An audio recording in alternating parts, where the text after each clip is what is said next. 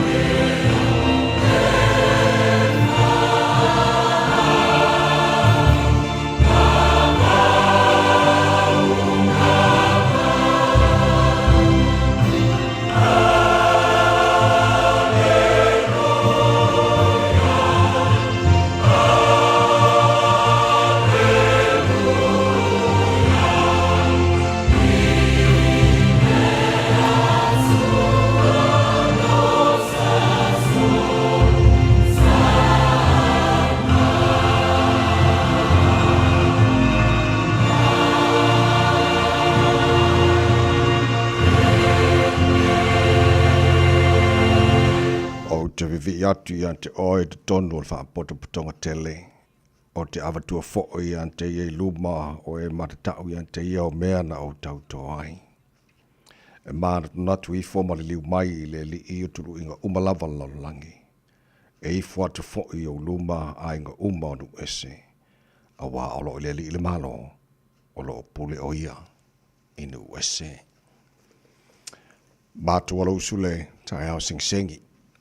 Mo na mātou pese o vi inga ua alanga ina fo'i lo manu malo Wa o le nei ua mātu sa pai au whamunianga e ala ele asa whaua e au mai. Mātu ifu ai ma le loto fia i nei tai au. Mātu tau tau lo mamalu ma lo mamana nei tai au whauma mātu whape atu e pa ia lava oe o le atua ifu o ma iai o mea na e whaia. O oe lava o le tupu o le li oe o li. O le atua oe e malia i mana o i mele lei umalava. O le atua oe soifua mai lava le vavau e o le whaavavau. O le atua oe la eile vi ingon mamalu o le atua oe pulupulu le mātango fie. Whaafatai tele lava ta mai lau me alofa. Le ola whaua mātu maua le nei tai hao. Whaafatai le walofa wa mamoli matai te mai le wholaunga le tino le nei tai hao sing-sengi. Whaapopol nei aso whaudo lātu se fua mo le mātu de yola. Mātu au lia ile nei aso luos futori e aso me. Mātu wholaunga o le nei tausanga. Ia, o le mātu malanga o le nei aso lo mātu tua. O ai ea mātou te manu i ai, o ai mātou te manu ai ua nao o lava. O mātou tui nātu o aon ta māwha mone mone. Tau te mai, ile wholaunga a whai nei. Ia, manu ia whai wale a whai ngai male tano. Ile, nei aso whau e a mai. Mātou talo fo i mamantua le nei tai hao. Le atunu pele i sa moa e uina mātou nofu i atunu o mao. Mātou te mana tua pē sa moa le atunu pele i le mātou te talo. Alo whangia le atunu. Ia, manu ia ona te tai. Ia pule, male mi ngao, male awa i ante oe. A wase manu ia ona i o mātou te ngate i sa moa. Manu ia ona i o mātou ainga, manu i o mātou te ngate uma i le ngate i sa moa. Ia au le lala foi mare papa awa i so se vahengo re nei lalo langi. Whamaria le, ne atunu ni usila lo mātou nofo ma wai, manu ia ona te tai. Ia manu ia foi te ngate uma mai so se vahengo re nei lalo langi lo nofo ma mautono ni usila nei. O le nā foi mātou te talo, mo atunu umalava, o le nei lalo langi. Ta malo whangia nei a mātou whanau stemi fo re nei tai aona tu nā tu leo ila tau ia awa onga. O le mātou walau le paulo o ao te ofo whatai ma malu ti aina i a mātou whanau. Ao sa ili poto e ala i awa onga whamunia foi. Le matamai te whai a onga lo ngafa male awa oina. Na i a mātou whanau. E le mwhaona ngā lole. Tu malu muli panga mara tāpo inga nei a mātou mātua. Tu a sinsino la tunu i malu maon ta malawana ni yaso. Te tolu aina pe la tau. Le mawhan whanau lo walofa nei vai tau o le malu lu. Mawailo lātu se fua laure le tino siri le nganga. Mātu wholonga re nei aso lo mātu atua, musu mailo wa nganga. O awhi tāma whaing tāho leo langa whitai iai mai mātu umalava. Whamanatu iai mātou, o lo e iai lunga o le waa o mātu wholau waire nei aso.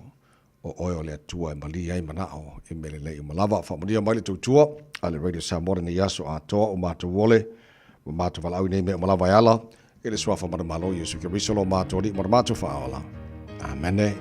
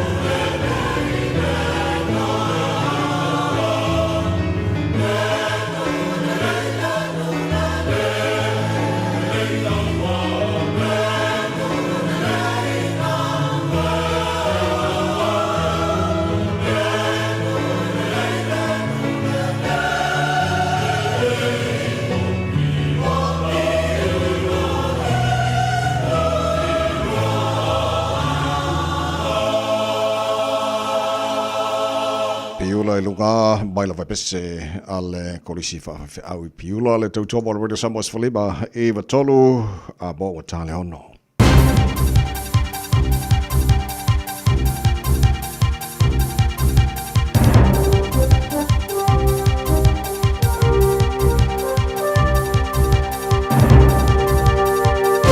In this update, the country's primary teachers union says more resourcing is always welcome, but it's concerned about how new maths funding will be rolled out. The government's pumping in $100 million to fund maths education in this year's budget. Part of that will be maths checks in the first 2 years of education to identify the students struggling with the subject. NZEI President Rebecca Lee-Sells says there's already been extra work because of structured literacy.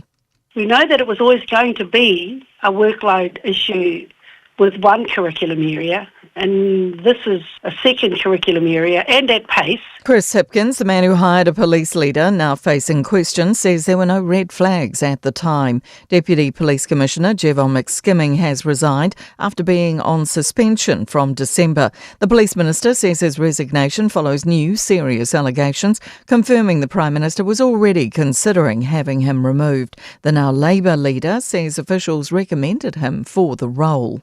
Police are seeking witnesses and camera footage for their homicide investigation into the death of a man in central Northland. Ambulance staff found the body of a 55-year-old just before 4 p.m. on Friday at a property off Mangakahia Road in Parakau. Power prices are concerning Kiwis and most want the government to do more to bring them down. A Curia poll has found almost 70% of respondents don't think the government's doing enough. A similar number think power companies' profits are too high. Jacob Jones reports. The poll also shows 49% want to break up the gentailers into separate arms for generation and retail.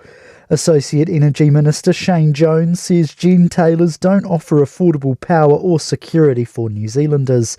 It comes as households are being warned their power bills could rise by as much as $25 a month this winter because of increased power transmission charges.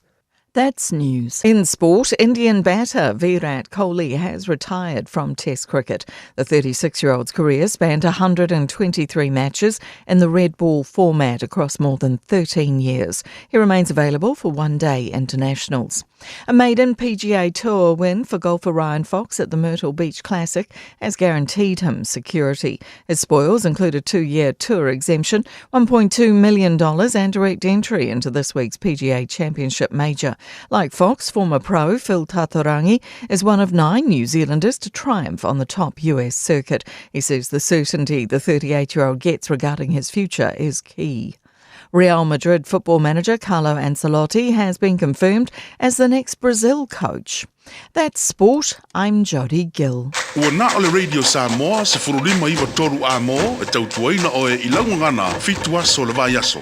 Mo bon fa talo fam fa felai le swa fa malolo ta tori fa ole yusuke riso ele nei tai fo sa mo letino pele pa ia mara malo lo fa fo nga malo lo fra sui fu mo wia fa malo fo le tino ia le folau tatu ave ele mo man fa sangi le tatu tupu sili le langi wa lele wa lofa mai lo tatu tua o tatu mo wa ni yaso ole aso o fa ele tua tatu te ori matatu fie yai ya tatu pot tiela ngale le yo tatu tua le nei o mo fo lo tu sui fo ma to malosi ya le fo tatu sil fa ye banu le mala e le nei fo itai fo yo ina maru lu le nei vai tau fo i mo tatu nei nu sila mani sa vai ngor kelope e pele ma fa le lofo le tua te to ina lo tu sui fo ma to malosi o fa wa le tatu fo longa o le lua fe lua se fulu ma le lima tatu fa taile tua o tatu o le nei yaso lua se futori e yaso me o tatu fo longa nei tu sanga tau te mai le tua le tatu fo longa nei yaso tatu fo lau le laulo na lofa ya tatu yai le nei fo yaso fo se mai lofa fonga le porkalabe ma le tai au pe le Samoa Sfalima Eva Tolu amo to ona nei tawai meni so sorry me fo engineer on Facebook ma YouTube o Radio Samoa Sarah Tasipatia ma fianga pesta Angelo Lucio ya wala to ino lo to po imo to manu se pa ele to la Eva ile tai nei fa fa ile to ya we love tele belo tupu nei la langi lo o leo ina pelo tu si fu ma mato malosi ya lo fa le tanto tupu si sili ile langi ya le lei o le a fo i o le lui taulea ma fa malosi o tato uma mo nei fo yaso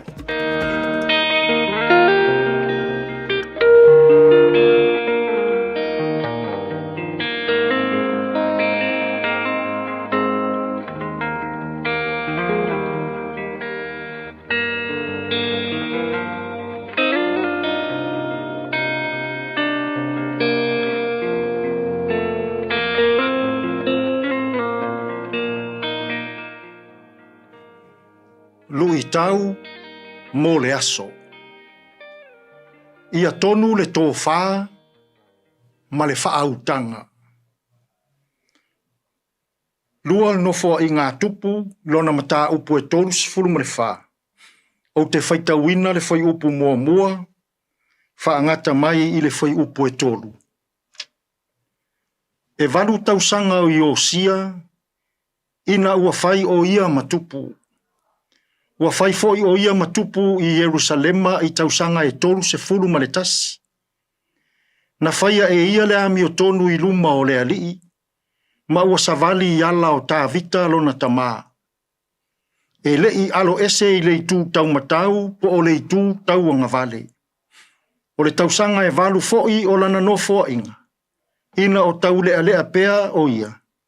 Ua amata ai o ia o na saa ili i le atua o tā vita lona tamā. O le tausanga foi e se fulu ma le lua ua ia amata ai o na whaamamaina o Yuta ma Jerusalema. E te ai mea maua lulunga, matupua o Asaira. Matupua ua tā, matupua ua mea. Ina ua maliu le tupu wa mio leanga o Amone. O na tūla i mailoa lea o lona atalii o Iosia. I le nofo alii o Israelu. E walu tausanga taluna avea Iosia matupu. Ai a matasa ili loa Iosia i ala o lea tua. Ua lepetia e Iosia o fata faitaulanga, matupua na tā e lona tamā o Amone. Sa tapu ayai Israelu. Na whaia e Iosia le ami o tonu i luma o lea tua. Ua whaamamaina tāpua inga. Ua whaamamaina tangata. Ua whaa foi Israelu e tāpuai i lo lātou atua soifua. E le whaingo fie le taitainga o tangata. E le whaingo fie le taitainga o ainga. Taitainga o nuu. Taitainga o i tū mālo ai maise e kālesia. Mānaia le taitainga Iosia. Ua turi vai i le atua. Le sa ilinga o lana tō whā ma lana whaautanga. I le nei fo yaso. Sa ili le atua lau tō whā.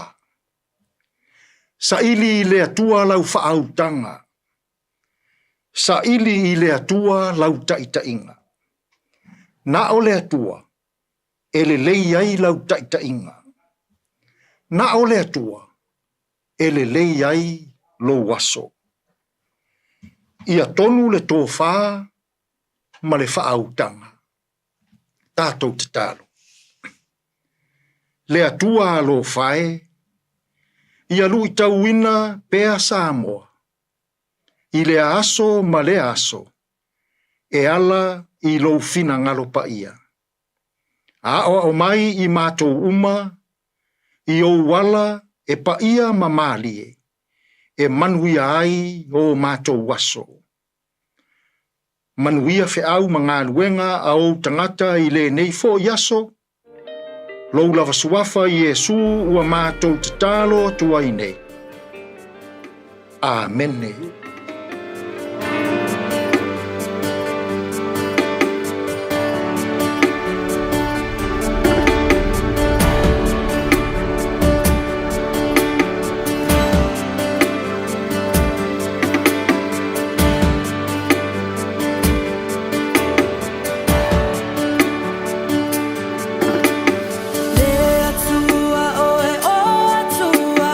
Tau, tau, lo sua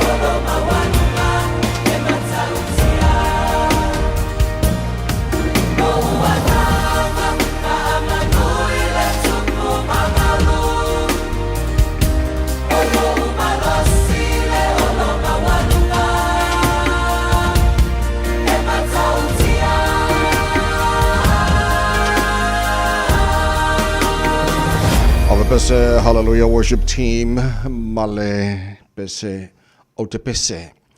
Ia usuane sau pese o le foi la o tautua tu la foi ia mausu saka pese. Pese vi ele tu nei tai ha false fully malo te ale tu lai ono. Mai mino te musika so I fei filoi se fa fe fia ora nei tai ha phone fa malo se au foi le lo so le tino I tu te mangaruenga. O le nei tai ha fo wa ta tu o dia to kwata fitu le town nei.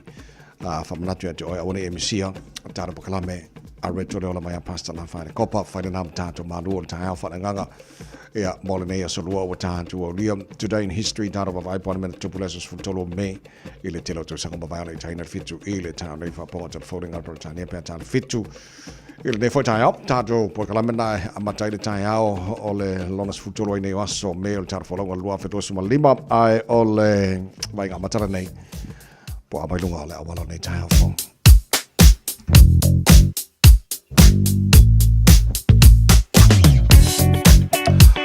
na fo te matua tato lanu fo lea lanu me mata la alu male ako le manka vale live flow le lei sama sama wa mata on PC live flow wa lango body lo wa PC ma poloka live flow wa ya mumulo ya kuro la lo pulu o le waki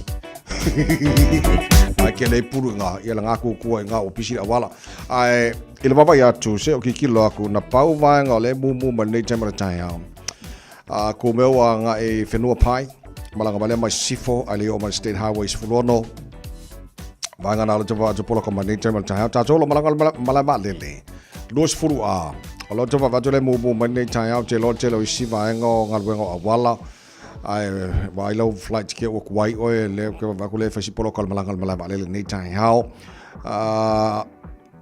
around Albany North Shore le sivanga na le mumu mai o sivanga oma le mana ia lang me makamar sama la il chelo sivanga na wala no inga life flow le le wala le sifa lave ono polokai ta to o le tulanga na lo ilunga na wala ele nei tai au afta vale saunga le mulanga tu manga ngor nei fo I tai au malulu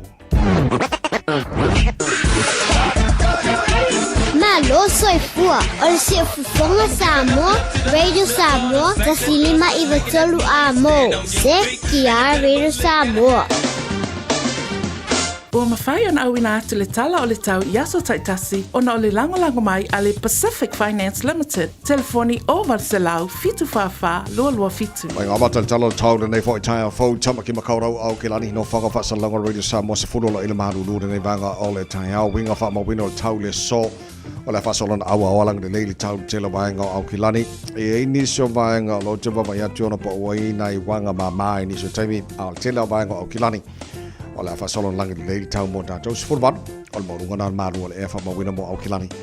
I le so tai au pe au dia le whasolo ina langi le leili tau tela vaenga au ki lani. Se furu iwan maurunga o le maru o le efa ma wina mo au ki lani. I le aswa tai au le vaenga yon tuatu le stofi. O le aso sulumatango fia fo le lana tela vaenga au ki lani. Ma ne fo le sulumatango fia le lana se fo reile. Whasolana awa awa pa utimu le sto nai, pa utimu le so sa. Whasolana langi le mai le aso ngafuar na vayaso o luma na yatu. O whamamonga I lawa I tau o taltala I ate oe ni fo I tai au fau. Whanga solo le porkalame maru le tai au. O la whaintara wa vai tulango I le tau telo I si vaenga Rusila. Whapena fo le tau Samoa mani si vaenga. O le kelope o le tala o le tau Redi Samoa o nato whanalonga le Pacific Finance. Ua loa le tautua le Pacific Finance I no ngā tupe mo so se wha moe moe. Ma liu, whai pui ponga, aso whanau, sa whai whai ngā malolonga, ba so se wha lawe. Apa laine lo le pacificfinance.co.nz. Pea wala au le oval sa lau fitu whawha, lua fitu. E talo sanga sauna no ngā tupe I le bao le 5 se lau tala, ma le lua se furu hawhi tala. E lua minute whai lau talo sanga online, www.pacificfinance.co.nz. Ai tasi le tu lai whatali e se tali. E iai, ai inga whabitoa. Pala au lo le Pacific Finance Limited ile over salau fitu fafa lua fitu over salau fitu fafa lua fitu. Se fulma le ibalo tia ele July ono o se mai koli sale fifi maunga loa mamua fisilia fa po wow. Talaina fa fifi ka Radio Samoa nei fo tai fo le tino anga juju manga we ko tai fo. Ya, o so fifi. Manuia fa nei aso. Peselea. Mo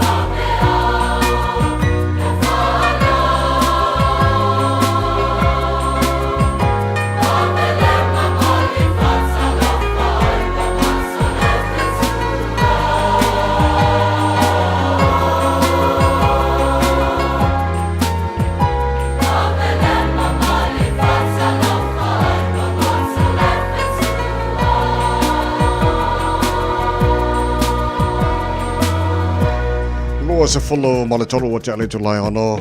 Whawhewhia ngara radio Samoa nei tai hao. Whamala se aulele a tino le lausi tu te mangar ngara tai hao whau le whaingo fia fo leusu o fisi maru lu. I ole nei fo i vai teima te sanga o tātu iai. Ia ai on sai mai. On sai mai. O le waifanga le o langa lo tātu iai nei. A mawhangwhanga ia maru lu.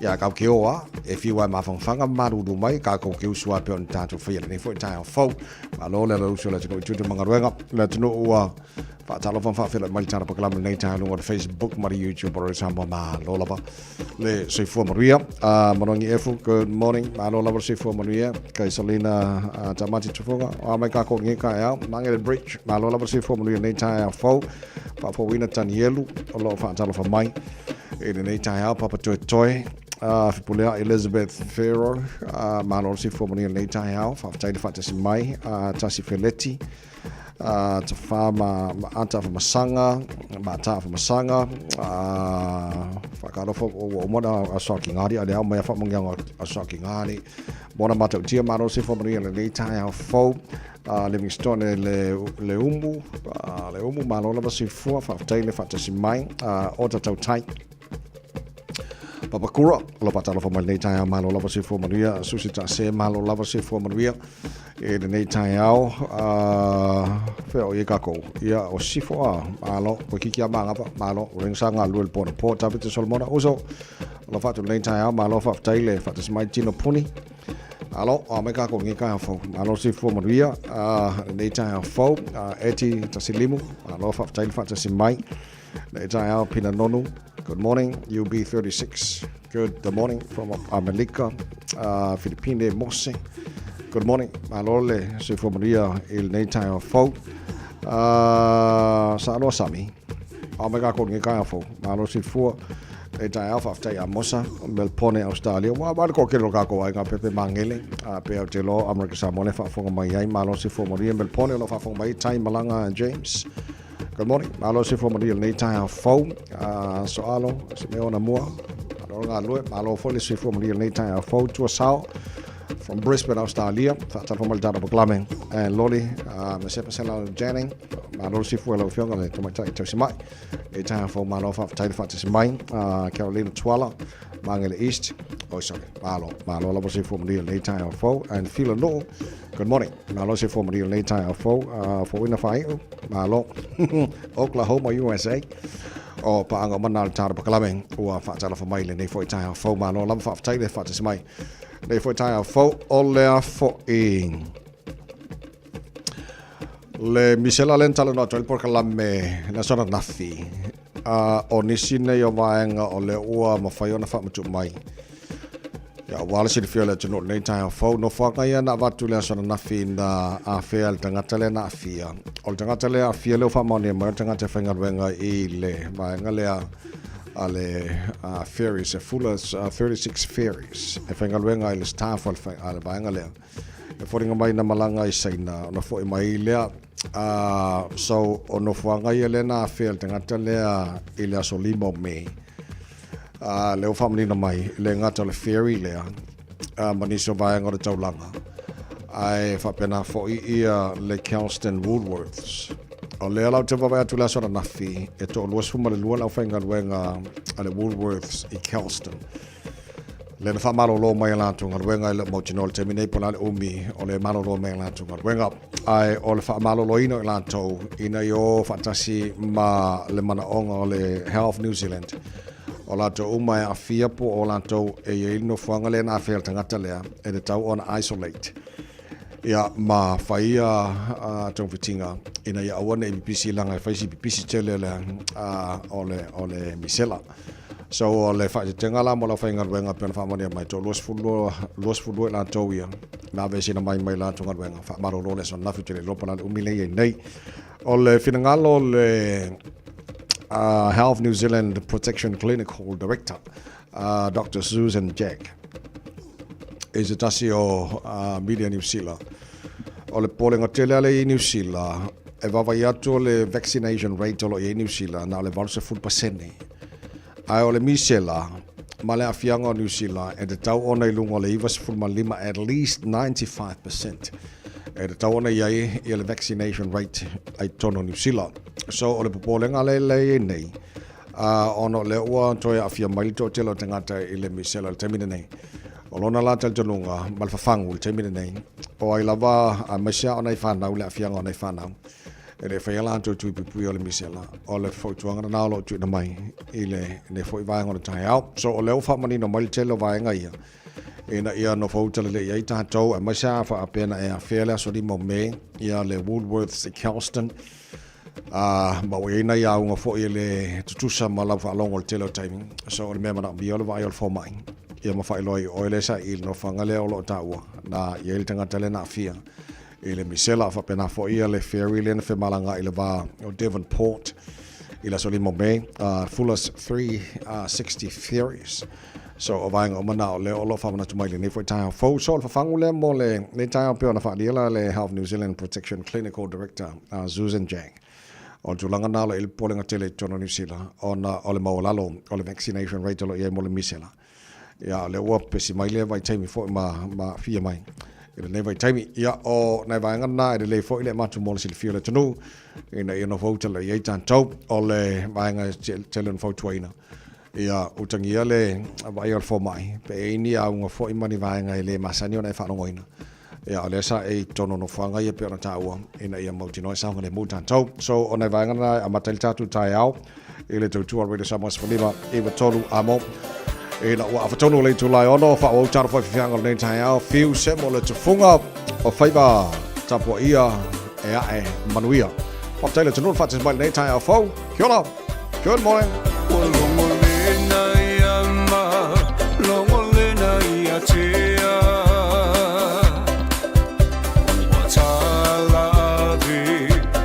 Tangi le ya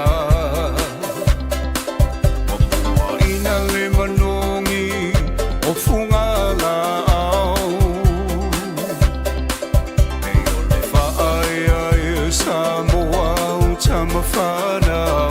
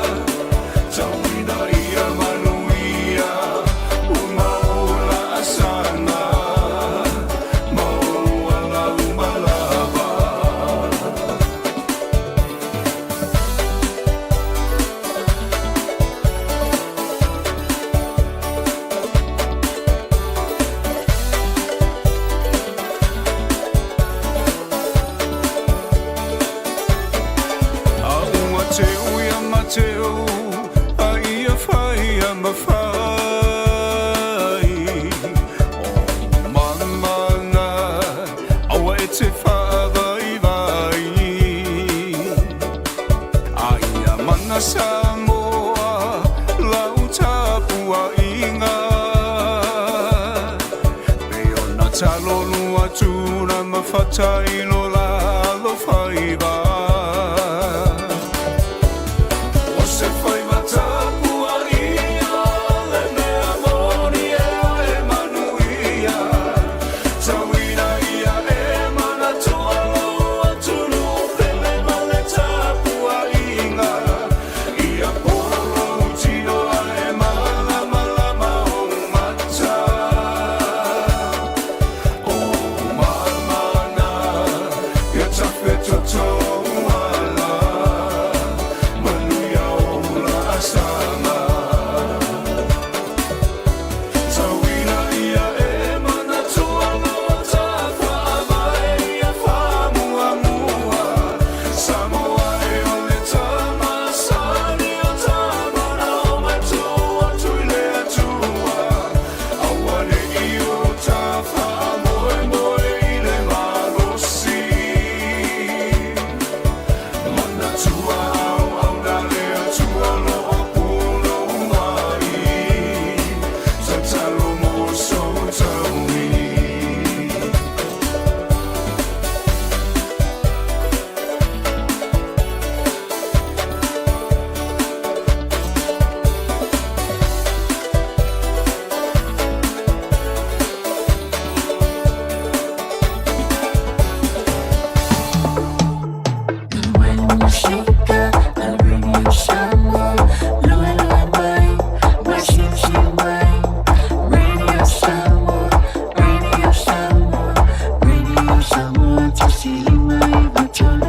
Radio Samoa. Flu season. Don't worry about me with my mismatched socks and mum's scarf. I gotta do what I gotta do to keep warm and well. Getting my flu vax is one thing I am gonna do because it's recommended for everyone over 6 months old. And it's free for Pacific peoples aged 65 and over, pregnant women and many more. So book now with your local doctor, nurse or pharmacy or visit info.health.nz/flu for more info. Whaasirisilanga tāua. Wa tau noi whanua o loa fau mo le tātou whale loa le e Veni Pacific New Zealand I Aukilani nei. Whaatau se la e maua e mama mo le asu sao tina. Maua la e top o tamaitai, tele dresses ma puletasi I si kaili fau o loo ai nei. Shirt dress e talawhea ngai tonu lava mo le ngaluenga. Wrap dress mo se whaipoiponga, ma puletasi au le lei mo le lotu. Off shoulder mo whaatasinga maua, tele ma le anoanoai o isi tu ainga skaili mo oe. Pule lava le tama lo mtua. Maua so se lanu, po o le a lava le wha moe moe, e maua I le whale o loa ale Veni Pacific. Tele o loa fau o tamaitai, e te whiriwhili iai. Ele ai ala se panga o lo su mai le Veni Pacific New Zealand Store, mai le aso ngafua nga I le aso tō nai, se fulu le tae awa nga I le ono le afiafi. Toa tusi, 1 John Galter Drive, Auckland Airport, whaafsa nga I tonu lava ma le KFC, ma au tawhane o le warehouse I le shopping centre, ale malai wa alele. O e si la fia me e whaatino e mawhaiona e umia I so whale motu le lumanai. A whai fo I so whale motu, o e si la fia me whaiona whaatino ni isi o fuafuanga, e whaonga aile equity o lo whale. A wane e misiere por kalame, o le malu I whale, ia fiafi o soruru taitasi le se fulu e te aile whaa. O le a e si la fia ai au wala e mawhaiona e umia se whale motu le lumanai, ma au wala e whaonga aile equity o lo whale motu, e whaatawai se isi o whale, le por kalame o le malu I whale, ia fiafi o soruru wa yaso taitasi, se fulu e te aile whaa. Oceania Career Academy, Sauni! Kako hoi, kaule kaua! He whai ama whai! Wāste numangai maguia! A whaia sa ili se la asanga fau moe, a waloa e teno whai. O le OCA e au tawina ai oe I mtata e sese. Maua visenga fau fale, vali fale, palasa, male soifua maloloina. O le nei avanoa e anga wa ai tangata no whamau masiti seni New Zealand o loo halala I Aukilani. Le sitala nei loa I le OCA, I le go.oca.nz/apply, po le vili mai I le o varselau ono lua lua valu fitutasi. O varselau ono lua lua valu fitutasi. So tomo roida sama sfulima iwa tolo a moina wa toi lua se fulu ma le lua mino tolo tōra tālo le tu lai fitu o le toi kuata le fitu le tāo nei le tāna pakalame. A reto le ola mai a pasta la whai le kopa mana I pēr whaamana mai so taimi le tāna pakalame na losa mai whela whaafo mai America Samoa. Good morning losa, malo lava si fua manuia. Paloma se mau, good morning sir. Alo whaaftaile e whaatis mai. Portland, Oregon. Wow, kas full varuso. Getting got bird is near so. Tu sa my brother, my love of 10 fatis my name tai out. I alu lungo malaya fangari ile so. Ya getting ka paman ka bird is mo. Awangi ing triple pokey fa mo. Wendy Prescott, good morning. Ofaju. Malo apito. Malo of 10 name tai out fo. O tata pa angana o to pi aba mai.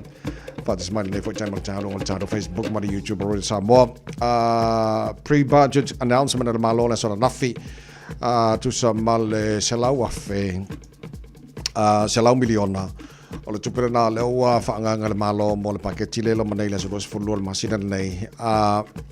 Allocate La Mole for expert maths teachers and tests. All the Vanga to Pele Mole limit to Sangolomana, Ilo Fanga Malo, all announcing on my budget. Ila so so lo me lo ngala manino le vanga to penale electoral paketile wa sauli ne ile fenga malolo yene on a national act and New Zealand first ya mole tulanga ya ile matematika fa ya onga ya maths test primary intermediate schools so le la announce vanga le ile o le so lo me o le so nafta announce the budget ya port paketi mole sis fulo masino lo manai New Zealand o le so na file fa monia mai ua fa mavaya ia le Deputy Police Commissioner New Zealand Javon McSkimming foringa mai e te leni vaenga o loa FI whangai na computer tonu o le tangaruenga leo i te misise so o le lana tu 11 noa o le safa marolo leo whailana whaiunga e resign au le fa ungal minsta e fa te mai malana ngaruenga so o le vaenga na pian fa lo mai la so nafi ya wa for sit feel to le nei fo I tai fo o mtanga benga le fo ia nga fa le ko war ko la tone o tanga ta mo lunga to finga malo tu ia a fa le ko wa yo le unga nga yo ia pe ona fa le la resign le yo kan ya ku ia Jos fluiva minun tolo talo le tula F2 le fa fonga le porkala me malo le tai radio samos flima I tolu a mole se tanto ripoti ngona wala la so ai ona so ai lolea mal tano porkala me a reto o le nei tai pe mai fa fianga 5 stars ile pa ia male mama o fai ngata Samoa ia no atu na fanga tonu le malama e ala Samoa ole mea uisi o umata e ua lalei pea oe Samoa o mitanga o lo uanganga aoa mamani o ma Samoa I taimi o puapuanga e tautai poto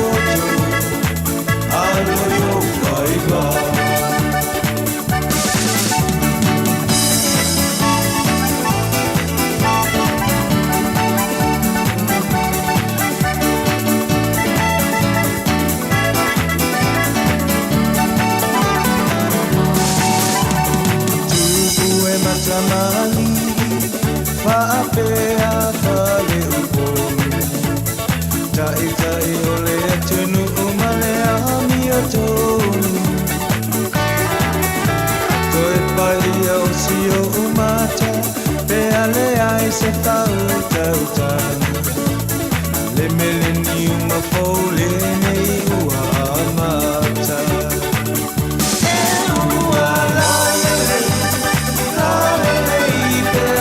Samoa o mitana o lo uangana amo mami o va Samoa I tani a puanga le tau tai poto alo yo fai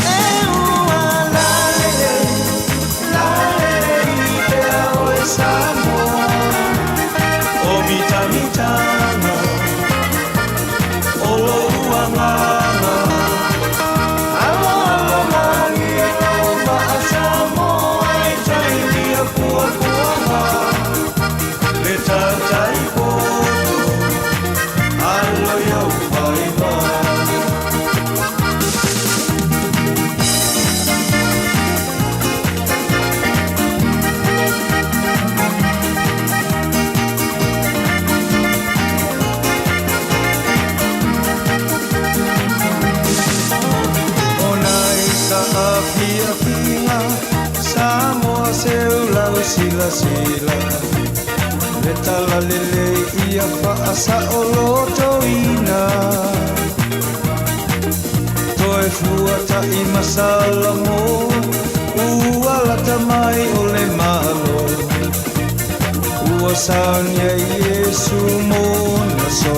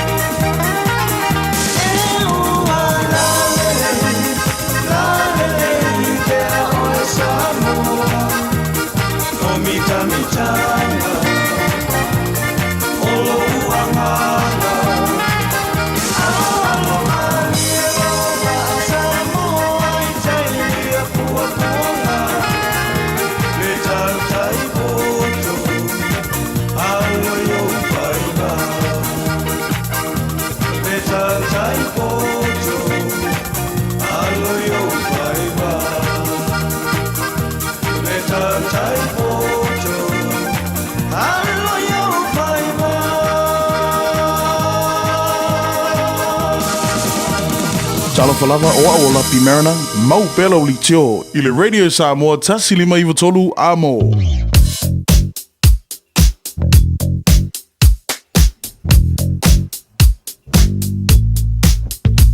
Mai alo le tātou ni poti le marunga la walan so alo le mal tātou pakalame a reto o le olo nei tai au e vanga le o faisi mumu mai le nei vanga le tai au tātou o lo malanga mai le State Highway 1 City Bound va Drorim Papakura faisi poloka mumu mai le nei vanga le tai au pasi mai takanini flow le leia le se pa ila valtulanga taulanga o kilani o lai pisi a lai flow samsama manaya a lai mumu va Drorim Papakura le si vanga mumu le nei vanga le tai au Malanga mai Sifo, mai West Gate tanga Royal Road, Malingan Road, mumu mai ringa le poloka, pasi mai tiara tu on ramp ia on the flow le fo le PCI le flow wa ka ko poloka la tala link all is fulono anga i le northbound State Highway 1 mai southbound State Highway 1 in ne fo banga tai out lo ma sama mai le malanga malama le salo banga le ngoi kuriva ausu ya lau ke akula ko ola o tulanga na le lunga la walam so longa le se fa lave o le jamai le leo malor foi malor sila te jomo mo sa mo spolima i tolo mo smile fa fonga ta proclame a veto le ola nei tai out Bread of life sent down from glory many things you were on earth a holy king a carpenter but you are the living word say it now come on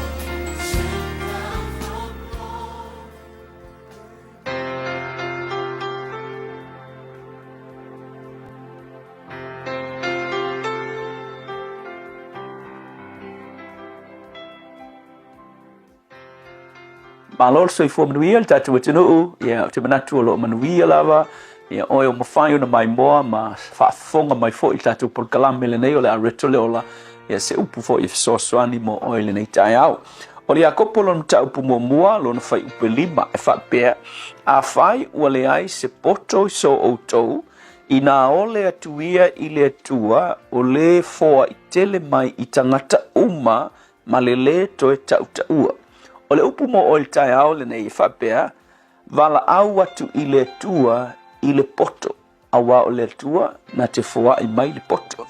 You know, i le tala sa whaitau ana nafi, le tala mānai e lawa i le utusi whaitau aso le nā e whapea o le tasi a li pule o le pule senior company e ngoa ia Mr. Jones o le tama Kerisiano e pule i le company na e tau o le East Coast company tele lava i Amerika.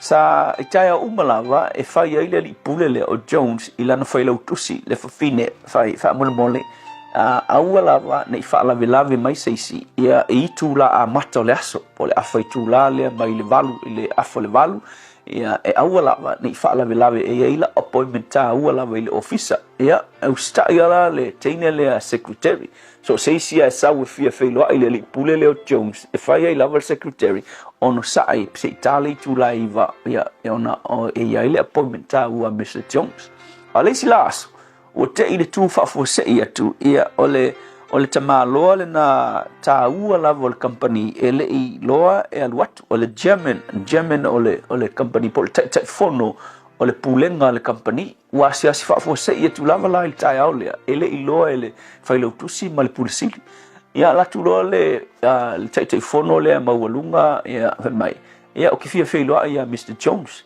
a whai mai whailau tusi malie e soe malie ele o le taimile nei e ele na appointment tau ala vil tau ia a waita le chairman wala tua ia tala matu fo ilanga e mawalunga te malo le la tua ia te tala fai to le officer o le pulisini le o Mr. Jones ai o te ila le chairman te malo le te fono le company e te tala tu le to le officer o Mr. Jones ona to tuli mai ale pulisini o lai faila na mafutanga i le tu o lai tatalo o lai faila na tatalo to tuli ma tatalo ia tango loa le chairman mai alia koe ka pungi le mu mai alfa i titoa pungi le mu mai alfa i titoa ia whaasanga mai loa i le faila utusi fai mai o fai ngā i o le pulisili e masani an whapea e fai mai le tala le whawhine le secretary yes sir mai o tai au umalava every day every morning o lana mea le fai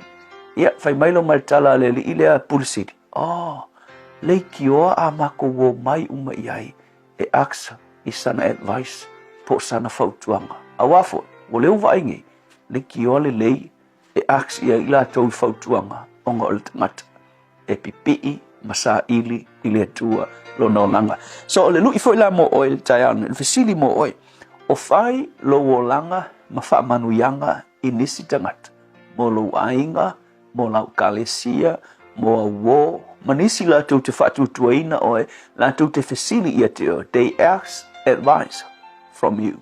La tu te fasili atu ia te oe, ni advice e so soani i o la tu wolanga. O le upu mo oe le tai aole nei. A fai e ke mo mia le poto. You know, a maua le poto mai le tua, e sa ili tangata ia te oe, for advice. La tu te sa ili ia te oe, kako wo se i sosoangi mai a skamo kako wo se sos asia o lo ia te oe le poto mai le tua e mawhai o ngā pai atu i o langa o i stangata whai mai le upo le tua le tai al nei mo oe a whai o le ai so poto i so o tau ki lo whai ngofia le me ki whaia e te ole atu i le tua o le foa i tele mai le poto ma le tu e tau taua Yesu mātou whawhitai lava i te oe ele popoto i mātou ai a whai e iai lau fio i o mātou o langa o le a whai mātou ma wha manuianga i so se tasi o au talo ina i a whai lo o tunu e o mai moa ma wha longo wha manuianga i nisi e ala i le poto e te whoa i a te mātou ia vi ia o Yesu Amen.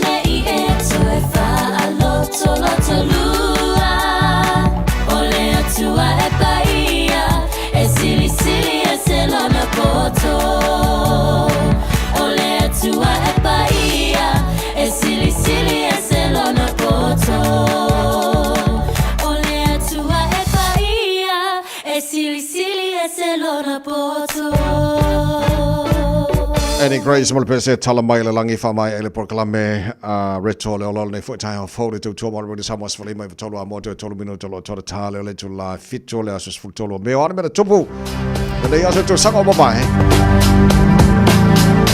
asos fu tolo me ole to sanga afem se lau tolo se fu mo le ono le aso na fa ma winna ole aso na lo ai il fa vai nel party le National Party I tono New Zealand. Aso sfultolo me o le hafef salau tolo suma leono. O le aso sfultolo me o le tausanga hafef salau se fumal fitu. Mai le aso lanai o mal termine lo fai masa fa manatu tono o Portugal, po Portucale. O le aso fa mai the appearance of Virgin Mary to 3 sherbet children in Fatima, Portugal. E o mai la termine nei o lo fai pe masa fa manatu. I le tono le atino o Portucale le aso se fulutolu o me o naso mai na familia ai ia Maria sherbet children Fatima I tono le tino na o Portucale nisi na me fa mawina na tupu le aso sfuntolo mel tele to sang bavan to mo re samos falima I matolu amo tatu telefon e le ngala Britania pe mai a tatu fa salonga fa business nei O fia maua sau ta vale po sau piki apu. Ai tong I ta iwa yaso, lua va yaso, pe ta imasina. O le sleek cars o le a maua ai le fsoswani. Ua ta pena le au whainga ruenga a le sleek cars, mo oi malo a inga. Aua e te popole I se mea e tasi. Te tala fitu aso, mai le sfulu I le tai au, angai le afo le ono le afiafi. Tele la lai au kilani I saute, vili mai loa, I le o lua tasi fa, fitu lua selau. Po le o lua o, fa lima tasi lima tasi. Hey, don't be that guy or that auntie ignoring a sore throat. This isn't just some drinks and lemon tea in your sweet situation. Untreated sore throats can lead to rheumatic fever. Nobody wants that for their family, eh? Go get your Pepe's sore throats checked at your GP, school nurse or pharmacy. It's quick, easy and most importantly, free. So come on, whānau. This summer, take care of your tamariki. Get it checked and get it treated. For more info, hit us up on socials at Stop Sore Throats or visit stopsorethroats.nz.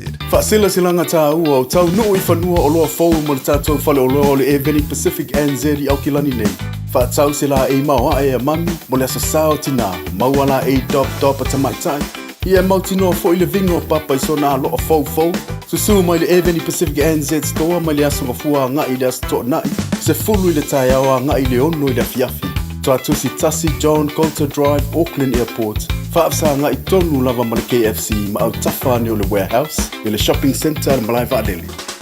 O I sauni malanga I Samoa, mana tua loa le mana rentals, e maua so se ta'avale e te fili mai ai, e tusa I malau manao, e mawhaiona piki le ta'avale I le maleva lele I whaleolo po o whangalii, whaapealo tātou ofisa au tui ala fua, pe mawoli atu fo I le whaletali malo o loo e whaamautu ai ngā whaabitoa, lo I le tātou insurance cover e te fili mai ai, ina rei tupu se whaalewelave ai o loo iai le puipuinga, mana tua lo I le tātou account I New Zealand, pe lafo sa fo I le mana rentals e whaonga ai le Pacific Easy, pe whaonga fo I le credit card, e whaatino ai le tongi ina o lo sa. Monisi whaamtalanga wala au le Pacific Easy I le ovalu se lau o tasi ono, po numera masani au kilani o le lua fitu ono fitu iwa fitu wha, po le lua fitu ono fitu iwa valu wha. Matalo sanga e transfer o e I le moana, pe asiasiane I le Facebook a le Moana Rentals, po le tanto upengata wha ilangi o le moanarentals.com. Moana Rentals o laupaanga e taitoloina oe, a oe malanga asiasi I Samoa.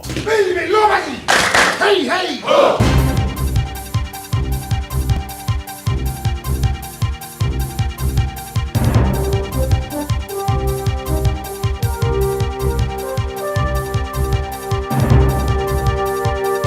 In this update, a view that the investment into maths won't work when kids are coming to school with behavioural issues.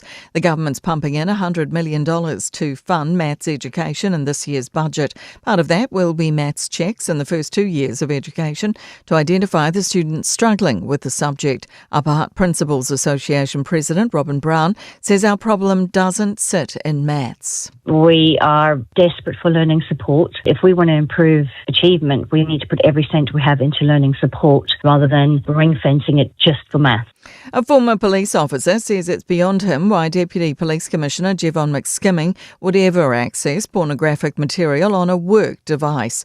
McSkimming had been suspended on full pay since December. He was under a criminal investigation by police on unrelated allegations, the nature of which can't be reported. Former crisis negotiator Lance Burdett says it's shocking. It's not the accessing of the pornography or having it, it's that it's on a police computer. And it's common knowledge that, viruses and malware enter computers.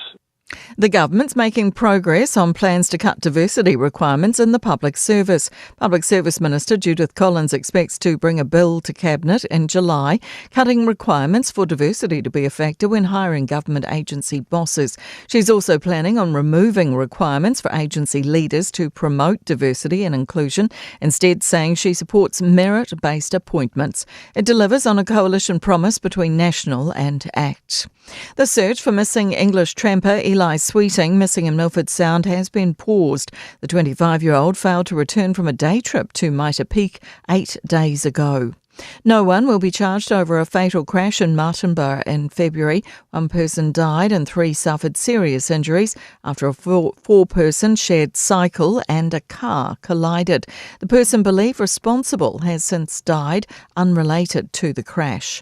That's news. In sport, the remainder of cricket's Indian Premier League will be played between May 17 and June 3rd across 6 venues. The T20 tournament was paused last week due to deadly clashes between India and Pakistan over the disputed Kashmir region.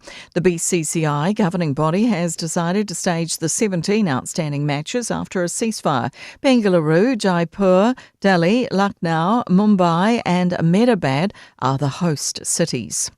For the sports history buffs among you, today marks the 30th anniversary American time of a pioneering "Where were you" moment in New Zealand sailing. The America's Cup is now New Zealand's Cup.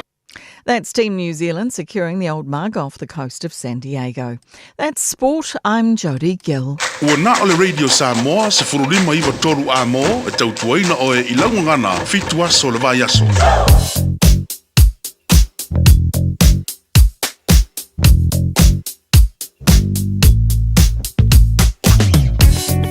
Ole le poti la tamai lunga ole awala nei temi ole taiao ole te wawa ia tu. Tatolo lunga State Highway lo se fulu le malanga mai lea sau se fulu ono aru sao ka kaulanga e kilanga off mai le tano. Flow le mai le pasima le tano Mayoral Road la flow le mai Dominion Road on ramp. Ka pisi la kiki Ilva Dominion Road on ramp Hillsborough Road Pasimai Hillsborough Road o mai la wala papale I o le hanga mangele flow le lei tapo loka lava le southbound o le State Highway lo se follow Pasimai o Puinui Road on ramp fa solo mai ai Lambie Drive on ramp ia ma le link anga I all State Highway tasi southbound Pau na vai on the State Highway lo se follow southbound o lo fa se poloka le va ngora tai out Faisipoloka like Titima North Shore, Tatolo Malanga North Shore around Glenfield, North Coast, Faisipoloka and Nevanga Town, City Bound, Faisipoloka Leva, Drew Papakura, Nevanga Town, Mumu, my pair, about Manarewa, Manuka, Mumu, my foot, Nevanga Town, Pasimai, and Naf, Fasola to Te Irirangi, East Tamaki on ramp, Fasola to I left low the Leia, after Mumu, Maya, in the Pasia to Mount Wellington on ramp, and honestly Penrose, City Bound. On ramp, pau na vanga le mumu mai ne vanga tai au. Tara pe fiele se fa level lip chama le ne vanga tai au ta vale ma lo la vol foi ma lo le sai. Tara si sa ngale mo pele malanga I ngare ne tai au. O ti lo jo mai le advice le se tata pa ngaro on Facebook ai sa le ya. Ya fo I vai awale mai mo Facebook lungo ala avel ta vale e mangel fa ngal le kyo. E le nga fa foi ai to lai lo silsila. Ina e saunga le mul malanga lunga la wala nei taimal taiam le poti la tamal na lunga ole awala Radio Samoa tasilima iwa tonu amo Ua mawhai ona awina atu le tala o le tau Yaso Taitasi ona o le lango mai a le Pacific Finance Limited. Telefoni o Varselau fitu whawha lua fitu. Malola pa se whamaria le tino nei vanga o le tai au fitu o te ale tula fitu o le vainga lata maile nei I le tala o le tau le nei taimi o le tai au tātua o matamai Samoa I tau wha amanamono mai le tau I Samoa I le nei vanga o le tai au te fwoi uma te ngata whainga ruenga o uma leso malolo leso sa tina leso na nafi wawai atu o winga o le tau le so a o iei le lua se funu ma le lua le vevela le nei vanga o le tai au o te ale valu I Samoa tu mawinga awa o le tau le atunuu o le whasoron pa utimu ni so vainga o Samoa le so Fasolo te luas fuiva ngal to se fulu degrees Celsius mo lunga le vela le esa mo nei aso luas se fulu maleono I lona mawalalo o ngalo taru tala mai Samoa pe tala valu I le tau nei fa tala fa te foi mal proclame e malo le tino lo mai mo fa fo mai tala proclame I so se vai ngona tino pene Samoa malo lava ia le soi fu mo wia foi mal tala tau toro New Zealand nei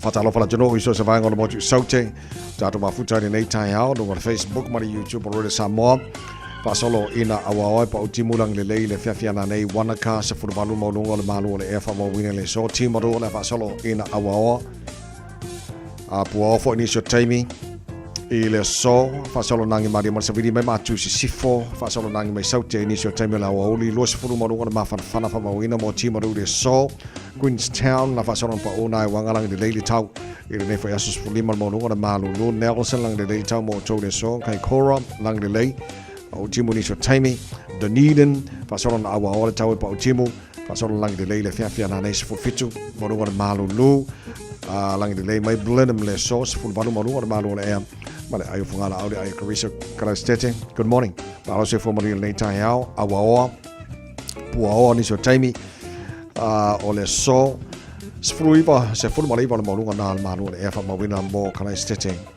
Ele nei so lua wa tatu o lia wawa atu le motu I matu pi tola padunga le motu matu kai taia langi le lei le tau sifuru iwa le moru le malu le efa mawina o le nei so fo wa tatu o lia le la mua Wellington good morning panga umalapa le malu le taia so se vainga le la mua Wellington malo si fo manu isi furu ono maurunga le malu luma o tau le ni aso le fasora na awa o le tau pa una I wanga ni so taimi ele fasora tu le o lima le fiafia nei Langi le leile tau tauranga le so fasolo in pa utimu ni so vainga o taupo roto rua fasolo pua o ni so taimi ma awa o le tau sifuru ono le maurunga le malulu fa mawina mo roto rua le so Palmerston North awa o pa utimu le so fasolo na awa o pa utimu ni so taimi ni Plymouth langi le lei Napier langi le lei Masterton fasolo na langi le leile tau Hastings fasolo na langi le leile tau Gisborne kirikiri roa Hamilton maroso fo manuila nei tai au pua o le tai au ni so taimi se fulvaru Ola maunga na manu le mo to Hamilton I le so. Tama ki makara wa ki nani no fanga fa salanga Radio Samoa.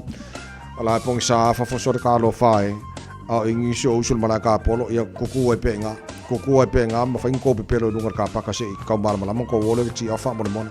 Se funo le malu lu e au kilani ne va ngona tai au to ma winga tau le so awa Langi le leini so taimi pa utimu ni so vainga au kilani se fulu ma varu mo lunga o le malu le fa mawina mo au kilani le so tai au pe au liam ma nei sul mai le lan te lo vainga au kilani tai au fi rolo fo ile fulu iva mo lunga le malu le ea ma nei fo langi le le stoffi langi le fo le sporele fa so na awa pa utimu le sto nai pa utimu le sa langi le le so fo va solo mana ia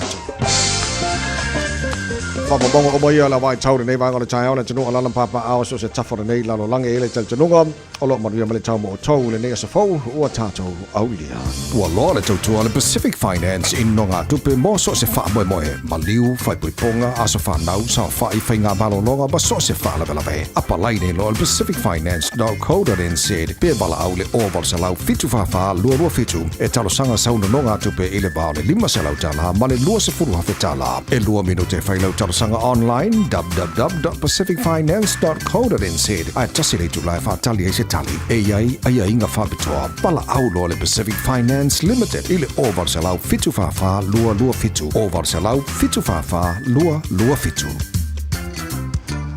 Wena sa mos fulima hewa tola mo se fulu tasi ma le afalo wa te anei le tula fitu ma lo fa taile tunu ile nei vanga o tai au ile tunu ngalo mo ile tai au ile no fama nga le tana ba taile langi ma lo fa taile fa tasi mai le nga te la fa fonga so se vanga au kilani ia ma so savango New Zealand ia o tele vai ngolo langi lo tata fa tasi ni foi tai fo ni se fa fo mai America Samoa ia mana to maria mai lo jo la lam papa ai e le moto fi fianga e le vai tai lo sanga malo la vale se fo mo ia fa tele fa tasi mai la to no pele Samoa mani so vai ngo Australia ma nei lo langi ato ma lo fa tele fa tasi mai le malo le tai ale radio Samoa la so fo ka ko yai ia ma re foi pe ava vai fes ka ko ki manga yo nei tai ska ko ki manga yo ni so lu se ale le yang fa so ka ya ke foi aku to le mo le tai ia so lo le ya le fa ngal wenga fia ia mata to fo te pena tamu tila onga fa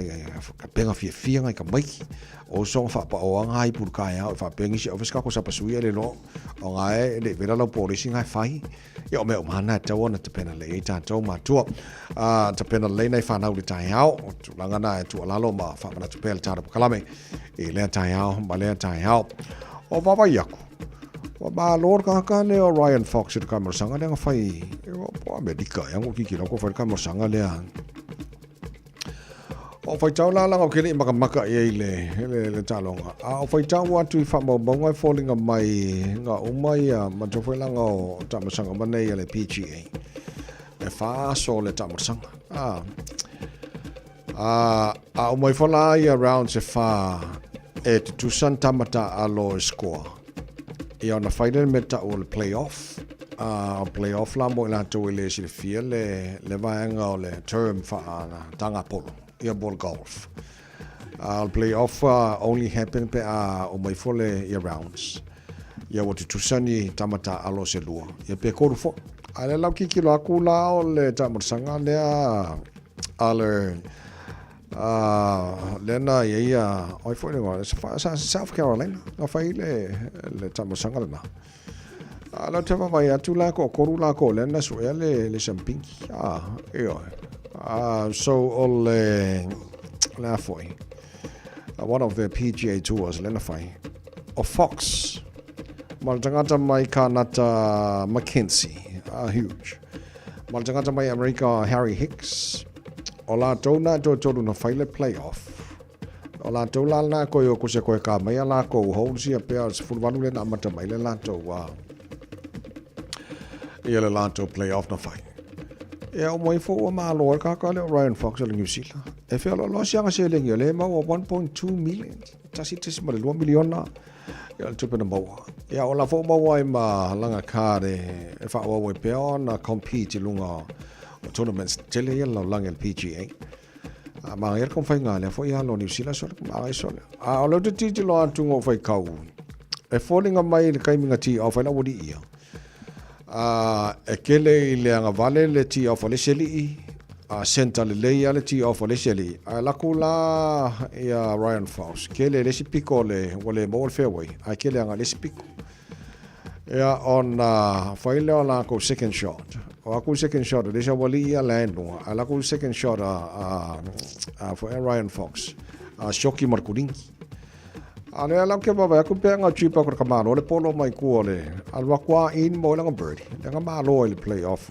so ka fe ngal kamalo Ryan son ia le keli al tasile va nga le wa baba ya tu le wa le tasile lua i tournaments ki kele lo langi man malo New Zealand le o ke le foi nga yang kam fai o Ryan Fox o le atali o le first 5 lo o pelekina so Grand Fox e a lona talila le Ryan Fox le la kapila e a le alu ka pono ale mangi mo siang fo i fa mongianga so le ngatala na bola na prize money nga 1.2 million ya awa pukai ma mo kare ka alo i sita mo sanga tele la ale PGA ya le lu mana ya tu nei so mangi kele lang kam fainga ia pe ona yai ia foi ngi sio fio ya ang la ko ka polo le e ma fo termine ke alu e ona ka polo me sa nei fa na o ke alu le wodi ia o le van ka polo ai o vai ngala fa mo professional training ele e mo wa sha o ngore le wa ko mai ma ko ko lau ka polo ia nga al pawal me mo nga nga al ka ngol polo polo le la ku la la au iskai ai o professional trainer ia o nga le no le ke le mana i le mona i fanau Ya ka ko yo le o mo le va nga le o enjoy le ia le golf lunga iskaimi ia nga le o ia nga me nga le mo a ko ar se fu vanu wala fo ile exercise la tau ia ma wa ile good fun lunga le malai kar kalango kar ye ia ma mafa mai fo ima kele pelo le sia o ia kiri le lo pelo yo me umana mo lunga ma ka pol ba is good fun mo la tau so ta tau sa audio lunga malai nei aso ia le ia kele angi o ko a bird se mo ma o ko kio lunga la au fangu mangu nei mo fa mo le manu lu so le tulanga na ye New Zealand golfer Ryan Fox bar malol tamu sangrana ya pena ya ile so na fi so na ya kele la roka ka le so se fulmal fitu lo botia dele tu la air for fitu ile to to body samos fulima eva tolu amo ama fa fi fianga kala so kikilo fela ka mo okay lele fanana Jerome Gray mas ka ko besel nga ka ko le masenga o ka ele vai singaro na aso akere foi ngo ka ele anu pa ma ga ya apa war me awange kafe kele ma Selfukia ya ulu tafenga ya selfukia besinga power me awangi ki fade ko mayu ko o wanga lai piko ya ai ane le ya besinga nom kwa banga ya kai malo le so mal tar po kala ben pro tania think about it po kala ben balol tayao we sa pos fori ba metoro Down the river flows, down the racing I know, oh kiss but never tell. So we are oil pele, pe solo to fa maoni, ide maolo ta so o se io o ileoti. I fefe si o loto ne io mao oli oli, te iane wale taulau, fola vale follow oli. Oh down the racing I know, down the river flows.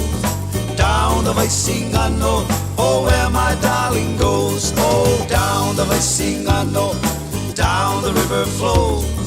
Down the racing I know, oh kiss but never tell. E tinga lava, se ala naoa, o se lave mai, o se lotoa. Ai uale mafai, ele manuel sopa, e tau o so lava ile mea pogisa. Oh down the racing I know, down the river flows. Down the racing I know, oh where my darling goes. Oh down the racing I know, down the river flows. Down the racing I know, oh kiss but never tell.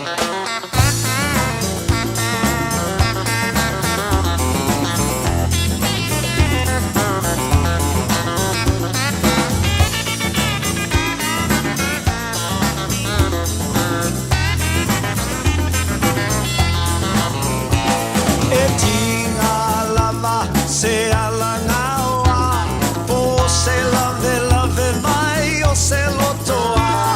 Ai uale mawhai ele manuel sopa, e tau o so lava ile mea pongisa. Oh down the racing I know, down the river flows. Down the racing I know, oh where my darling goes. Oh down the racing I know, down the river flows. Down the racing I know, oh kiss but never tell. Oh down the racing I know, down the river flows. Down the racing I know, oh where my darling goes. Oh down the racing I know, down the river flows. Down the racing I know, oh kiss but never tell. Down the racing I know, down the river flows. Down the racing I know, oh where my Talofalava, I'm Annie Politiwatua and you're with Radio Samoa 1593 AM. Just think a minute. It could change everything.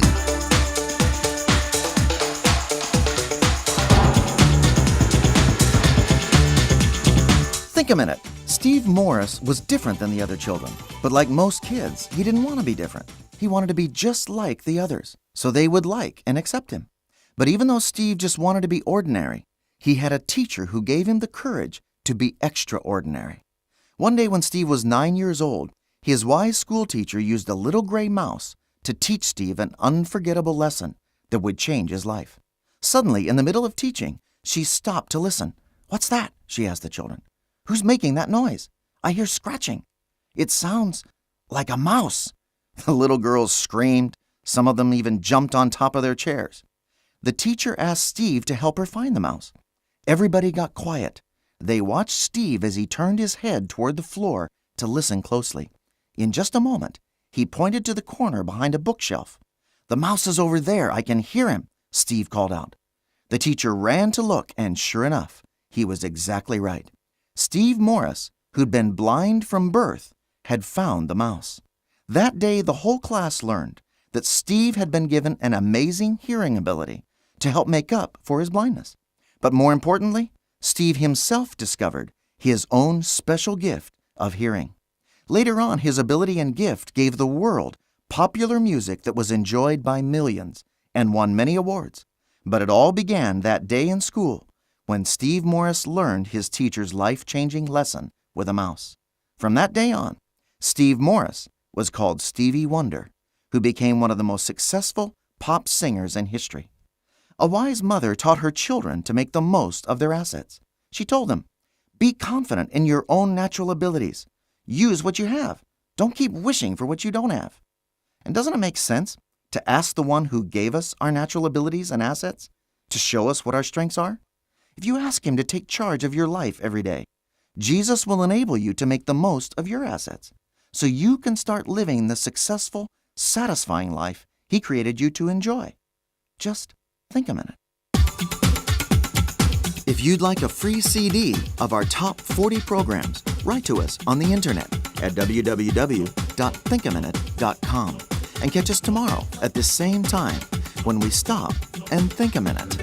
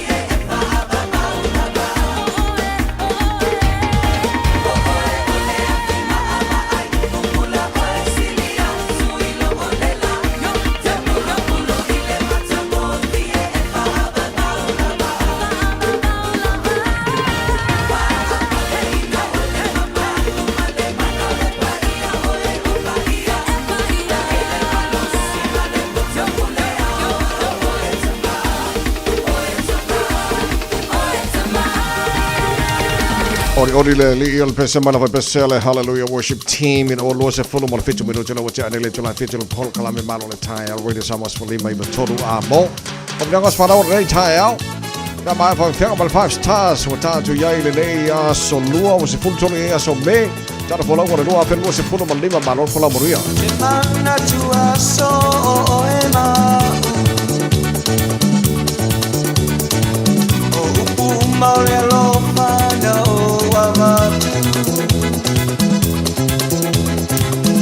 Maali umapoina yo manati Wale ai maseisi wana oau Angi maya se matangi se mamoni etua yo walofane Ira upele wale mafailo fatuona tata lelei Wao misia oi Tawawina matelo fa moi moi Tate taliton wele lua fungania uioe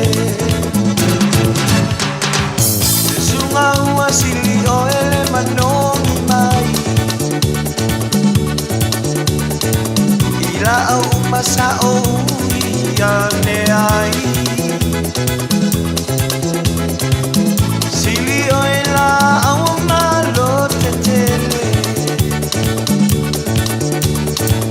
Salamaya usu ola upese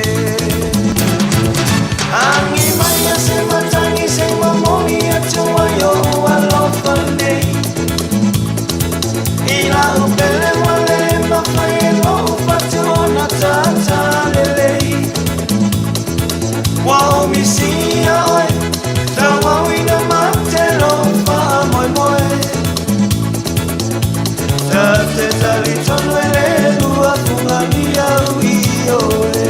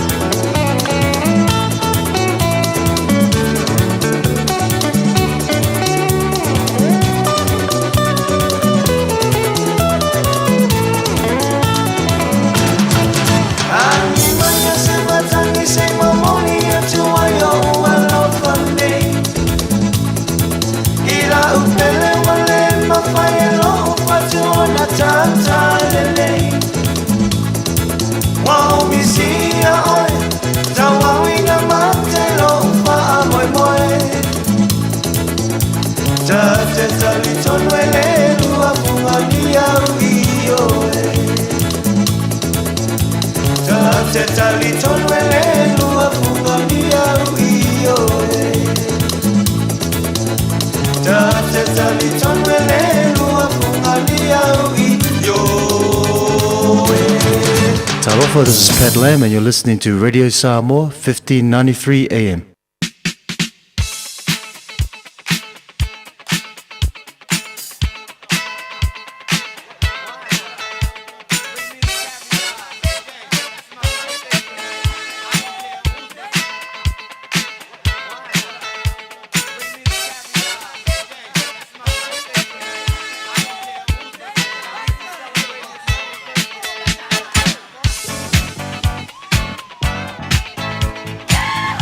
Nanga sfara wala so luar neis furtolo me ua matala le telefoni pe ava pe mfana fanga ina le telefoni le fo itaya fo tolu fitu tasi lima iwa tolu ava pe fo mfana fanga ina le emaili o matala le emaili mo oe on air radio samoa.co.nz lungal tara Facebook ma YouTube radio samoa pule oe po fe vanga na va vena me la fo nanga sfara le fo itaya fo tala telefoni le itaya malo se fo Alo, so fuera sunga la gauta vai. Ana se fotina, ya, ana bonole mo oi. Ya, ore pamanianga mo las pana o se tamale o leo tashalika. Ya leo e faron longo mai e o le asone ato ele fast food tolo tausanga. Ya fasta ile lo famaleanga leo le li wa e aulia mai ne tausanga e tele. Bawalo chino mai ai fasta ile famalo longa le li wa e aulia mai ai lo wasa whanau le so ya lo fa le ali imfa folo lo so fua mo wa pelo tino malosi e wasa ngai mga ruenga tau singa lo ai ngai mai se fa au ngai no se whanau ma tu te alo fa te le atu mo o e leo ya manuia lo wasa whanau le so alo fa anga na e watu lo tina ya solo au ya mai se whanau ine Henderson ya Manuela wasta vai fatai mo le avanoa Tai na solo au na fatu mo ni fo nei tai au fo ase wa vai atu itara fa mnianga le te vai atu lo lunga tatu imeli ile nei tai au al fa mnianga mai le imeli okay fer ka ko ku or ka ko me si o imeli fa mo mo Lele, we would like to wish a happiest first birthday to our beautiful princess. Is it Kaylini Roxy Miller? We wish you many more wonderful blessing years ahead for you, and we wish you joy, peace, and direction throughout your life. And we hope you'll have a fabulous, blessed day today. We love you always from Tau, Roxanne, Lino, and Uncle Luanu'u. Maria Telelava, ia lo asafana ile nefo yaso. O lesi famnianga mai nungol tato YouTube le nei tai au famnia tu nas fan now. So nephew is Ako Levi. Fa salaina Maria Telelava lo asafana now. Tau sepe oe le li'i. Mai famnia yo wala uma manuia le toa mawai ya pani. And that's from Frida Enele Maria Telelava ia lo wasafana le so. Se yo to siaki aku lesi vaanga lea so imeli YouTube o famania mana la utitula tu nei fo itaya fo se ko siaki kasi right good aya ka konga o famania mana nei fo itaya fo fa malo fa tai mo na to fa ngana melita to YouTube fa bena fo dunga ta to imeli male nei tai au ta to phone na au ta fa mi ngana nei fo tai fo le lei sanga le sister se mo se pese mana ira na fa mo mole fa mi to le pure ngama fa ngana mala ta po klave ba ro tai au mo la to fa na to wasa fa na le so mo le tele lava o to wasa fa na le no fa maranga le o ta ma tai le langi o to lo se fulma liva minuto lo to ta le to la e ballu.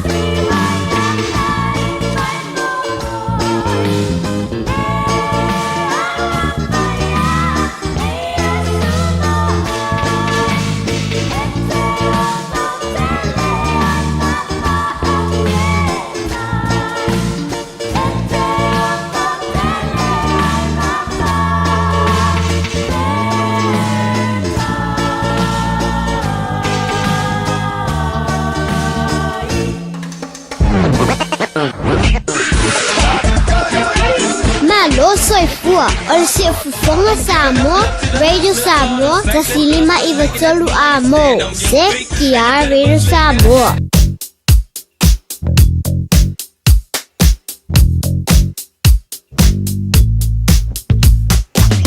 O whaasoloa ina matua I mumu mailungo le tātua wala nei wanga le tai au.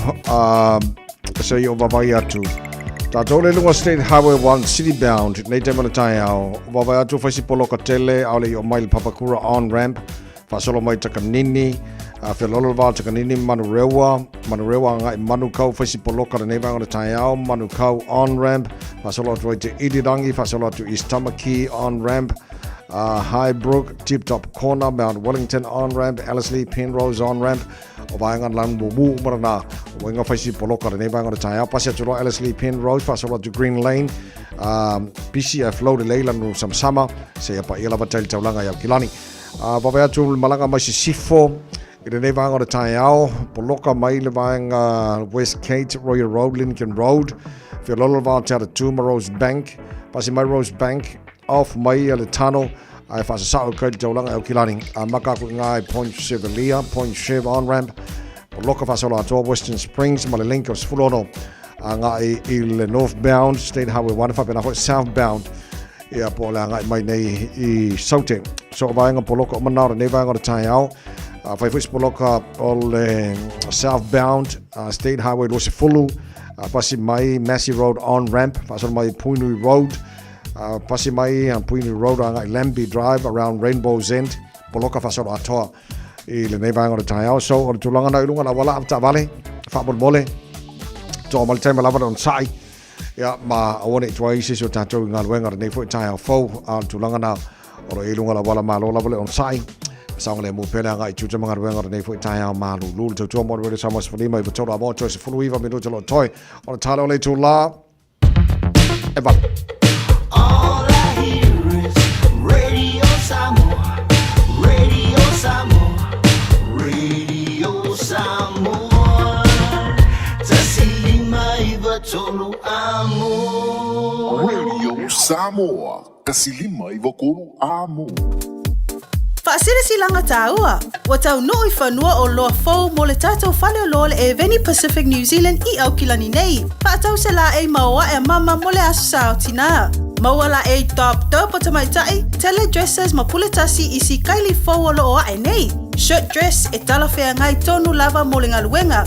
Wrap dress mo se whaipoiponga. Ma puletasi au le lei mo le lotu. Off shoulder mo whaatasi ngā maua. Tele ma le anoanoai o isi tu ai ngā skaili mo oe. Pule lava le ta malom tua. Maua so se lanu po o le a lava le wha moe moe. E maua I le whale o loa ale e Veni Pacific. Tele o loa fau a tamaitai e te whiriwhili iai. Ele ai ala se panga o lo su mai le Veni Pacific New Zealand Store. Mai le aso ngafua nga I le aso tō nai. Se fulu le tae awa nga I le ono le afiafi. Toa tusi, 1 John Galter Drive, Auckland Airport. Whaafsa nga I tonu lava ma le KFC. Ma au tawhane o le warehouse I le shopping centre. Ale malai wa alele. Talofa Samoa. I mawhai na fisosoani atu Dr. Chen pe a whai te a fiele mai suka. Tōta mawalunga le maua se whanau. Mai sela, whatu ngao, ti ngā le ua po tuli. Whaalusi le tino puta, kānesa, ma le tino mangeso. Maua fo I le kulini fulunifo mo nifo ti ngā. Ma toi whaafi lesi ai lau manawa. Tele nisi o loa e fisosoani lo soifua maloloina. A fio ane loa e va ai Dr. Chen. I le tuatusi lua ono Great South Road, Orahuhu. Telefoni lua fitu ono tolu tolu fitu fitu extension numero lua. Talofa Samoa. O Ateshna Ryan, o le Licensed Immigration Advisor mo le Auckland South Immigration Consultants. E visosoani mo so se tu ai ngā visa e malanga mai New Zealand po Australia. Telefoni mai nei loa I le o valu o tasi ono valu wha fitu lua. Po le olua tasi ono valu fitu lua tolu o. O le tai au fau po se ia o ngā amata, ua se lia ma le se furulua tausanga o lana au nanga I to tonu o au kilani nei. E lua o na la lai to tonu o le a ai o mangele, o lo au na ai whai a o ngā whauina. A wale a o tawina o alo ma whanau, e le ngangana Samoa ma le ngangana Peretania. A wā le silafia I le tū maanga whaaleanga nuu, whaapea le tusipa ia. E talia whanau a mata mai le tolu masina, se ia o i le ono tausanga. Tolu masina e haonga fuairo walo. Pe a resi tala i le taimi nei. E iai ona ia inga whaapitoa. E 5% le whaapitoa mo au a inga. E mawhai ona haonga fualo walo. Pe a atoa le whao tausanga. E saunia e le haonga mea tau mafa mo le whanau i aso taitasi. Olo o iai fo i le au nanga mo le piki ina matoe mo moni ato o lo walo. I le taimi e tu ua ai le haonga. Resi tala nei loa lo walo i le tai au fau pua sei a onga amata mo nisi whaamtalanga fe soota i mai le numera o lua fitu lua lua lima po le e-maili info@taiaufo.co.nz awa o le tama e tusa maonala a o ina matua e le to e te aese ai. Whaasila silanga tā ua o tau nuu i whanua o loa fau mo le tātou whale o loa o le Eveni Pacific NZ i Aukilani nei. Whaatau sila e maua e a mami mo le asa sao tina mauala e dop a tamaitai. Ia mautinoa fo i le vingo papa i sona a loa fau. Susu mai le Eveni Pacific NZ store mai le asunga fua nga i le asa toa nai. Se fulu i le tai awa nga i le ono i le fiafi. Toa tusi tasi John Coulter Drive, Auckland Airport. Whaafsa nga i tonu lava ma le KFC ma au tawhani o le warehouse i le shopping centre ma lai Vaadele. Maria whaiwhanei asa purenga wana whengarenga le Eveni Pacific. E pera whaafonga lato whaasiri silanga ranato e se 5 minuto lo tore tale o le tulai valu. Por klami malu le tai radio Samoa se 5 minuto mo taru tala mai Samoa pe tala valu le tai o nei. Au tala mo me tisi satu fia satu paitea.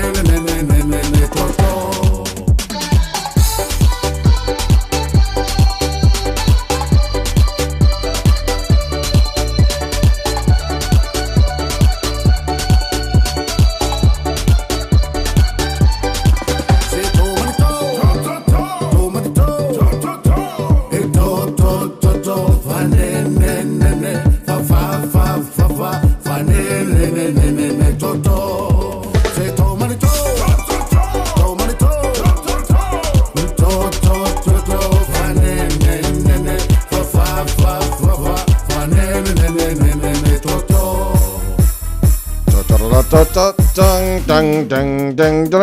Ko 5 minuto lo chalo le chola evalu. O sa mai fraka ko sumpor kaya. E o molol sumpor taya. So mataro talo mai sabor nei foi taya. Fonsi si fa mano si fa mano stino fa morbone. Ngawal wak ya le aswao. Ya fa lengka ko sumpor kaya ngawal.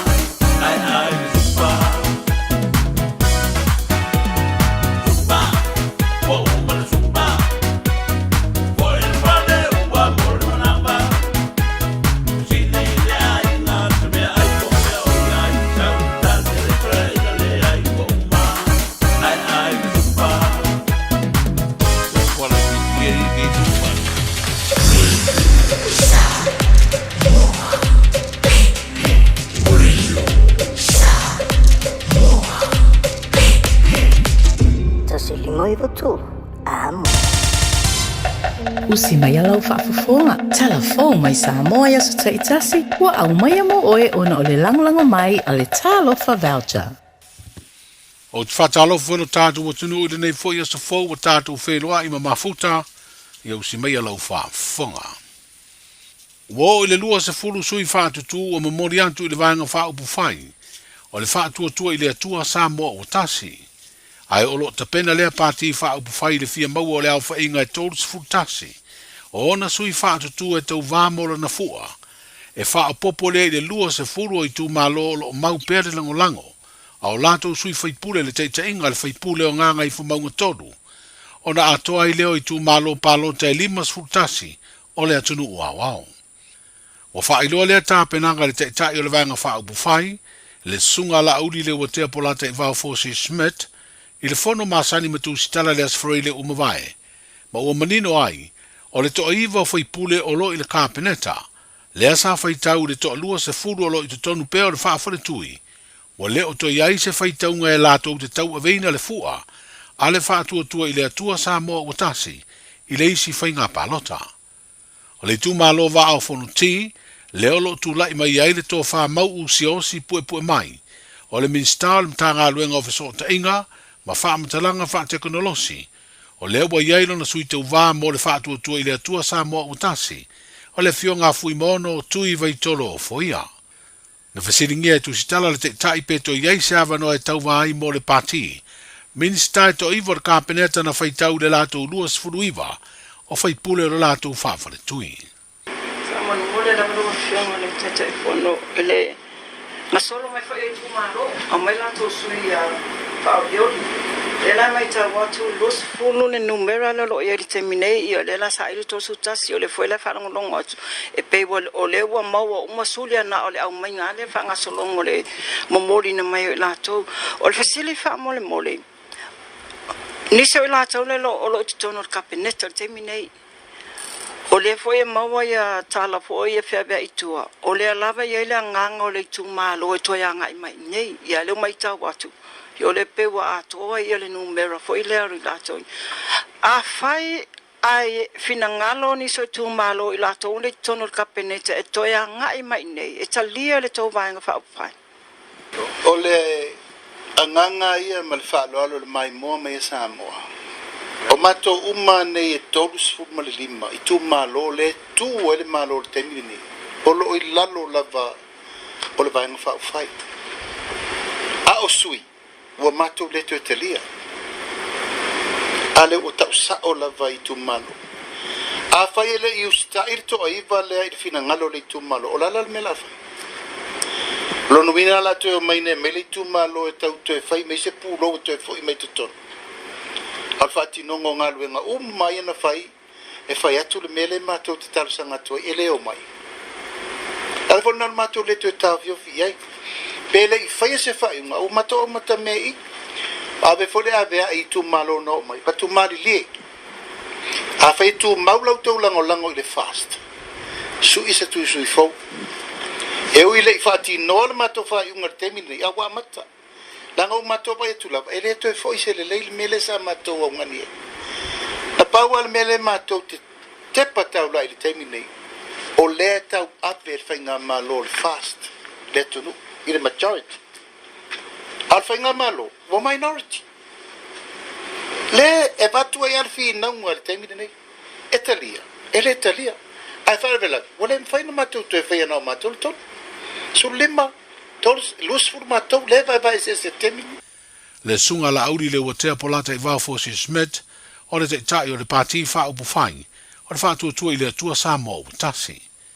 O lo whai loi lunga o penga ta whai langi e le vanga whaupu whai, o le whai unga o le vā yaso na tenei, na mamori atua I le sui te uva whao lioli, mo le tu malo palota o ale I pata I tu pā I lunga, o le fionga lea taufua ta wā Edmund taufua. Le tu malo leo lo se e mai ai le no foa, le sui fai pule o lo langolongoina, le vanga wha upu whai e pui a ia te tau tangata. O le whai lolo tele ai le te tai o le vanga wha upu whai e pui a ia te tau tangata, o le fuafuanga e toi ave se tālo sanga, e ilo ai le whai unga le wha amsinonga maua lunga po se apili, Whaasanga lele unga al whaamsinonga mawalunga e pe ona talia malo i ai. Le palota al fonga fitalai na pasi ai le lua vai tonu. O teunga o le whaavai lua o lua lima. E le tau fiai ngā ruenga ua wha ngā solo al whaamsinonga o whanua maswafa. Wa whailoa lea tūlanga le listala o whaamsinonga. O ia fo i o le ofisa siri o le mta ngā ruenga o whaamsinonga. Ma le whaafuaina o mta uputa o whaamsinonga le sunga papali i John Taimbarelangi a whele. Ina ua whesiringia i sona whina ngalo. Ia, wa le upomonia le umai al whai unga al whamsinonga mawalunga. Le sa tangfia e le fionga al whamsinsili. O le vuila utu ina maila na whai unga. Malana ia sila. Malana ia whauinga ina o le tūla whono whawai e meise o mta upu au tūia na watule ilo ilunga. Ia, o le ua atu ina mai. E te ena le tāsanga tuila e pamfonto e le sa watu e luita wina ai le palota le whongfitalai. Le ala ua whamausali ina i le whaiunga le fionga whamsinsili le ana whonga ina le sfariling tēnei. Ia, e anga waa le whongfitalai. E palota mo le rua vai tolu. E pasi ai nai te unga le whawai. E o le whaila ua wawai atu ia. O le whaila e 40 mai le tasanga pili a tuila e pama whono toi. E pili nai whai unga le whamsinonga mawalunga. Ia, o le la ua na ia titau. E whai eise la tau tasanga pili. E ai le tau fia me ai le whangai o ingo ngā ruenga tau na whai. O lo lea ua mai whai unga le whamsinonga mawalunga ma ua toe whaua wina ia te unga o le whawai olu o lima. Le mai e o na saini la fionga i pān mea i le aso e amata whamalwina. E lo to ia ila se toalia. E le whapeala e o leu whauru maile la tutasanga pili. E o na ta oto e whoila i o le whangai o ingo vai o le tūla whola i le ai. E se e a le mkanga ruenga i e whangai o i a ngā ruenga. E tusa i mamomianga o le tuteunga o le tūla whola whawai o olu o lima. Ia ua whaamaluina nei, ai se Italia la toa pili. Stasi o mata upu na whesiringi ai le sunga papali i, o le laumanu ia i o swafo ni whaamasino sini o le whaamasinonga, wa sauni e tau vai leisi palo ta tere le tuno. Le ato tasi ua mai o na mamori atu i le pati whaapu whai o le atau vai. A o leisi ua whaalia e se mori mau, e leo to e mamau ai mamori atu fo i le vanga whaapu whai o le atau vai. O le whero inga le vai aso o mawai, a le teitai o le vanga whaapu whai e pui ai a te tau o tangata matu stala, na whaali ai e le sunga atu i le e palupe sori aisa i le maria le ngaui.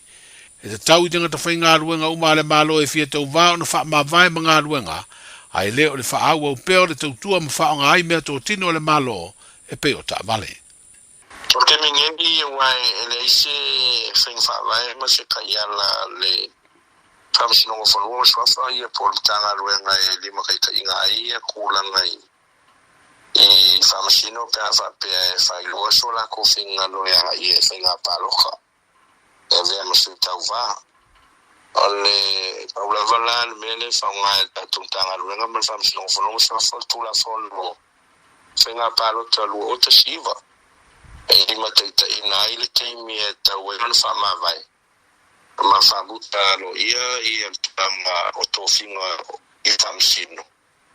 O lo la tō umia le teminei, o teminei la whainga ruenga a whaamisino ia pepe ua. Whailoa ni o la whina ngaro. E whia tau wā le whainga palo tele le tunu. Te o lava lai le teimi e le stala lo ia i lo e avea masita vai la lo tula fono. O whainga palo talu o ta siva. Ia, whatua whamai ai fwere nā ma whamawai mai o lau to fi. Ia e tāpena mo le whainga parota. Le ofisa siri o mtanga luenga o whaamasinonga ma le whaafuaina mta uputa o whaamasinonga le sunga papali i John Taimbarelangi a whele. O mamori le whaamtai le mtanga luenga o leo whale pui ma le toi fuata ina i le atino. Ai mai se lava e na tu ina atu whaamatalanga na mawhai ai o na manuia sa i linga malu o le malo. Wa maua le tau lea o Ansek Farani, luas fulfata usanga le matua o vai telefou masili savai. Sa wha iloa i leo le ata o lea tau lea, ina ua whaasara lau le fia maua mo su e suenga, se ngai o inga soli tu la fono na fia ini manua, ni tangatanu usaina se to tonu. O I lātou na fia o lo whaangai o ia se whare o loa si atoa I vaitele. E iei se isi tau le leo lo a ngai fo iei su enga lava leo leo. O nei whaapea sa iei whaatasi male ua po eina matao fia. I le teimi na whaatino ai le soli tūla fono. Mo le mapu le tau longo peo le whala aptonga le tō manga mo e pōpua ngā tia lo tātu mo tino. Ai mai se o mātua, ina ia whaata ua le vai le leo whanau iti. Taruai le o atua nisi o mata upu le sawa ina o whanau I whainga soli tūla fono tau wheu sua inga. Whapea le leilo loa o nisi tamaiti, ma whaasara lau e leo leo se whesoa soani ni whaamatalanga, e sa I li ai. O leo ua whailoa le whala aptonga o se whanua nuanga tele, se teine titi se furu tolu tau sanga I eo na fianga tu mau na maliu, I se ngai o inga soli tūla fono tau wheu sua inga, ma o loo tua I ai se tasi olo na ainga. O whana uiti mai le varu le iwa tau sanga e tu la fuai, ma o loo vaia nei le to manga o nisi ia o mata aupu o toi lango nai, le fangu pea le whala aptonga I mātua ma le lau tere o le tano, ina ia whaali winga o le alofa moni I whanau, ma ia malu pui alo lato uola tupu ae, mai ni a fianga o le tino, ma le mafau ona o sa wanga. Whiroa ia tai au, soifua. Talofa, we're the Katinas. Talofa, this is Pat Lam. Talofa lava o a Lapi Mariner, mau pelo li tio. I le Radio Samoa, tasi lima iwa tolu amo.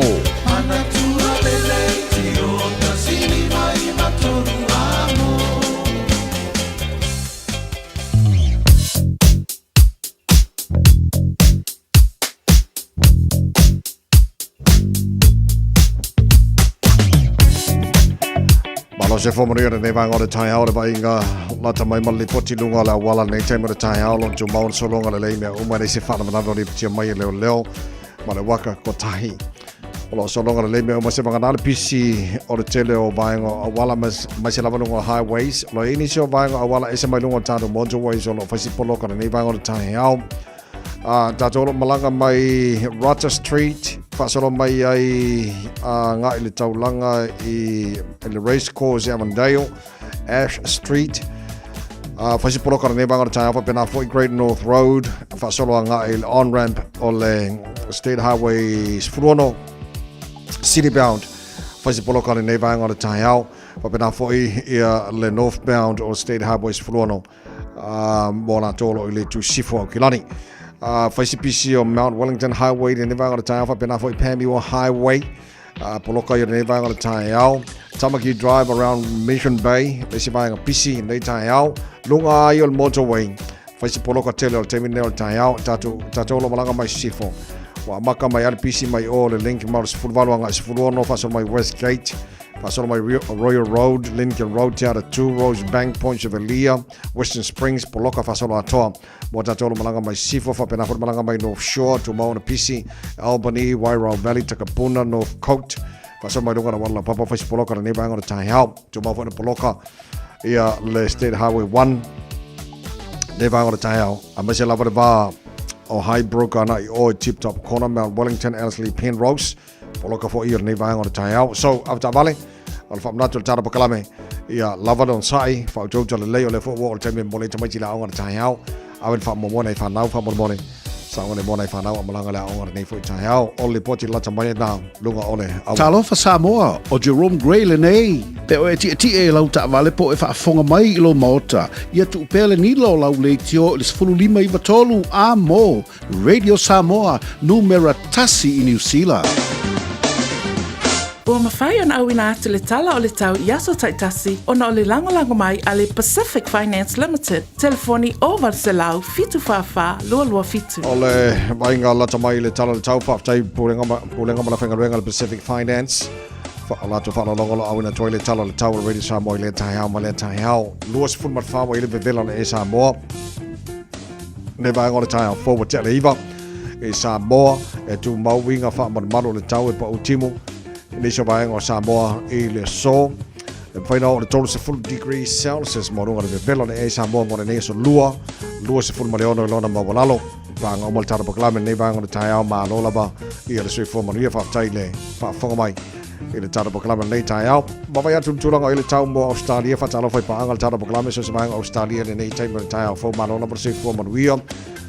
Masaronga wa kia le hongo mo nisio vaenga o telo tatou o i Australia se vanga Perth Australia pe ia e fa e pe lima i kula vai ka kou ia masaro lai ko fa la to ne vaenga o le tai hao e la mo Canberra fu taselo e manu lu ne vaenga o le tai hao la fa soro na awa pa o timu e ni so taimi lo se fu mo runga ma fa fa ma wina mo le la mo Canberra le so pa va tu telo vaenga o sini Australia as fu no le la ma el malu le ne vaenga o le tai hao Ola pasalo na awa pa ultimo ni so taimi los tolu morongo pe vela fa mawina mo tolu ni yaso berpone maru mo yala o kod kaya ori valu o ye ni vanga o tai hao pasalo na awa lang di daily town manel ma fana los fu lua no na morunga ya morenea so lua ele tela vanga Brisbane Australia fu fitu la manel maru o tai hao la paso po na awa pa ultimo ni so taimi los fu lima morunga pe vela fa mawina mo Brisbane ele ne fo yaso susul mata ko fira la tela vanga Perth Australia na mana el maru o tai hao ko fa pe o ko wa ngai de kai msana pe ka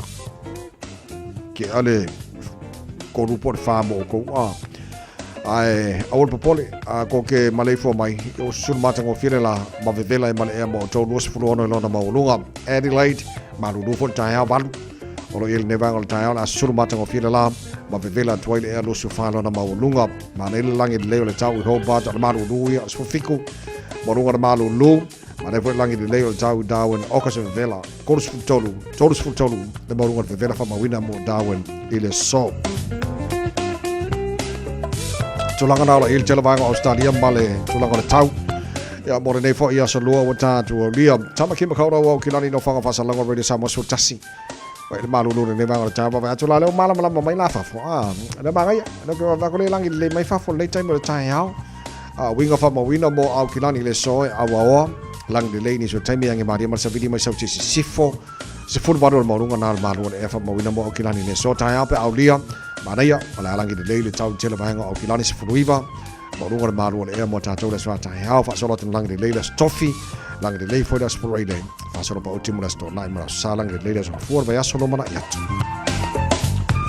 mo la tamani la wa tau de taimi ole tai Ua loa le tautua le Pacific Finance in nonga tupe mo so se wha moe moe. Ma liu, whai pui ponga, aso whanau, sa whai whai ngā balo longa, ba so se wha lawe lawe. Apa laine lo le pacificfinance.co.nz. Pea bala au le oval se lau fitu whawha, lua fitu. E talo sanga sauna nonga tupe ile bao le 5 se lau tala, ma le lua se furu hawhe tala. E lua minute whai lau talo sanga online, www.pacificfinance.co.nz. Ai tasi le tu lai whatali e se tali. E iai, ai inga whapitoa. Bala au lo le Pacific Finance Limited ile over salau fitu fafa lua fitu over salau fitu fafa lua fitu fai na emisia tatu tala mai sa mora nei tai hao awote popole ole am fai tu fa salau ina mo e betale tu la se fulu mal lua le so ya mal fitu pona nei ole sifa pongo tatu tala mai sa mora ta ole valu ile tai hao ora na wo e fa fonga o fa longo ora na wo e silfia le fo wo lo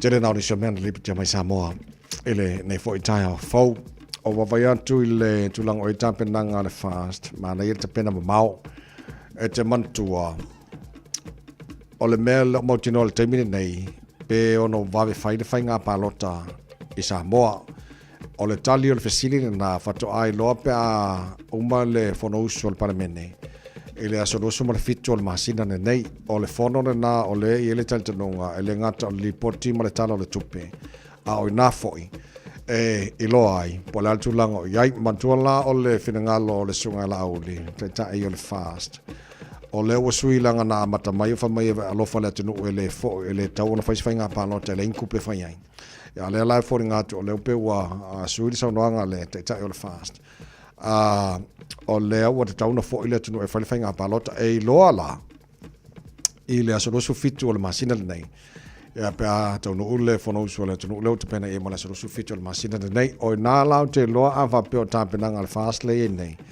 e le te la tu ta pena al termine wa le te pena mamau ya ele mo tino isi party ele mo tino fo inisi ele mo tino ala tu party termine nei a fa ko ai lo ala tu langa o i vai nga ia pe a fa pe tau no ule fono usu le tunu le su fitu le masina nei o me Ola tatu fata tali iai, o se vaenga le telefoi, ia le mana tua peo la tano i Samoa lau te talo, pe la fo ona man tua peo i taia umo i taia talo o taia tu Radio Samoa nei, ia one ia no fangia pele tua tau taile atunu e whawai ia teia ia ma aua tātou te pole o loi ao le tua ia le whainga malo Samoa ia malo le on sai fo i le atunu a o tu langara nā o le a tātou no fong te pena i talo sia ia whaima o onga tāu i Samoa masira wainga leo na yalo la itia teine o le atunu uleanga a whapeo le whanonglonga atu le afia koe afia i nisu ainga tangata o ainga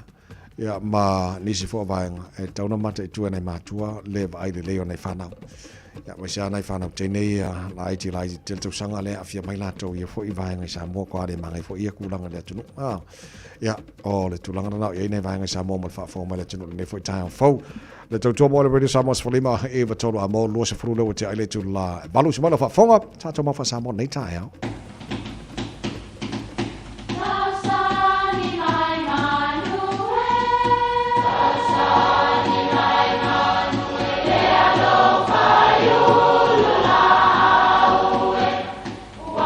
E o whanga manu i ululu o la au, awa e whawhanga i funga o la au.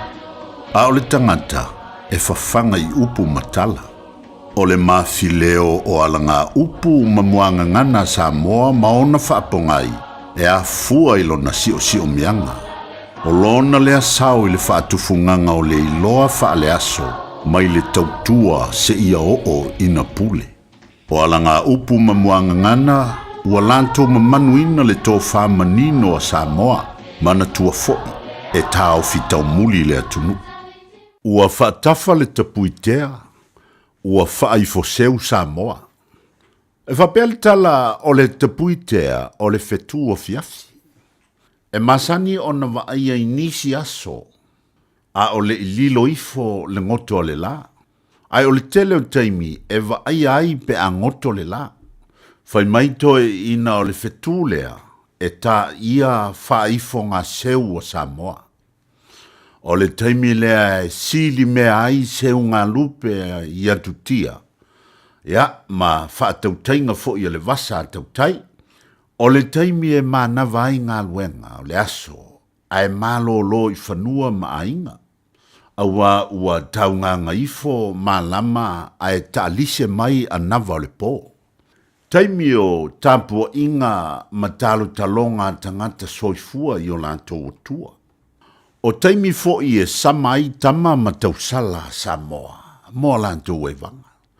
Fai mai o taimi ia e masani o na lalafo mawhawhatu ai la au, awale mga lafu mo whaasau ngau le po.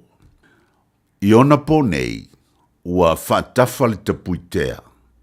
E whaifo mai se unga isi, ai a mata se waifo isi, o na o suinga o leo langa matulanga o ngā luenga.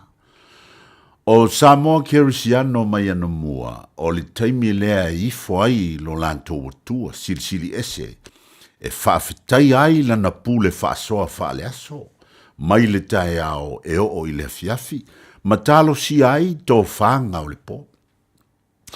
Manatua o lo sanga whaataua pea i pūlenga li i mawhai pūle i Samoa le taimi le nei o le aso. E tapu ai o na toe whewa i ai whao whale uma le nuu e tapu ai i le tua. O te manatua lo mantu a inga i Samoa. O taimi whape nei, e malu lo le fiafi ua tā maile sa, ia, whailo fo i male tauwanga pe se lotu o le metutisi male e whakasa i whale ia i o mātou au tafa. O whale o maa o mātou a inga. Ia ai tā pua i leisi e kālesia, tā pua i leisi e kālesia. Ia a o taimi fo ina, e le tu mama ina le mātou lo salio. E whaifo mai pese a whale ia i au tafa o mātou. Walu le talo. A o lea lava e lele i lunga le leo le mātou lo salio. Le aini TV po ni telefoni na whaalewe lave i taimi tāpua i o a inga Samoa. Ai se wasolo mua ia i lantou na soifua maolane ia taimi Samoa. Ai na o na motu mai lava i nei, so solo ai male fuasaina i lotu a fiafi. Wa ese fo i nei vai tau, ua tātou iai. Pei walo lava le au malolosi e ngā lulue, ai lafotasi i nai mātua no fofale le lotu afiafi e ngafa malato. O isi, o le lotu lai fai tutonu, ai ua amata o na ngā pāpā fangu ma sa eule pāpakiu I fafo. O sa moa lava ia, a whaatafa le fetu o le tapuitea, la foa I ngā luenga, ai whaasangatasi e momoli le whaafitai ma le vi inga I le tua, ina ua e malo le aso I fe au mga luenga. Ua whaatafa le tapuitea, ua whaifo seu sa moa. Ia I manuia lau whaasonga le nei aso.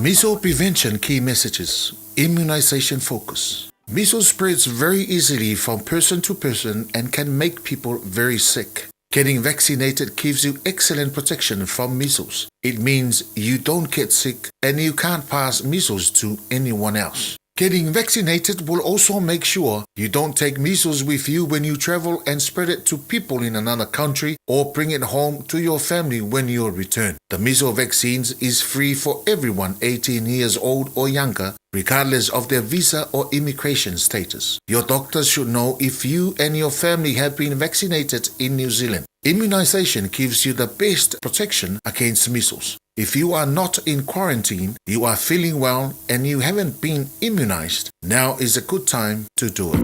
Talofa, wa o salmasinga fale lua tim toilolo o le loia Samoa.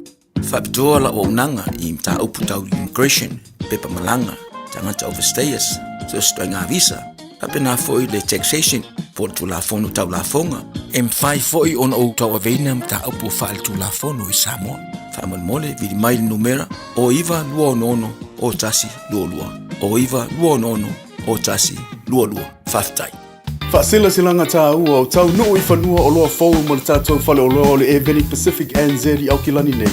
Whaatau sila e maua e a mami mo le asasao tina mauala e dop a tamaitai. Ia mautinoa fo I le vingo papa I sona a loa fau. Susu mai le Eveni Pacific NZ store mai le aso ngafua ngai le aso nai. Se fulu I le tai awa ngai le ono I le fiafi. Tuatusi Tasi John Coulter Drive, Auckland Airport. Whaafsanga I tonu lava ma le KFC ma au tawhane o le warehouse i le shopping centre ma lai whaadele. O fia whaatau sau tawale, po iai fwoi sau tawale, olo e mana o e whaatau atu. O e mana o se insure, po o sino no ngā tupe tau tawale. Whaafso taine lo le Carnell. Tanga iane i le matu pera te whailangi mō lisa whamtaranga carnell.co.nz. Talofa Samoa, o Ateshna Ryan, o le Licensed Immigration Advisor mo le Auckland South Immigration Consultants. E visosoani mo so se tu ai ngā visa e malanga mai e New Zealand po Australia. Telefoni mai nei loa i le o valu o tasio no valu wha fitulua. Po le olua tasio no valu fitulua tolu o. Malo whaftaile tunu lau whawhongana nei vai ngana tai au malo mai mai ngana Facebook mara YouTube mara rore Samoa awhatunu le tu la valu o temina matu nei New Zealand tato molina tamaiti la ongana nei tai au mana matu o te pina ina tamaiti lo lava. Malo lon sai maru role tai au be singa boy mai RSA.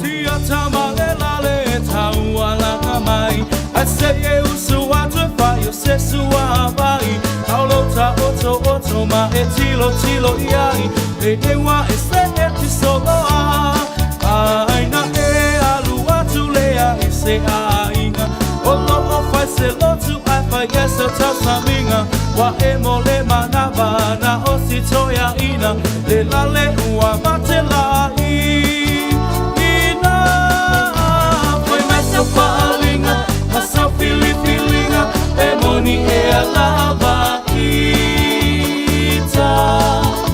e te talanoa e te leiloa mana tole tawalanga no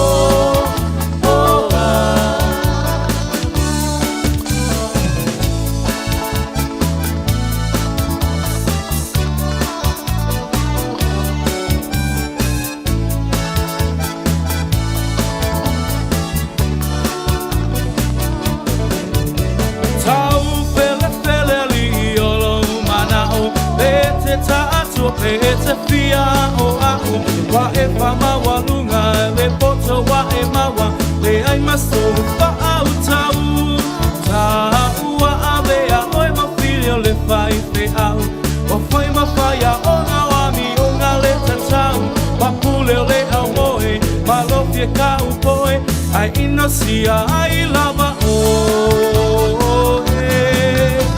ai mai sa whalinga ma sa filipilinga e moni e alava ita e te talanoa e te leiloa mana tola tawalanga no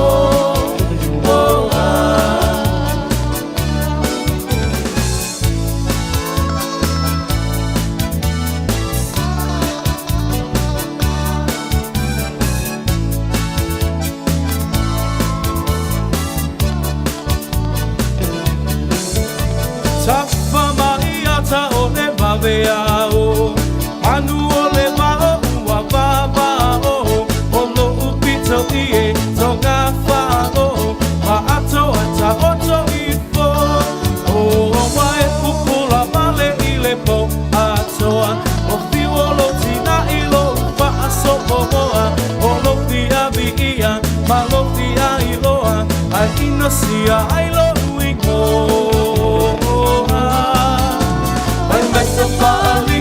masa filipilinga e moni e alava ita e te talanoa e te leiloa mana tole tawalanga no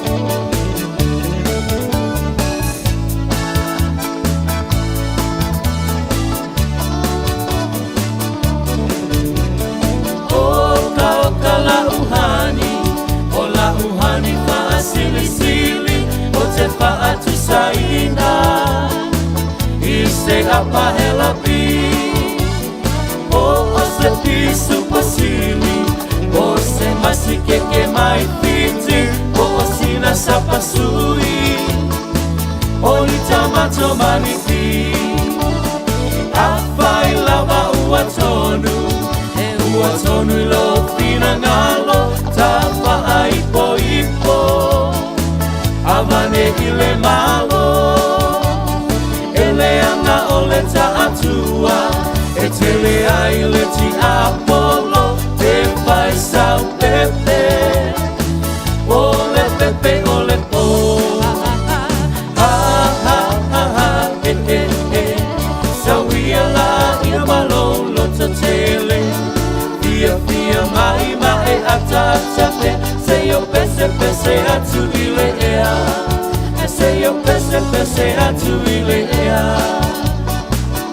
Mana jof soni musika sui fai filoi lo Samoa le tai ao fa solo mali e foi ele molino tamaiti te o tuaila onga o solo ngara le nga wenga tatolo fa fa mai tolu fa fa wenga le tai ao malo la valo su le tai ao fo le mai mo fa fa mai le tino i lungo Facebook mari YouTube ro Samoa so se fa nga Australia America ye mo so se fa nga le la lo langi malo fa ten fa se mai pese na boy par colisio vai mo. Good morning.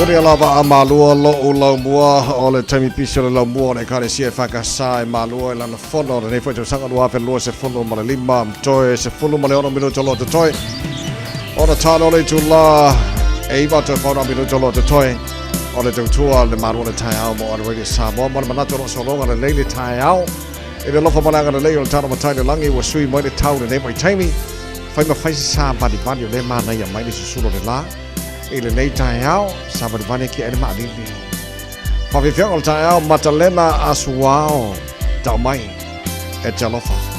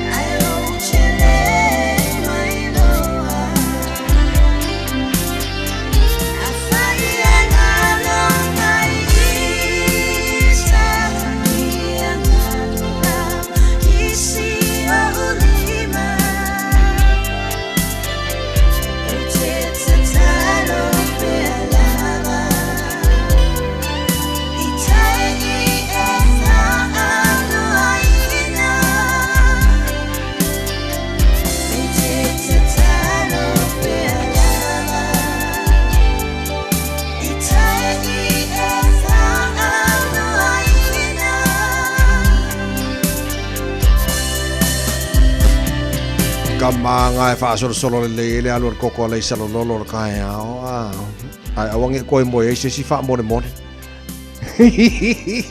Joe se furu mino tolo tolo talo le tula Eva ama alor pesele alo fatol jara pokalame tapo inga na yo tato ma tua asin sino na tino I malo mo malao ya ma se fo no fango lo to si ai ma o tangata ma tu alo fatia to len tal pesele penina tia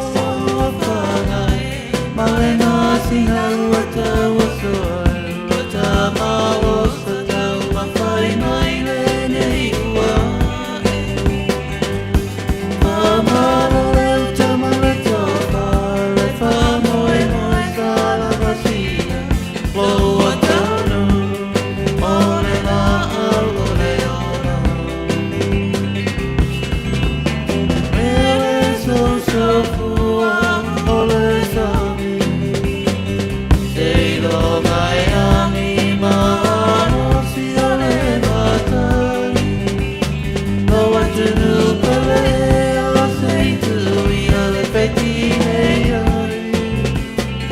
Mama se avena beata polo polo le bafata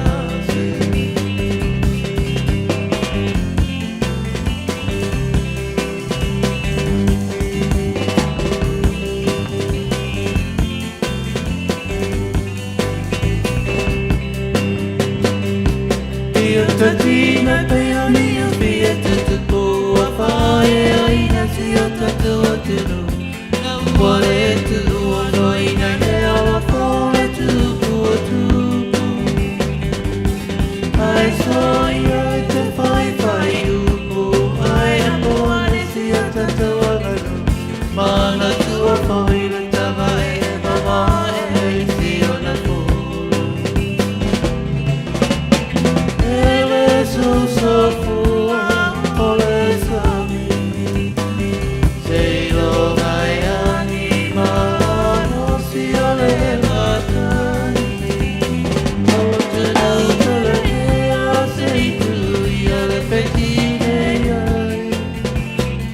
Mama se avena peata polo polo le mafata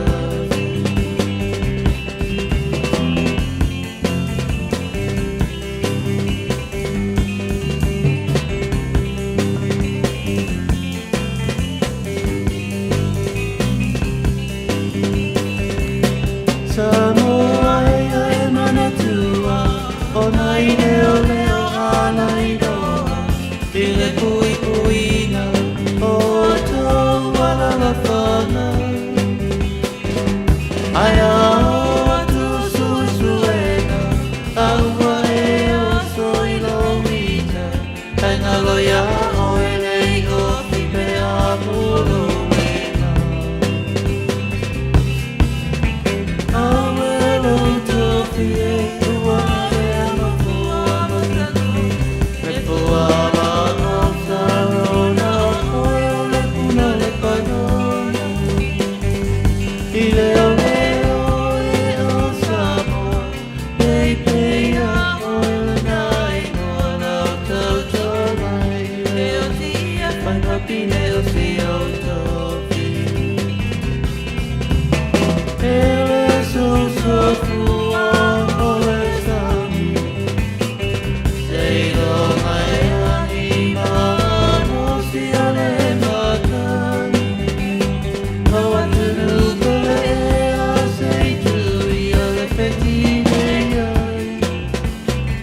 Mama se avena beata polo polo le bafata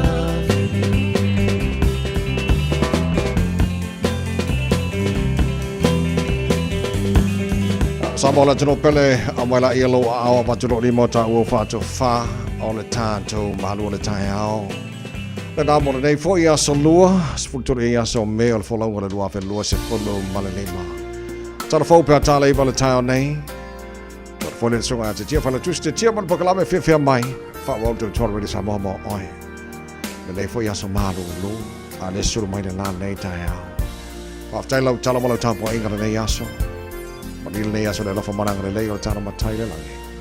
To ora le tamai meni. Se from ya maro ya.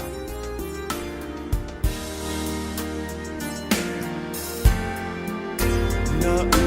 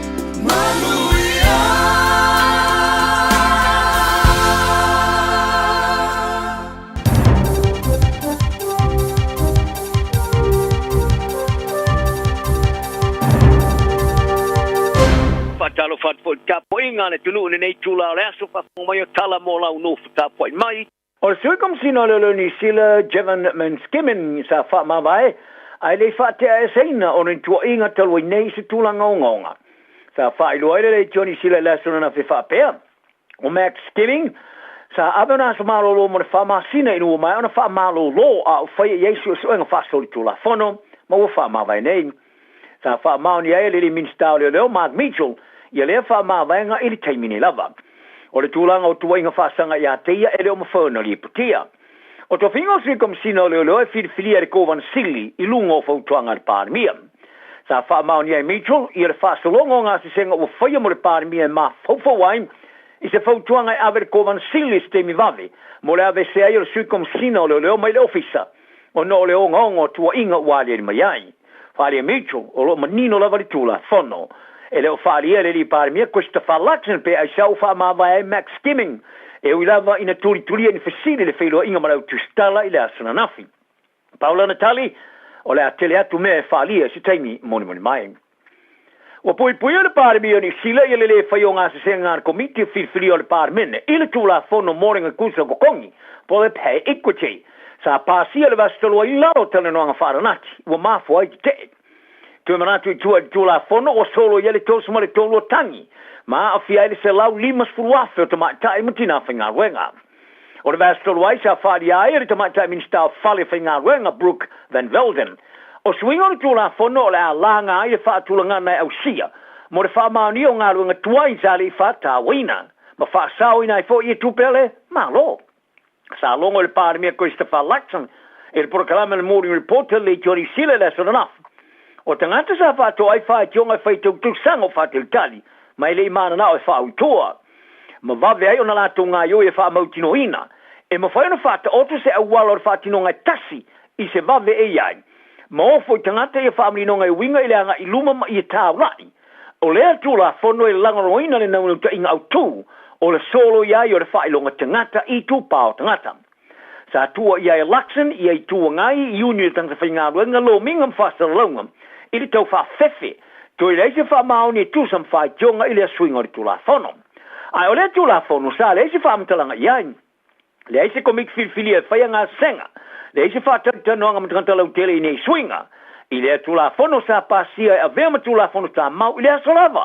Sa forsi ai. O le vaenga mori potum whautuanga i o pengo wha amtalanga re parmene i lea i whani tusisinga o iai. Ofisili ni whautuanga sa tāpa ina aina malo e winga ri tūla whono. Ai o le tali Luxon sa whele whele. Ina ofisili pe sa iai ni whautuanga mai le matanga alunga mo tina matamatai. Ai po le komisa le Productive Commission. Ai pau le tali Luxon sa maua le kāpeneta ia whautuanga mai se numero suia ofisa.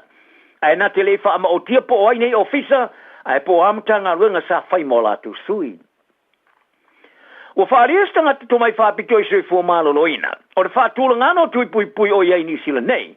Ua tuina ile tunu se tulanga la matio le pipisia yo le misela. Ua wha matuina nei e ni wha iloilo. O nos tangata sa wha maonia le maua le misela i da sasa. I tangata e au kilani o tapai na siaki. Pele o a fiai mai le tangata. Whaari ere matanga luanga le soi fuamalo loina ni sila. O rea mata upusa i so tanga mase whai ngā malanga e tunu i fafo. Ma rea tangata wafia sa iai se supermarketi Galson i au kilani sifo. Sa iai fo i lungo le vala o pasesa le fula sui tolu o sfulu, ma se no whanga o tūlanga o ta vale le teimio a fia le misela. E iere manatu o le tangata sa pisia le virase au iai a sia e pitai. I le teimi sa to i taliu me i New Zealand, e le iso solo i tūlanga a fia i le whamai. E pēna whaari ai le soi fua maroloina. O le tamatai whaatono o tōng fitinga, mo pui na matanga runga le soi fua maroloina ni sila Dr. Susan Jack. Sa ia longa le proclama le morning reporter le tio New Zealand. O le whaatulanga o iai tui pui New Zealand, e tu sama le val se 4%. Ai ono le miselo se wha mai maulunga tele tu e sao le pipisi. E mo mi ele sama riva se 5% o tui pui e whaia. O le business i fau le tau mawhai no le awa e wha mautui au kilani. O whea ngai ma le whatu o whelawhala fo inga whanganu.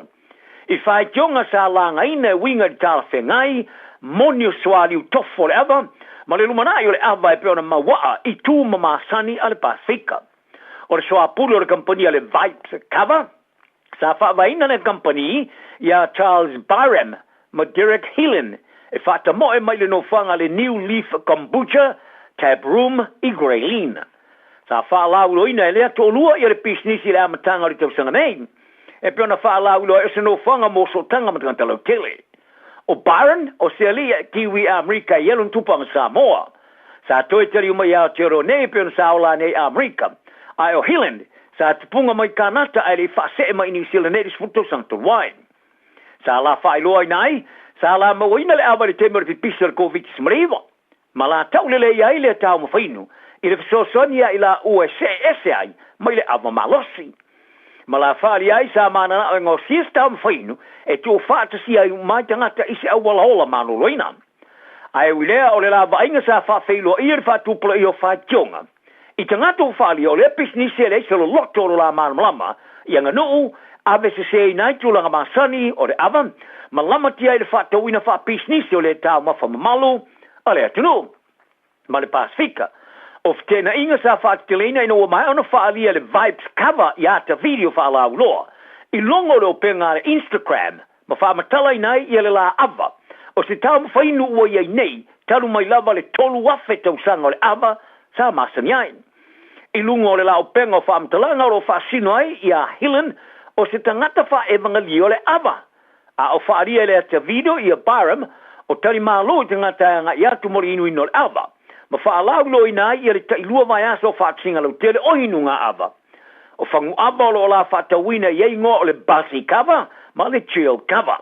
Beta, o i ei ngō sa whaalau loina, sa muri toi whaasala lauina sa ngata sa mōma le Pasifika e lau loa tele whaatosina ngai lungo o social media. Sa mafo e le whaatupra i o tali ai e winga le whaatulafanoina. O le la pisnisi, ma le ese sengo tangata i ai ala tawinu ngā ava. Talano ai le Johnny sila Pasifika i si tūlanga i le whailua ina lona ingoa. Sa whai tio ina i le tangata whaatosina lau loa, i le mātanga o fia, ma le awea i o ia whaasalau ngana kampani o si tau whaavalea. Ma lona langona i whoringa mai, wa whaonga e Charles lona tupuanga Samoa o se papui pui, whaasanga i whai tionga wala afte iai. Ai o le temene o le li Professor Fiti, Dr. Apo Aporosa, o i whaalia le tele o le le mana malama e mafua mai i le vapiapi o le manatu i le ava. Wa na o se tau mwhainu. Ma i tā wai e tā o tero nā mana ia o le ava. Wa le ngata se tau mwhainu, ai o se whaatinonga o tūmanga nu, e au fia le whaonga ina e sauninga mamalu, malona o ngā. Tā longa, o le sui mō le tō sa mō mani tamata alo tolu i nei ale kalapolita le Penrith Panthers Taylor May. Wa li ipotia le tūla lata le toi taliu li tāmarasanga o le NRL Australia. I le mai ai ona whaia tonga whitinga i whaafi tau lo lona mawhau. I se no whanga mo tong whitinga tu ma oti. E viona ave ai mastasi o tamata alo tala vau pito mata ina lantare ni ta alo le nei toa. O mei, e tōs futa alonga sa ta alo ai mo le Penrith Panthers. Sa whai fwoi masui o le tō sa mō li ta amarasanga ri pora rangi o le roa whema le furua. Ai le mo tu sia lantare ni ta alo no tua inga i vesi tua mai mana malae. Mua moatu sa wha maro loa i le NRL. Ma wha mao nia i le te fono le kapili ki Australia Peter Valandis. I le tau amatanga o le tausanga nei, i le sa loto mei e toi ta alo. Ma toi ta liu mai ai mari te mi umi sa wha tantali ai, i no mai ana toi ave tua i a mōrianga o vesi whalo toi whale, whasanga i a te ia. I no mai ana wha mao ni ana pule i a Ahmed Damehi, i a Aprila, le whaiona wha unga mei e ta aufilantare ni ta alo se inga whaim wha whitau i tau i a te ia. Wali iputia nei, i le tūla lata le toi ta liu malai. Le iputia i le vanga tala ale News Corp, o pa iatu i pule ngā me i skalapu mwai pe tosina i se inia lea o le tamta alo wha vau malo sa moa.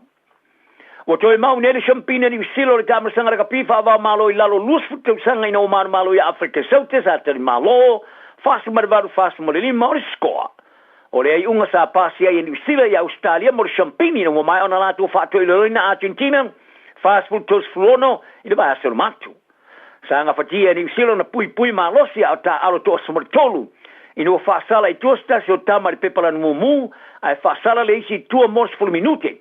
Ai o tu la lata le mai au ta longa mai ona ai, e se manu malo mata ina matoi mawaile champini.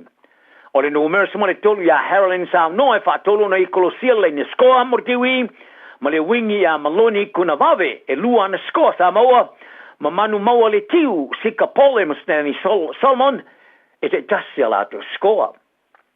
O le auni te polo stars o fite ia i musa whaafita au tele o teine wha manu lia. I le mai ai, o le tālonga mo le whaasalonga o le tāmarisanga nei te polo le ANC Premiership, ani usile le sa. Ma le isi au le steel, o mai ala wana whaawaina ni ai te kawai tene o maa noa. I le tālonga le tactics ma le steel, sa manu malo le tactics limas ma le fitu le limas fulu, ka le stekte le sa. Ai le au le steel, o niso tene sa wha manu lia, sa mafoi ona toe filfilian ka matai faya o ngalangolango lia na leota. Ini no fora o fale o leo. Ele fa fi no la o mata leota o le sui mo le silver fern feri sila o fast food nei tau sanga. E se fulu minuti sa e lungo malai le tulanga winyo so fai. Mona na kalapatuai. Inu o filfilia tono le kwata tolu. O tau sanga taluai sa stepo e sa e leota malana mata fayo e se faya o ngafo fautua fa apitoa po le technical coach. I le au wha malo le roster mumo Engilani, mo le tofinga o te whaatonu fo o le nei te polo, o le au le Leeds Rhinos, a wha mautua Engilani mo le to lua o te arola kapi ai Johnny Leota, i Engilani.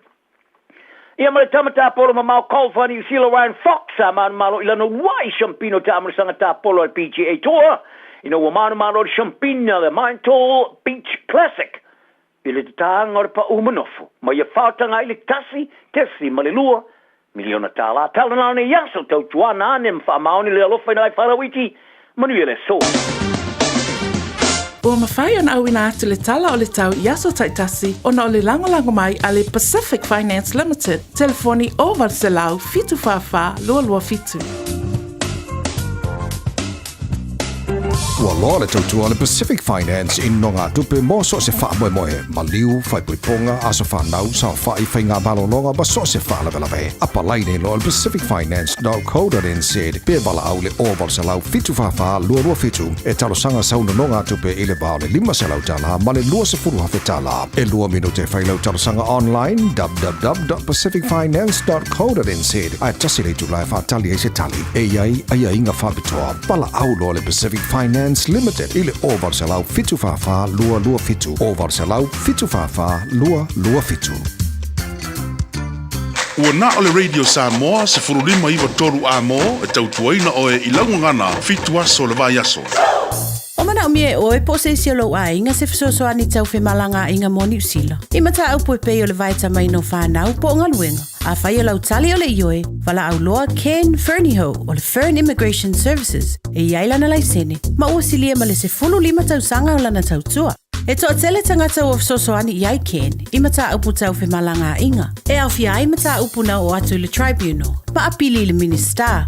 Tanga iane le mato Facebook, ma le upenga te whailangi I moli mau. Mo nisi whamtalanga, wala au mai le Fern Immigration Services, ma tala noa ia Luisa, I le oiva, lua ono lua, tolu lua lima tolu. Lua ono lua, tolu lua lima tolu. Po le o lua tasi, tasi lima tasi, o lima. Sunga o whenga whakao e lo kawa le whau maunga Max Ila. Senga uka amilo e o kilangi. Mo koe foi mai lawa I o Tara I le Tire World and Auto Limited. Lea ma o aiso skoi ngā meg ma pa uka awar. A ole me Pico City. E ngā le lua lima ka alad vai aso le kokongi. Le Tire World and Auto Limited e te maua I ta awale ma pa utau ngofie ya New Zealand antoa. Mo fo ise ti Mag Wheels mo so se tu ai ngā ta awale ma le telo isi au unanga. Warren of Fitness I le na ole se fulu tala pe ai wha I lo ieina e wha afafonga le Radio Samoa I nei wha abitoa. Talia wins quotes, cue cards, maisi. Wala au le Tire World and Auto Limited I le lua fitu tasi tolu o mo pa uta avale. Po le lua fitu wha tolu lua o mo le whale inisinia.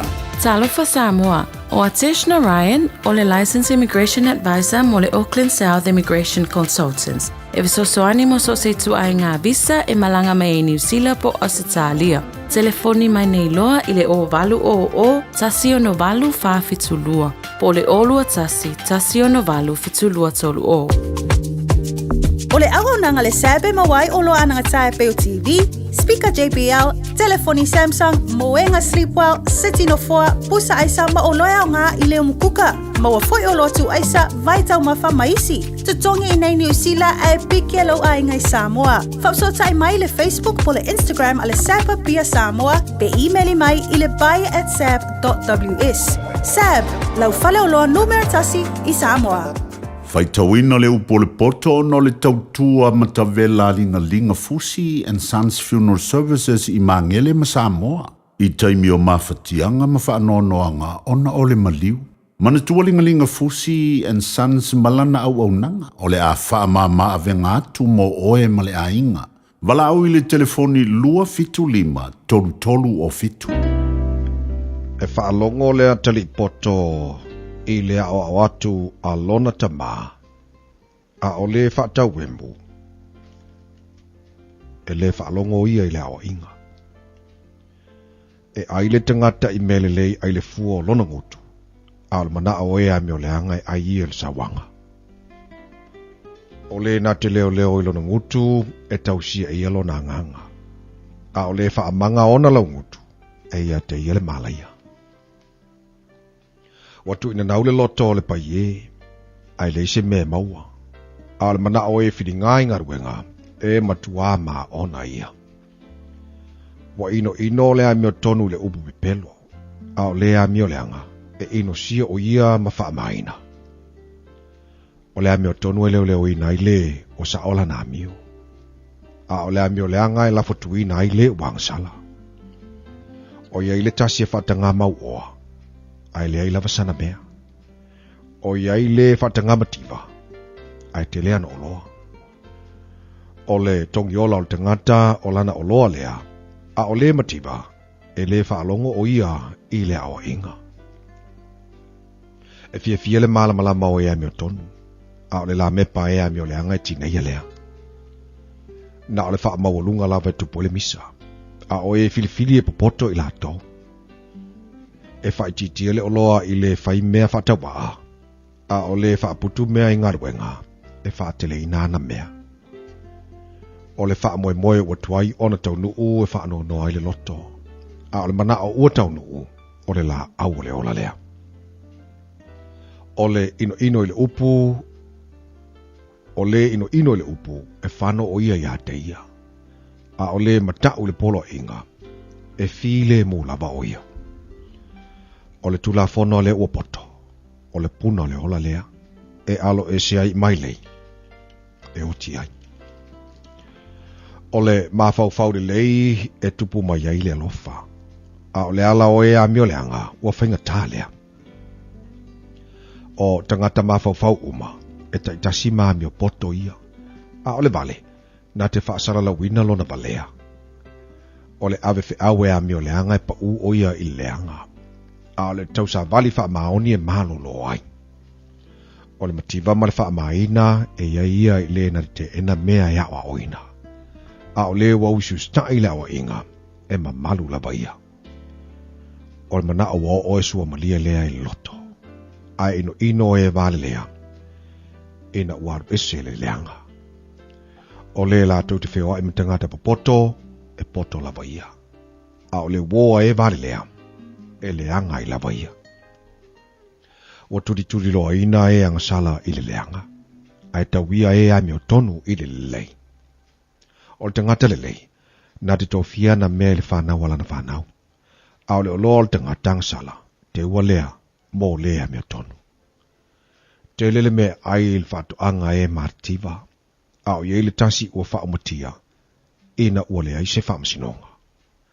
O leo watu una lana sasa. Wa ino o ia ilo natali. A o leo wa lofa ia te ia. Wa sa irile o inga mo ia. E aile a mio tonu e ma onai o ia. A manava o e a mio leanga. E mo mole ia. Ua awina atu le upu o le poto i le nei aso o no le langolango mai a linga Fusi and Sons Funeral Services. Ua mawhai o na tu whatasia o nanga tala whea ngai i ni tautau ngō fia tele. E fsosoni atu ai a o whea ngai oe ma le popole ma le whememea. E mori whatasia atu ai ma wha mai senga, ma wha mawhana whananga mai a linga Fusi and Sons mo a inga uma o Samoa ua whea le maliu ma le oti. Walau mai loa ia lingalinga Philip Fusi lingalinga. To ia whaapō lingalinga, to ngia si ulavea, pesusu mai i le luas fulwalu Canning Crescent i Mangele.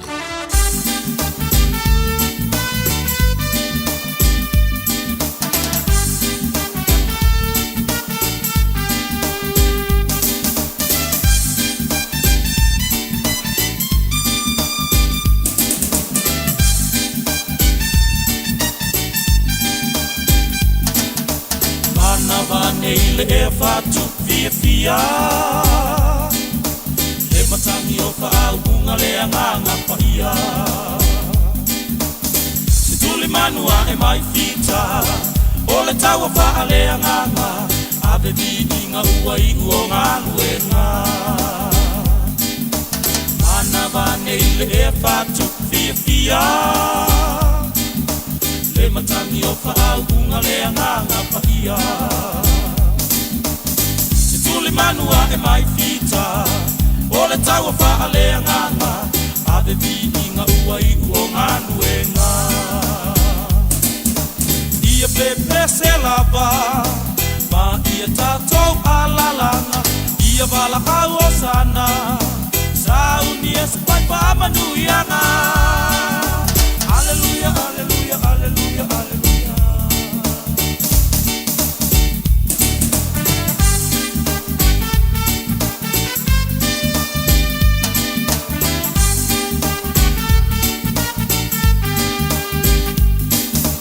Tuma te patole o ka se mamao o le ala Kei tai olo ua tua lava sata i ala Ua e mai le whanotanga Lau whaiva ua lau lau saa Pale lea tua ua i unga luenga umalawa Tuma te pasole o ka se mamao o le ala Kei tai olo ua tua lava sata i ala Ua e mai le whanotanga Lau whaiva ua lau lau saa Pale lea tua ua i unga luenga umalawa Ia pepe se lava Ma ia tātou alalanga Ia wala au o sana Sauni e sa pai pa amanuianga Alleluia, alleluia, alleluia, alleluia Ia pepe se lava Ma ia tātou alalanga Ia wala au o sana Sauni e sa pai pa amanuianga Alleluia, alleluia, alleluia, alleluia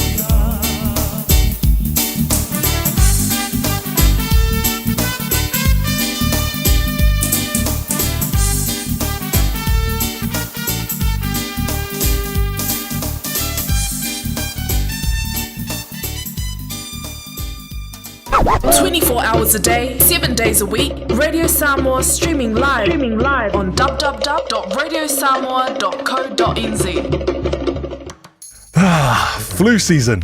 Don't worry about me with my mismatched socks and mum's scarf. I gotta do what I gotta do to keep warm and well. Getting my flu vax is one thing I am gonna do because it's recommended for everyone over 6 months old. And it's free for Pacific peoples aged 65 and over, pregnant women and many more. So book now with your local doctor, nurse or pharmacy or visit info.health.nz/flu for more info. Wa ye nei le la lao le Bluebird Lumber and Hardware I Mangele. A wa whātau molo ainga I Samoa. E mawhaiona whai umai oka o loa whauwhali. Pusa aisa o ngā umu TV moenga. Se tino forma le telo o loa ese. O whātau umai mawhaiona te tongi le tātou ofisa I Mangele. Ai piki I whale o loa o le Bluebird I a pia vai tele po sa le longa. Walau loa le olua tasi 5 tolu fafa. Olua tasi 5 tolu fafa. Pe emaili le info@tlmarketing.co.nz. Moni si whantalanga. Talofa Samoa, o Ateshna Ryan, o le Licensed Immigration Advisor mo le Auckland South Immigration Consultants. E visosoani mo so se tu ai ngā visa e malanga mai New Zealand po Australia. Telefoni mai nei loa I le o valu o tasi o no valu wha fitulua. Po le olua tasi o no valu fitulua tolu o.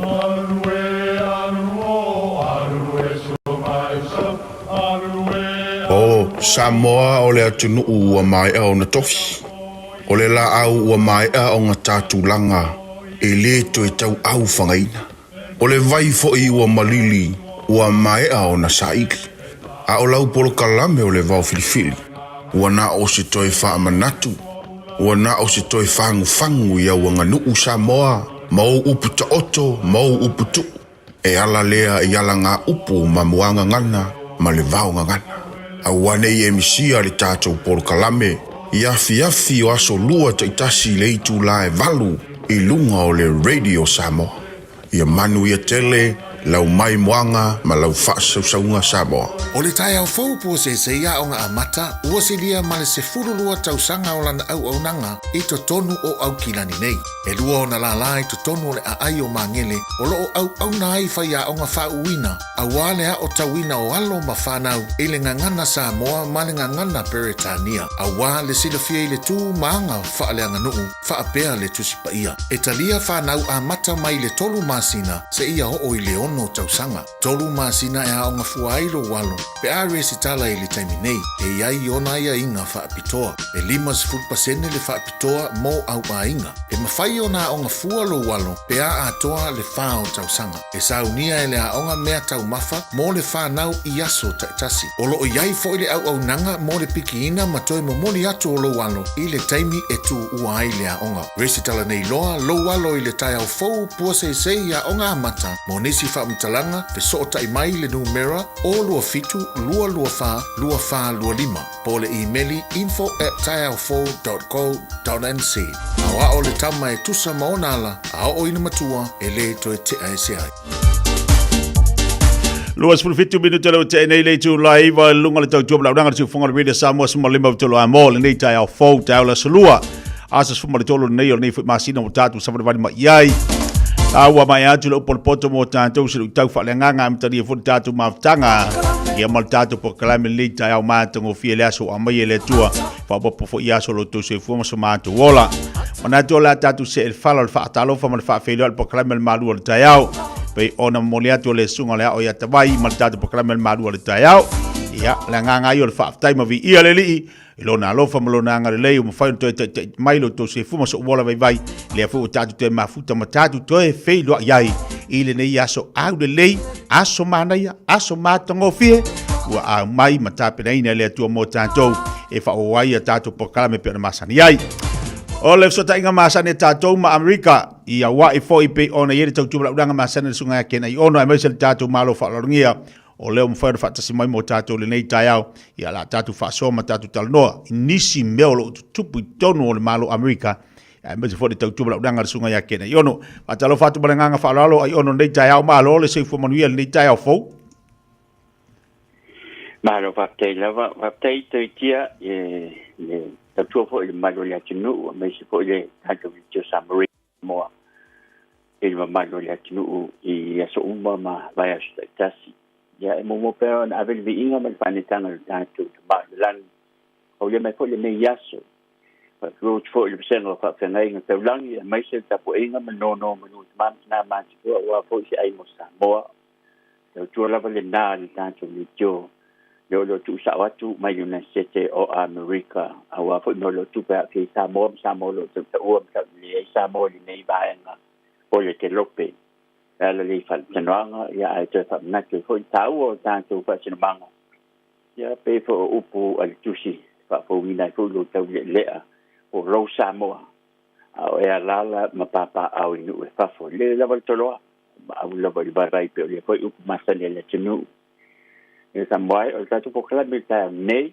mo se atet fo I ona mo se ava no tau e fata noi se ta samo o bene kapiteni po se pilot mo company pa le te ua langi ma United America o United Airlines o le captain o le captain po captain fa fo wina fa I captain le mo pilot mo Boeing 737 ya po isi po ba le pero tengi nei o ve o ia factor I le po I ba leli ali airlines o United Airlines no na tama ia po on tu anga fo I fa te nei ngale fa fo wina fa I ia mai sale longa tu ta fo e me lu Samoa o le tinal fa tua ia pepelele Halleck mai pango leone vai loa I America Samoa fa pena fo solo tau tu ta I Samoa le tau o sta pa fo ia se ava no e fo na mata no o nei pisi do fo ia sunga fa fo ina pai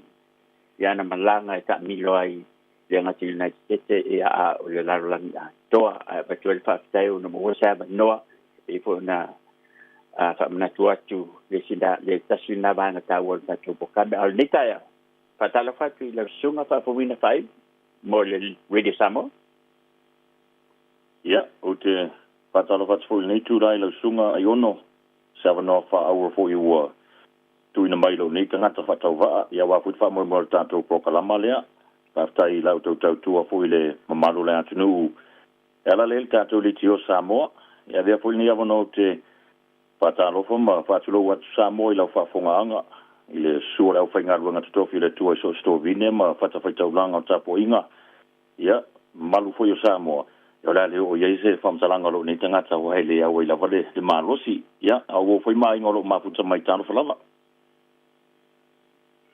Malva Taylava, ya, el sungal kapteni, Pawina Fai Junior. Ya, la tatuye nai, si minu chene, am tangan fai le sao no ai, am tangan mo ko lo soi fuang, o yo te ba ya tu pe sa mata mai pangopang o Amerika Samoa, ya ona mlanga tu le pe sa onga ya o matua me se po il tama ai ngal sungal kapteni. O piula ile sa ile afo ile kolesi va fete au ale metisi di piula ya misal por esta si vai va pitu ela ya la tua tu te fai mo vai ba fa sa no ele mta upuma mai se fo ya o ngala sunga ya va sai mo la no ai ono ya sa o sa no ya o lo nei tangata sa ufana ui pango ya o le tausanga tasla favor slau i vasul malfitu ia ona CTL o matua i piula ia wa fo ile ngaluenga o le hautauina le faima le faife au metutisi ia le mafuanga foina na CTL matua inga mai tutuilanga ia tua i Samoa ia o le temine ia o lo ula o tausia nile mtanga luenga o le ola fo i lunga i le stetele o Washington i le Ayo Federal Way ia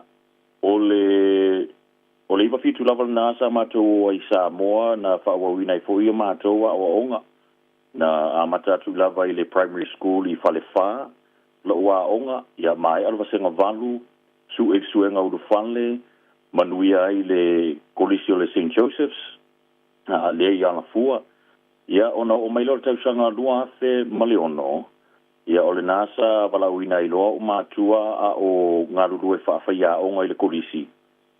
I le ngaruenga whaatau simta ngaruenga i le kalesia metutisi tu whaatasi lea i Silverado i Long Beach, California. Ia ole nā fuilana masi i ai fuila inga si tulo i California.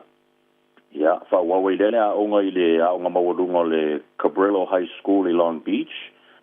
Ia, ona tosi tia foida o matua ala i ngā ruenga, malawala wina le kalesia me tutisi e tausi matanga ruenga i Hawaii. Ia, na mato malanga tule i Hawaii le lua fe se fuluma le lua. Ia, o le nasa mato ia i le kalesia me tutisi i Waipahu. Ia, o le temi foi lea na amate foi na suesue i a ngā ruenga. Ia, ma amate i lola o ngā ruenga i company va lele. Ia, le sa wa amate i le Hawaiian Airlines. Ia ilalo i le ramp. Ia no faso solo atu le ilunga i le customer service. Ia sa te le alau na uwhenga luenga i temi o whewa i ilwa ale le Samoa. Ia wafu nau ta inga ina ia whaise tau tua ia mo tātou tangata anu o lo malanga fo i Samoa a ngai mai Hawaii. Ia o le lua fesfuru ma le lima sa wadwese mai Hawaii o wha ua mawailean wha manuianga ngā luenga o le wha au waa po le flight attendant. Ia i le company lo le United Airlines ia sa o move ai loa i le setete o New Jersey. Tasi tausanga i nei New Jersey ia ona o move lo lea i le mele o ia nei temi nei i le state o Oklahoma. Ia ma whaauawa i lona i reo la uau ia o la aoaonga. Ia i umai malau whailonga le Bachelors of Science in aviation, professional pilot studies, mai le University of Liberty University i Virginia. Ia, ona whaauawa i lola, ia lea malo o haonga tau awewa lele, whai umalavala i nei Oklahoma. Ia peo se talapupuli na, ai ono e tusai koi ma leo la o. Ina ia manino i mamaru le atinu o lo whaafonga mai, o le te tala noa mai i Oklahoma le taimile nei? O leo, ia, o leo lava, o leo o lo tala noa atu nei Oklahoma i le nuu leo Tulsa. Tulsa, Oklahoma, ia. na ia pamana tu le tunu te opa pepo fele state lo ia ole sai se Samoa po se tangata polencia na inspire pena lu tau wai lo langa ta mafai na ia ve oe mafai late o pai late vale fatai iono ilo wa ulava ola tupu e mai Samoa ina wa matu e se wa matu fo ina watu nei pai late Samoa ile Samoa e ile na fo vai taimi ia polencia ia pesa ia lava se anganga fanga itia fo le na vai taimi ai ele malanga mai i America so ito tele nei pai late Samoa sa ia na vai taimi ile mafai ona ma usu fo na ina fo ia taimi o ia upolu ale peole o taimi tonu lava na sa e ai se manatu ilo nei tangata if they can do it e mafai fo ia e ona fai so na amata mai lava ina ona o saulo le America ya e matua I fainga ta te le ona tau sue ni si tangata nu Samoa po I si tangata nu Pasifika o lo nga lue fo inenga luenga ina ia pesili ai pe fa pe feo na la tu ausia tu lang o lo la tu yai so o le tele lava o nga luenga sa o fai nei America ina ia mawaile nei tu langa e fai to tasi lava ai o le tau sanga lua afe se fulu maleono sa o filoa ai male susunga ia Stan Ulu Snow o lea fo isa vea makapeteni I le United Airlines mo tausanga e tou se fulu ea o lea fatoa retires le sunga kapteni o Stan Snow e matua I maoa e lava ia ngaluenga sa ngalue ai le sunga kapteni o ia fo io se alo Samoa mai tutuila ia mai na fo I Hawaii ia o Stan fo io le fa la wilo ina to te lo pilate io le pilate sa mua lava sa fa lua I le Air Force I va le tau in America so ina ua mo so ta inga mal sunga ya Snow o le na lava sa a matai lo ona o tuli mata ia lo ia le nga duenga awa o le ua mo le tangata sa fai mo role model ina ia mafai ai ona ausia fo tulanga sa ausia fo le sunga ya Snow ya masalo ayo fa funga mai le sunga ya Stan I Hawaii ile nei foi taimi ya fa te to fo ya te I lona ia foi tau tua ia mato e nei matina o te ana o mata noi ma Stan no fa pe se fa mo le ten pena mo se o le o I taimi tang noi fa Stan no ile lumana pa ai sa o le on a lele ia sunga Stan no I va lele fo I va lele tau I think for the F-14 there F-16 o le vai tem tunga tau ripoti ai fo ia le vai tem na sa ro to sunta sanga tau vai stem fa pena tunga malo ta wala ia le o moro maras pa po misi po Samoa po polencia e lu ia lo nga tau mafai sa olia la sa fo tuanga ia lo mfana le tinu lo fa fo mai po I ta fa o mako po I le fo nga gwa o le pailate po le kapteni tono vale ia e moni lava le saunoanga ai ono e iai le tā ua o le iai o ila tō e whaia lea ma role models mo tātou fui tupulanga. Ona o le tūlanga lea o le ele to atele tātou I nei to ainga ngaluenga. I le United Airlines lava, e to se fulu ma le valu wafe pai late o le company. E na o le to a lima lava mātou sa moa o lo ngalulu e iai. E le to atele, a tu I tau pasene, ia, o le atu ina, e le to atele. Ia, le foi sa fala lo foi sunga ya Snow, o se tasi foi o atali o sunga ya Stan, o le to ali mai mato I le United. Ia, malta mai ta ia to tasi, ia manisi foi ali ia to o lua, o ia o la ua foi sa ngalu lua foi sa fai ma pailate I le military. Ia, e na le to ali malava mato, so o le mafuanga foi lea, wa amatai fo I ona mato talanoa. Ona olo yaise nau ta inga ina ia yaise asosi po se po kala me fo I mawhai ona mato tau a mata ina. Ia, masalo fo io ye ni pai la te Samoa o lo inisi atu no ponis fo company o lo fa fonga mai e mafai no manto o mai fa atasi. Ina ia paisa por kalama o wale te minei America lava o lo iai ia por kalama mo tangata no Latino, tangata no mo tangata uli, tangata Asia, o lo ia por kalama mo tamaitai. Ai le ola iai lava se por kalama mo tangata Samoa, po tangata fo le Pasifika. Ia o le ala pe wa atua ni le masalo ono masina fatasi foi male lango le susunga ia Stan Snow o le tau mawhai mātou ina ia atina ese prokalama e mawhai ai ona mātou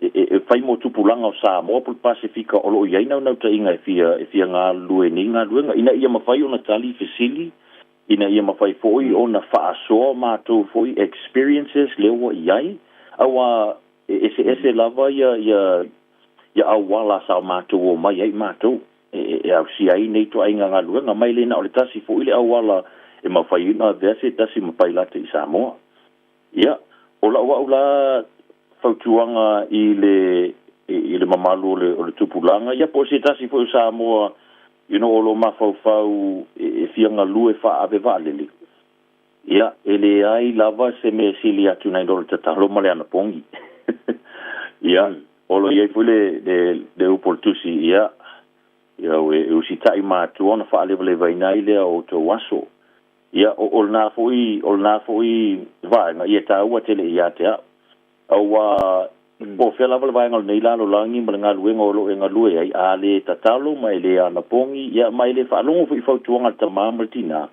ia te fiula vai fai ele ausia awa o lo mo mai whaamaru ia ngai mātua, ia o lātou talo sanga o tāpua inga. Ia o lea fwoi wo manu ia fwoi ita nei, o apapeo iei se tasi o lo fianga lue nenga luenga e mawhai o na whai. E pau lava le se vaenga o te loa whawhainga tai, ia le vaenga tau se lenia waile tau ngofie. A o le mafuanga fwoi lea e ni raile pe sosoani o a inga, ia o fautuanga o talo sanga. Ia wai tu salava pe tasi tausanga, pe 5 tausanga au si ai lai sene whaatapula ina e mo mia mo nenga luenga. Ai au lava. Mana ia le lutau. Sa utau no fo inisi tonu le ngā luenga la auto. E mwhana e sau no sa ia imi taimi fo e o langa le lutau tu langa i o whailonga tangata mas whailonga lanu awa e leo se mea nā tia pe pose lilo la tinu. Ya, fia ile tele o ngā luenga le tunu une United States, pai na sa no i mtau. Ia whaftai. E pe ona sa no, e lo pose lilo o se mata apu fo i whalau i tele nei Amerika. Ma ilo wau lava ia vaava ai. I mala wau fo i ngā lue i le mele o te iai. O te leo vaai lava au iai. Ai leo whapea fo i leo iai. Elo ia fui na tu langa ia wa foi pailate sa o nga lue fa atasi ai ia le ala wo mana tu ai se tasi foi o li kapteni na nga lue fa atas ina wa vai ilo wingoa ia vai atu wai le e vai atu le fa fo wina fa i le masani una vai se ngo fa pe ile te lo pailate o atu o le sili mo la va kapteni ia o fete sa uai ia o te fai atu ia Samoa te sini mai o fel na me o Samoa. Ia ta watu le meo lo ia Samoa. Saula ia malisi fesili e so antu ai. Elo o tole pe o tole military a po le NFL. O tole tangata paitino te tele o ta alo laka pi pe ta alo football. Tu tele ngā rurue ni ngā ruenga whapea. Ia, o le asa fwoi nasa au wha amalamalama i fwoi i le sunga kapteni. Ia, le wae vai tangata i toa tasi. Mai le o le muli fwoi le nei. To telo mātou le la o mai, ia male, o le nau ta inga fo le nā, ina ia a mata atu e mātou nei, ia 5 pe 5 tausanga from now, ia watua tele ngai tangata Samoa po Pasifika, ia wa manu ia fo i mga rurue ninga luenga waile pose lilo fo i, ia, o tātou fo i tua a, o tangata fo i sa fo lau i le vasa, o tangata fo i sa ngā ruenga wha apea fo i nā fo i vai taimi. Au ia ila tangata sa amataina ia ninga luenga whapea. Ia tātou tangata, so why not continue it now? Ia, ola ua una vava ai ono e tusai fo i ma mea tau whailonga landu. Olo o iai lava. Ai sala lava ia te au nei e pe na fatasi alna le kapteni sa banga luele sa ye poisina ina foi vanga lai titi sa fesili mai ai fa pe o ai ta wai foi pe le sina me ta wai foi le la o nga la sunga ai o ani tu la langu e mchalo so ma la langu tu o ye no le foi fa ma yanga me le foi ngai wa tau ya fatai ole lava ole nei ngaluenga ma le tolu tau sanga talu ona ngalue le United Airlines ya wo tu ai sia mani ya o Skotilani Ayalani ya o foi lonetona pe o masani foi no ya ilunga i oi ilonetona pa solo mai ilalo i South America i le atunu o Brazil ya o Peru ya ma to tele lava o atunu la Haiti to tono Mexico ya fa pe foi atunu ole Caribbean ya so o temi foi nasa o falua i vale le tele pe ole 767 yo temi ne yo le to foi me vale le 737 ya tele lava na ole te o i va se tete ya ma Hawaii ya le ngata foi na o lalo i lunga i Kanata ya ma lalo i Mexico Misalo mo 4 million na mai lo fer lo ba le fo ile o se passes o si temi o te fefe ma fa na sa no se one incident fo ile se me o lai te na lue o pa la te po o kapiteni o matua e o se tu langa o fa pe o la pa ulbane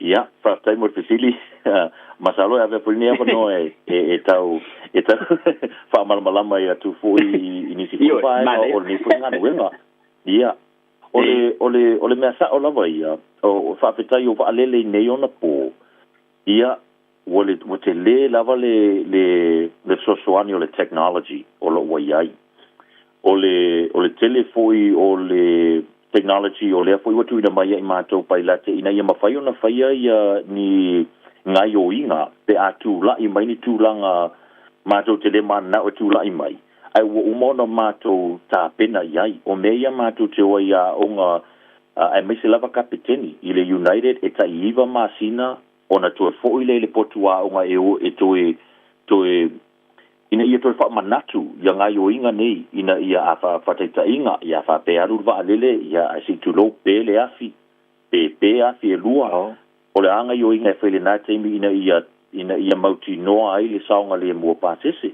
yo isi foi temi ia o mai i se malai va lele e matua ile loa tu lava le awala se esi tu lo ia ai fa moe lava i me fainga ruenga o lo tu ina mai ia wa ia uma lava ma wa e foi le tele technology o mato mfai foi na mato va ai numa ia petos fulu lima luas fulu minute o na tato o tule se vaenga o lea ua failonga mai e failava sina malu e lua le va ia ai ina ni te ua ia either pe fatu le alava ICC2 ia pe ai lunga ICC altitude pe sa wilalo so ele o ia lava se time ila o experience ai se time sa fa pe ai o te fiola ICC2 do tato ole mala le o tu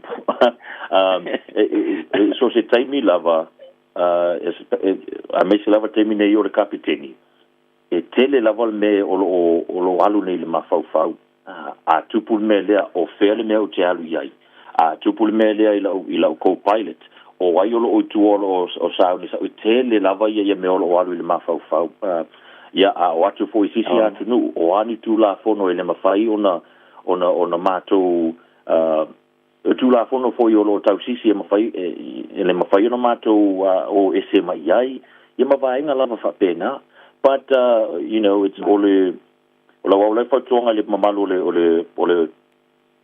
ole lau te reo lo fe malanga it's the safest way to fly it's the safest way to travel ni mana ya update ya tu nei fa temi fa u tau no fa uai ile ta po kalame e lau sunga fa kuina fa mo malo le tinu ba tu fa tai po se va na yo je la psi ya ala tu se tau no fa u ile ta po kalame fa tai la tau no Ia, whaatai mo le awanoa, sunga ai ono, watu ina mailo nei tangata, e lava se manatu, e amana ia lo nei tangata, i ala fo i ngā luenga lo o ngā lulu e nei fo i vaitaini, awa i lo wa ulava langona, o lo o whaia le tautua, e o i lava ina o le o whealwa i sa mua ma tautua lava i o tātou tangata, ia, ai o lo tautua i le mamalu o le lalolangi o lo o whewa i nei, ia o le nau ta inga lava ia maua se sao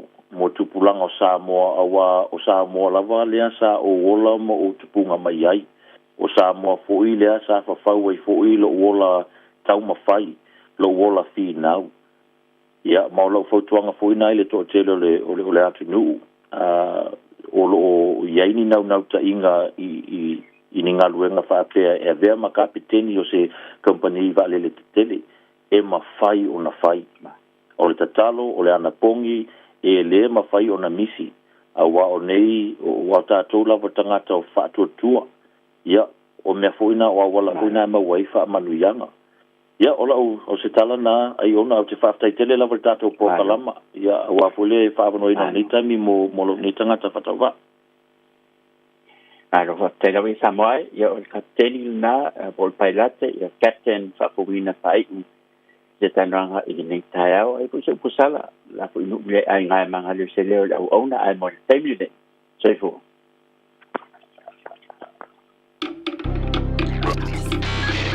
Tasilima i vatolu amo Radio Samoa.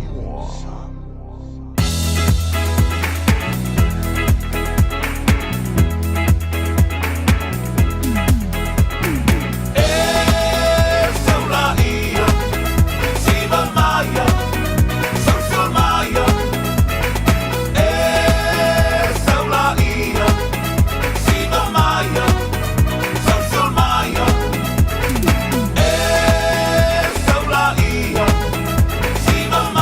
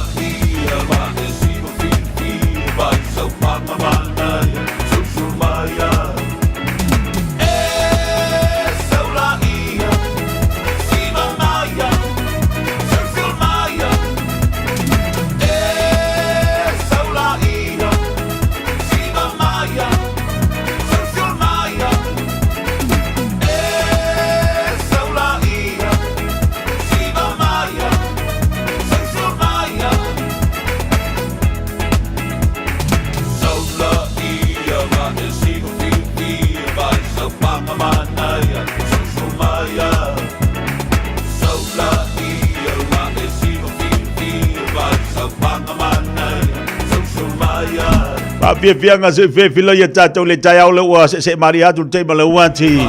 Ile toi 5 minuta tale o le tulas. Fulu tale se fulu. Ona toi whasalawina fo ilo tātou tale vai whanua. Tāpena mai lalo po kalame tātou toi te pala ainga le tai au le nei. Mātanga o fie fo le tātou whasoi Amerika.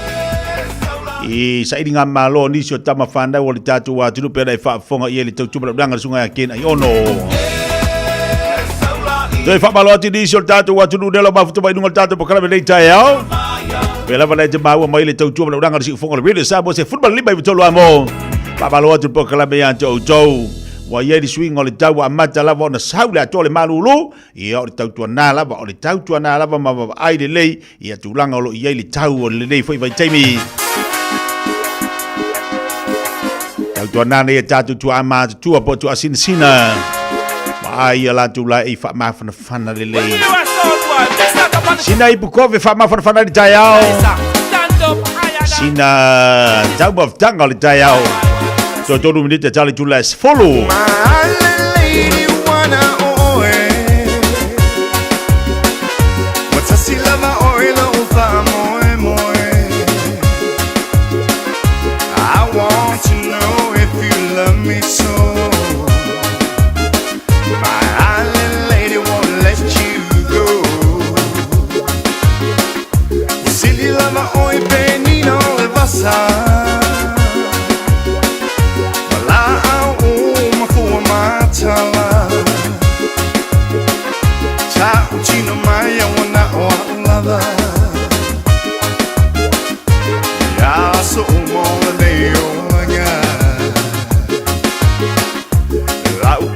Sa fai lau mi ti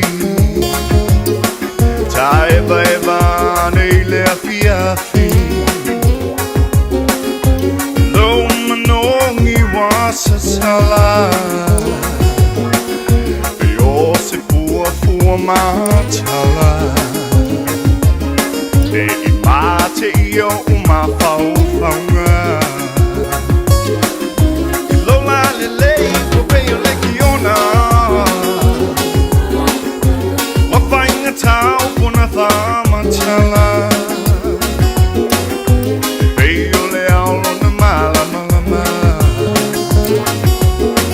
My lady wana oe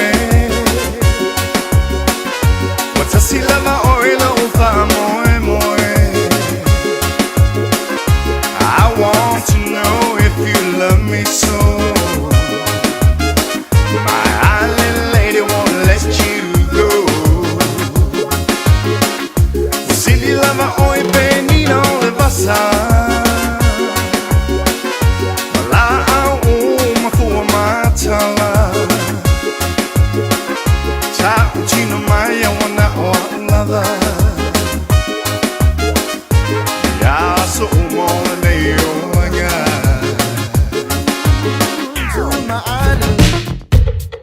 All I hear is Radio Samoa Radio Samoa Radio Samoa Tasilima iwa tolu amo Radio Samoa Kasilima iwa konu amo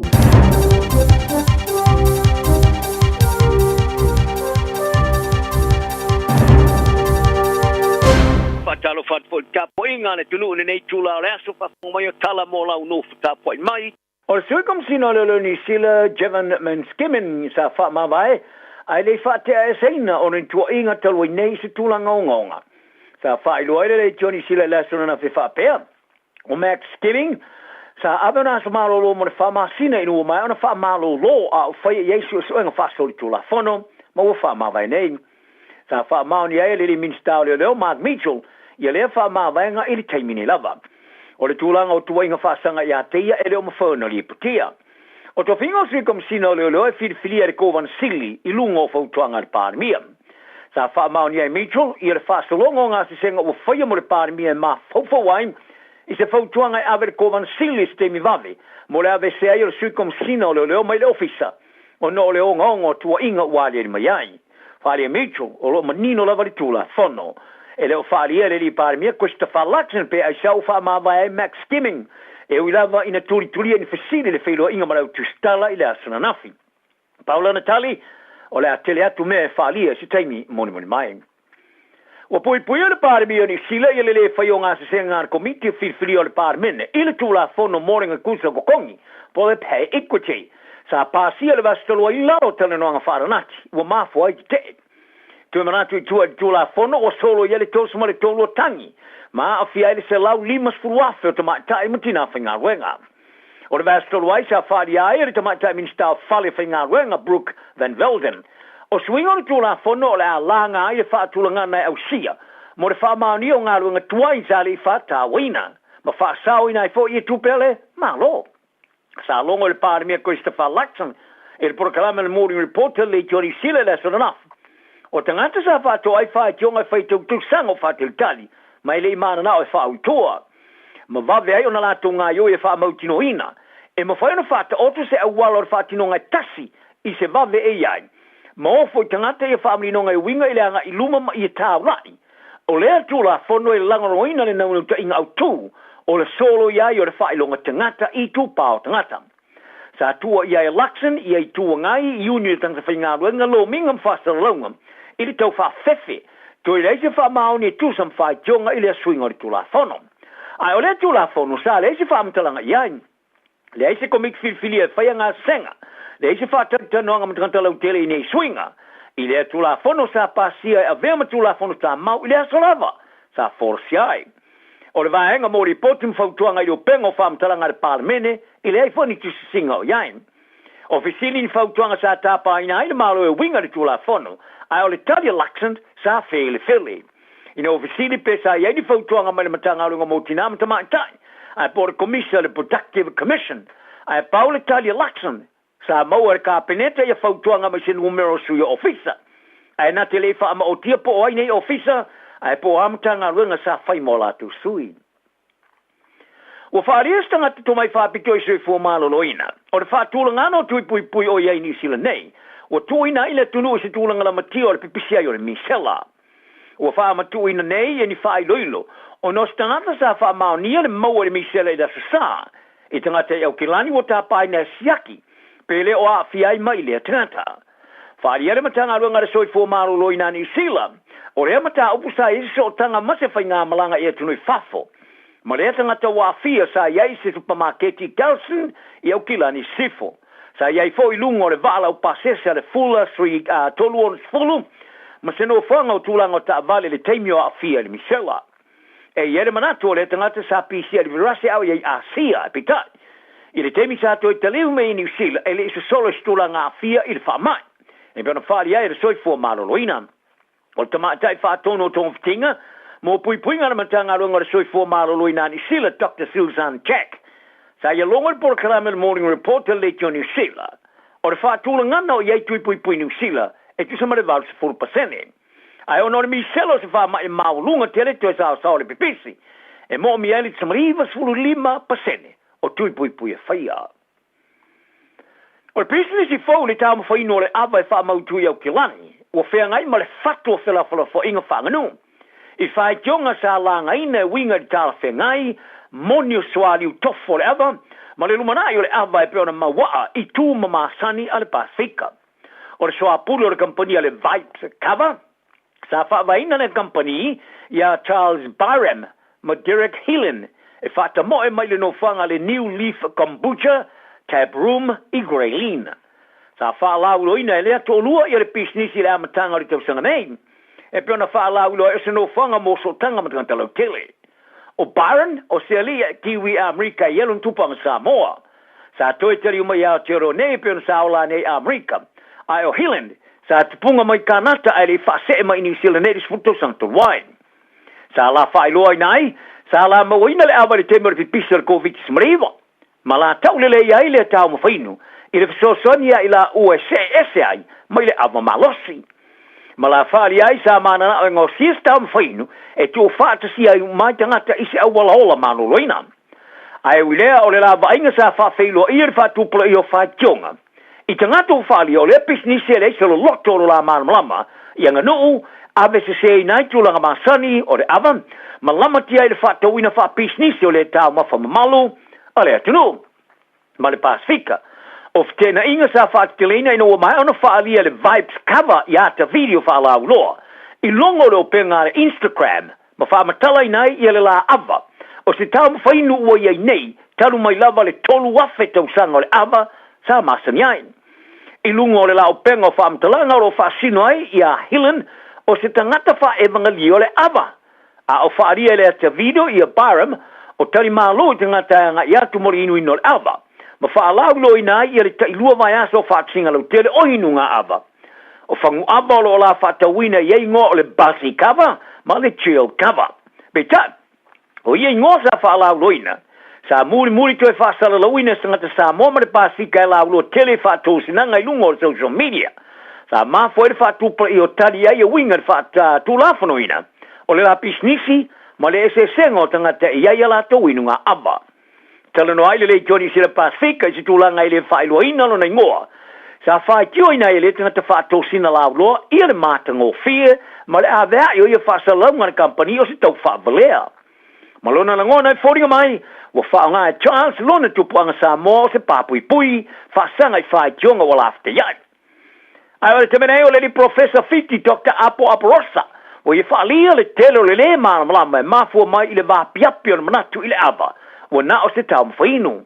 Ma i ta wai e ta o tele o na mana ia o le ava, o le ngata se tau mwhainu, ai o se whaatinonga o tūmanga nu, e au fia i le whaonga ina e sauninga mamalu, malona o ngā. Ta longa, o le sui mo le tosa mo le tamata alo tolu i nei le kalapo lite le Penrith Panthers tailen mei. Po tia le tūla lata le toi taliu li tamarasanga o le NRL Australia. I le mai ai ona whaia tonga whitinga i whaafi tau lo na mafau fau. I se no whanga mo tonga whitinga tu ma oti. E viona ave ai mastasi o tamata alo tala vo pito mata ina lantare ni ta alo le nei tua. O mei, e tos futa alonga sa ta alo ai mo le Penrith Panthers. Sa fai foi masui o le tosa mo li tamarasanga li por rangi le rua whemare le furua. Ai le mo tu silantare ni ta alo no tua inga i vesi tua mai mana malae. Mua moatu sa wha maro loa i le NRL, ma wha mao nia i le te fono le kapili ke Australia Peter Valandis, i le tau amatanga o le tau sanga nei, i le sa loto mei e toi ta alo. Ma toi ta liu mai ai mari te mi umi sa wha tantali ai, i no mai ana toi ave tua i a morianga o vesi whalo te whale, whasanga i a te ia. I no mai ana wha mao nia no na pule i a Ahmed Damehi, i a Aprila, le whaia wha unga mei e ta aufilantale ni ta alo se inga whaim wha fitau i tau i a te ia. Wali putia nei, ia le tūla lata le toi te liur malai. Le putia e le wanga tala ale News Corp, wa pa iatu i le pule ngā me, i skalapu ma vai pe tosina i le seinia lea, o le tamta alo wha vau malo sa moa. Wa toi mau nele champina ni visilo le tamarasanga raka pi wha vau malo i lalo lusfutu sanga i no manu malo i Afrika Sautes, atari malo, fasu marivaru, fasu marilima, o le skoa.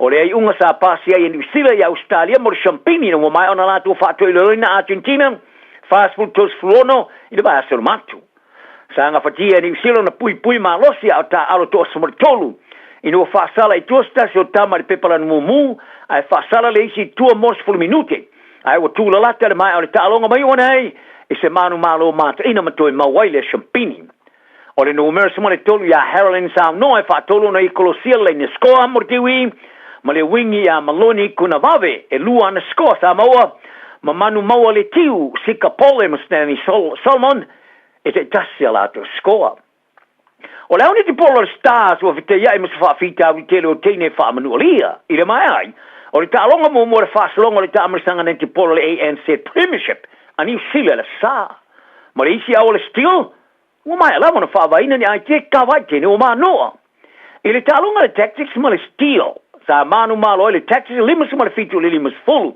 kale stekte la sa ai le awol steel o niso teni sa fa manualia sa mafoi ona toe filien to matai faya o ngalangolia na leota ini no fora o fale leo ele fa fi no la o mata leota o sui mo le silver fern trading sila o fast food neto sanga e se fu minuto sa e lungo malai le tulanga winyo so fai mona na kala puai ino filie tono le kwata tolu e poi se ia le otto malana mata fa yo se fa ia on fo tu fa to por technical coach il alfa ba malo le roster mo England mo non to finga o se fa ton fo yo le ne polo o le awole Leeds Rhinos a fa mo tu England mo non to luo ta arola capi ai Johnny Leota I Englani.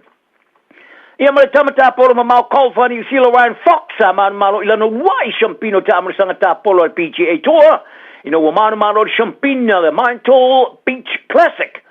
Ile tanga o pa umanofu. Ma ia fautanga ile tesi malilua. Miliona tala talana ne yaso tau tuana ne mfa maoni le alofa na farawiti. Manu ile so.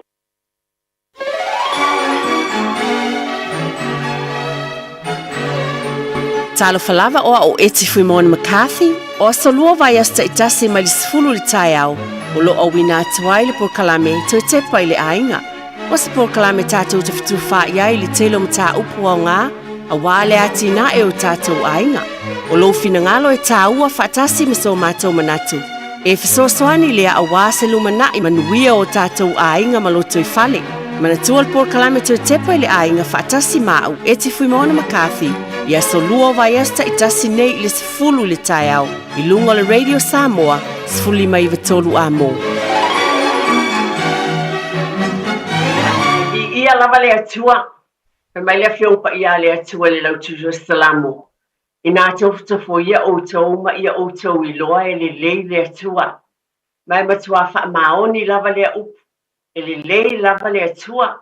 O le lei leo lo tātou tamai le langi o mwhai o ni tai ma iei o tau soifua ma lo ola. Pai fo e tui mawale nei taimi mātang o fia ma le tāua, e tātou te whelo iei lungo le nei ala leo nei fo e vai asta. A wale tātou por kalame māsani vai asta te tasi. O le tui tipa lea i le ainga. O le swafa manu malo lea o le ali i le lei lava o ia. Ia o te whaafelo i e tuai ma lo uranga whaalolo te le lava.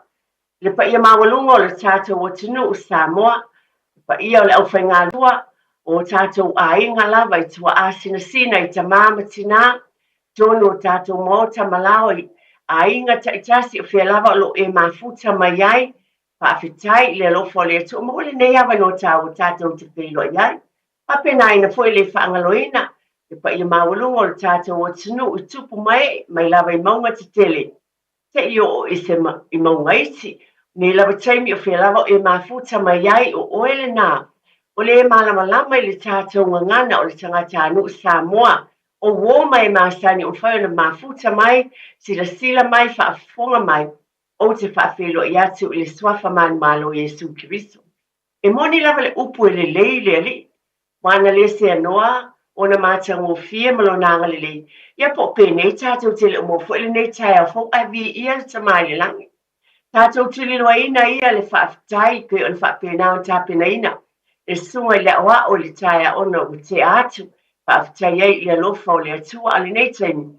Nā na o whai tawina lava o ni nai upu mai le whiongpa ia le atua e amatai nai. A o le whaia lea o te tue manatua lava o le whale mai e New Zealand nei. O nisi whai malanga mai o tātou wa tinu e mamaupu o Samoa foi. Pea lo vai e Samoa mua le nei e tinu o malulu. Ia o le titalo lava i ele mawhanawhana o le alofa o le atua. E ta i elo tau soifua ma tau sia lo tau soifua ma lo tātou wola a o tātou whelo e titonu o le nei atinu. E fo i taimi a vea nei taimi mai lo ainga i no ainga wha maise atua i nei polkalame. Ainga o futia leo o msa o le wala au le atua. O le titalo lava o le atua o wha mawhanawhananga. Ielo na file mui to sauninga i tono e kalesia. O nisi fo i whai malangatu i sa moe moli atu ia tino maliu o e pele ia te utauma. O nisi fo i whai malanga mai. Ia manuia nei fuafuanga uma. I le alofa ma le taita inga alo tātou tamai le langi. Pa pena fo na o wafo alofa mwhawhelua i mal whaalora te lava le mwhain whaangaloina. Le manuia o lo ainga na e fiu mai New Zealand nei. Pe lava na o avatu tāua lava i loto. O na e sa ili malo, pa pena ina fo ia tau. Manuia nai whanau ia o onga tula i mai ngā luenga le lei, pa pena o tautuaina le atua, i tono e kalesia, pa whetai i le atua i lo nā lofa o laupi sinisi. Pale ta vale o le fale insinia, le lava le pisinisi, fale ainga o tūlanga uma, o le fale sui, so se vaenga, a whetai le alofa o le atua. Mai le toi tepa i le ainga mai ate au nele tina, pa nau ta inga ia, ma le tui matai leo le alofa o le atua. Peo na o avatu le tau e le lei lava le atua. e le leila va o ia sa uma i lona alofa, ma lona whaamaoni e fau mai le i tae au uma mo ue ma. Pai tawina lava le whiong pa ia le atua, a matei nai le tātou maftanga i nei tae au. O me nai, pai upu i titi lava ma le tuse i Isaia. O lona mata upu e luas mo le wha, a le whai mata slow, me whaasa o atu. Isaia lona mata upu e luas mo le lima. La oto mai ai na al whai upu mua ma le lua. E abatu lea mo oe ma o le nei aso e meise le whai upu e iwa. Hai mai, i wha uruta leina, o vi inga i le atua, o le manuia i o na pō o le mesia. O lau te talo ma lau te talo e wha peane. Leli i, o lo o atua lava oe, o te wha ne i ate oe, o te vivi i atu i lo suafa. A wā ua e whaia mea e ofuai, o mea na e pule ai talu ana mua e wha maoni ia, e moni lava. O le aso e wha pe ai, wha auta o lo tātou o tua le nei, o tātou wha talitali ia te ia, o ia wha o leina fo i tātou. O le li i lava le nei, sa tātou wha talitali ia te ia, tātou te fia ma oli i lana wha o le tanga. Amene. A vea ia upu e wha manatu mai, ia utou whina ngalo ma loto e moni lava whiong pa ia le atua, tātou te wha talitali e mātango fia le alofo le li, lo ainga mo tātou ainga. Ia, e wha penao na, aua lava ne i wha angaloina, le lava nei por kalame o teo tepa le ainga. Ia, e wha mua lava, tali tonu o le atua e manu ai ainga. E moni, e whaatino a tātou ngā luenga waiwhai mai le upo le whiong pa ia le atua. O le whaatua tua i le atua e o whaatasi mā tātou ngā luenga. Tulau lava o le whaamanatu lava ia, e le tuuina a le tō tepa i le ainga. Ioe, e le mawhaina ana tātou te tālo, a le esa tātou ngā luenga, e le tātou ngā luenga te tauna whaatino ina. E awala mai e le alofa o le atua, awa le lalolangi o lo tātou iei nei, e vi ia lava le alii, lo na alofa ma lona wha maoni mo i tātou. Nei tai au, ai tonu lava, la ngona fia ma le whaafitai, tono le nā, vai asa o tona ia se io o mai le sta, o na o porkalame tō te pa le ainga. Tono na, tufi tau whao me ai whaaleanganga. O le mea moni lea, tufi tau whao me ai whaaleanganga, e whatawhai tau langa e fia, e o fo i tono o ainga lava ia. O le mea moni lea, wai le ngata i tono e ka le sia ane mawhitanga le tamama le tina, malo ma whanau. E ta uwale alofo le tu whai, mina le naba yasu. E se le tatou pisi, ia a tono e moni lava. E le upu fo le masani no tala noa, ia ima whapea tatou i le aso tina. Ia ua milione ai fale o loa, o pisi ai fale ainga, whapea na o fioa inga, o waalele na whaimalangai, wa uisi whaatau tickets mo tina. E malanga atua i lea mea, pa pina o fale ainga.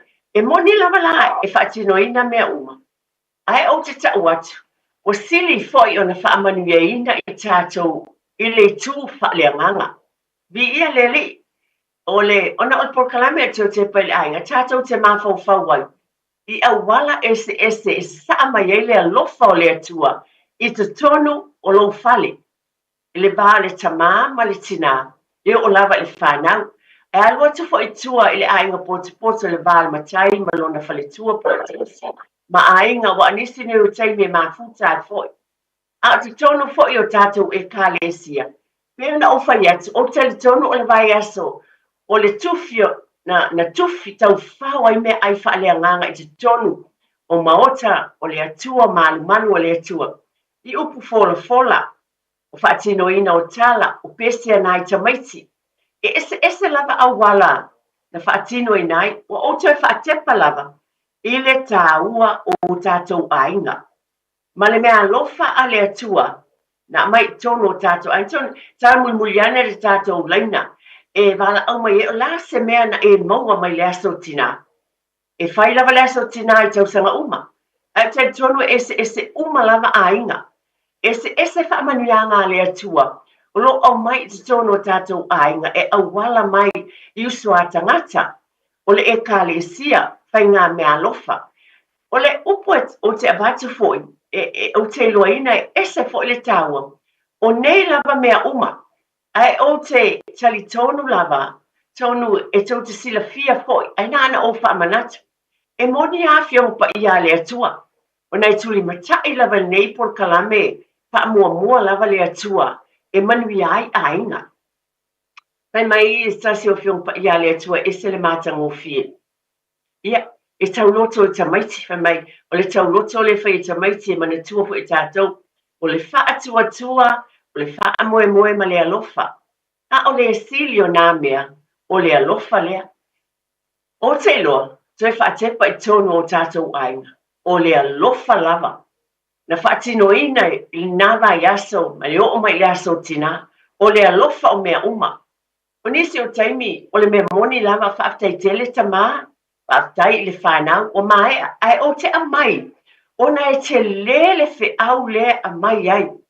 I le aso tina, o le ana amai ele fatu tā ua lea, o lo o tu tō pia i te tono o tātou ainga.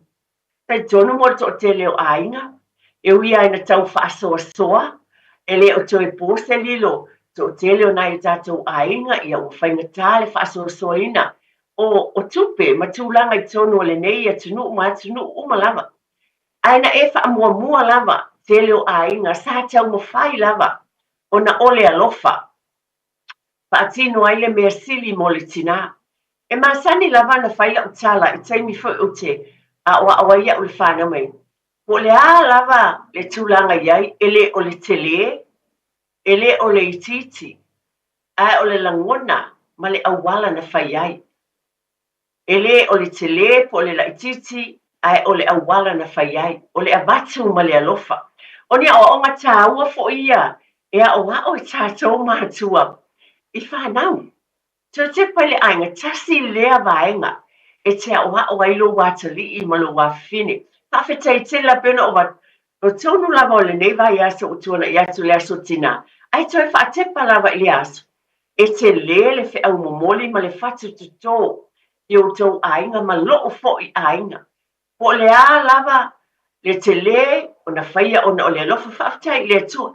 Ai po le a fo i le mea na mawhaia le tama ma le whanau mo i tātou tina. O te li tonu na whaia o na o le alofa. E tātou te talia ma le whaafetai.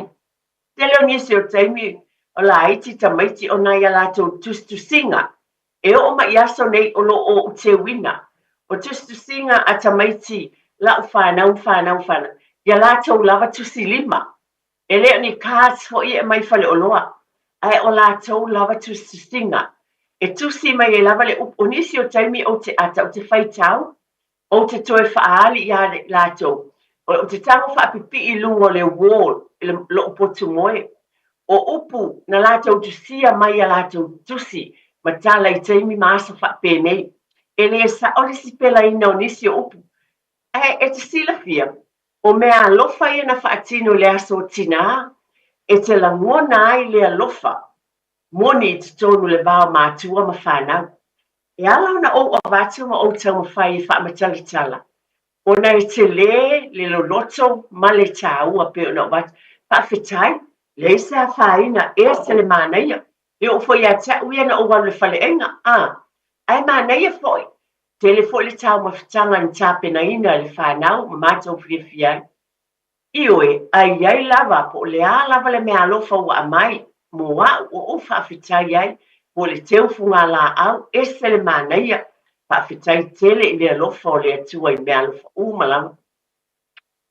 Ai, o te talo ma o tui pēr i o tātou aina.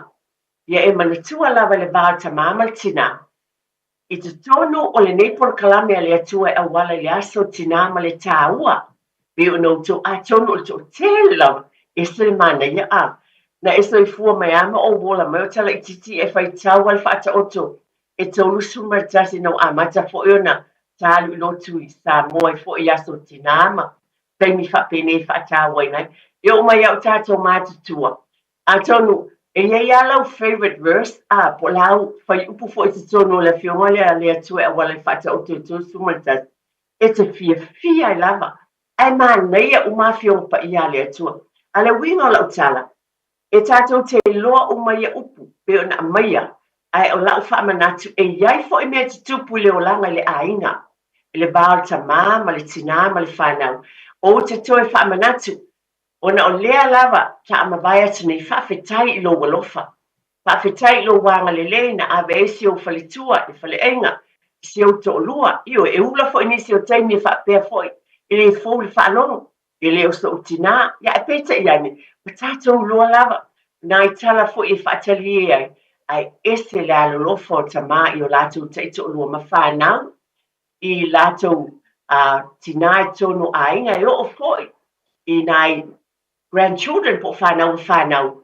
E ese le alolofa I o lātou grandmothers po tina, o mama, o nana. Wai ese lava I ngō wha I ngoina I tamaiti. I nai o lātou tina mātutua. A langona alo o tau a watu pēr ma moli pēr po kalame. Tu lou lava. Pe fiu fo I lau whaalongo. Ai le mawhai o ni tuina I a te. Ai sea, ona o le winga moni leo por kalamene o le tue tepa I le ainga. O le tue wha tepa lava I tā ua I te tau pēr, ona te tō pēr le whatu lea. Whawhetai o mai a lea so tina, tele mea na fua ina pe ona o batu e ui. I nisi o taimi o lo tau whaasoa soa, ai na whaia le mea sili le tamama le whanau whawhetai tele lava. Whawhetai lo tau wale lofa, o mea le lei umana o tau whaia pe o le upo le atua, o le whaatua tua o le whaamoe moe le sili o nāme o le alofa lea. Na o tau whaatinoina, I le anga le lei, pe ona o watu o upu whaala e au tu whaina I tonu, pangā le alofa o le atua. Na whawhangaina le whanau, o tina, I upu whaale anganga, I te tonu o sauninga. Vi ia le li, te wha mawhana whanai, e esa le mātango fie. O te whaftai le atua, atam tasi fo I awe no tāua. Esa le mānaia. Ese fo I le alofa o le atua e awala ese le alofa o le atua. A wātasi nei vai tau fo I ole, taimi ole, so I fuanga savali ngā tina. E awala mai e le alofa o le atua. O le weekend po le stona ina tua na ia tuni. Sa mawhai o na o, mafuta atua I sitasi o mafutanga. A tina. Mantu o foi o whanau o awhawhine o le atua. O le tino keriso. E ese o le atua vine ma le atua vine o le whanau o le atua o awhawhine o le atua. Aina mawhai e le atua whaatisinga na o walwatu. Ese fo I le mātango fie te tonu o le baenga le I Avondale. O le Auckland Community Church I Avondale. O lo whapenau na taitaina. E le sunga le whaiwhi au malo na whalitua ia Lynette Reed. Ese fo I le mānaia. O le winga whaamatalanga, ese tangata po a whawhine o le atua. Pānau o le atua o tina. Mai le whata whaitaulanga, ma le whata whaitaulanga. O whaonga ina fo ia le atua. Le taimi o le mawhatanga a tina. Pe o whaatinoina ona o le aso o tina na mulimuliano. Mulimuliane e le asapa ia le asa. A le asto nai. Na poto ai ma whaalongolongo. O uso a tina o whanau o tama I tai. Pe le o fina ngalo leo le atua. E whaonga ina le atua a wala ese I lona alofa. Na mawhaiei o no atu whaatas to tele ia. E ese lo fia I le aso. Sa o la ngona whaamaulalo I lumo le atua mana tua foi. Ese foi le e ka le sia keusiano. Mana tua ese o tau whatawhaitaulanga ma le e ka le sia o te tāpua I e foi ia. Ai tasi o le whanau o kirisu. La ato o sunga ia tia. Mo tātou whaasalongo whaapisinisi fo I mai, toi whaaroluloa le whaamatalanga I o talailo le tātou telefoni whaafitai.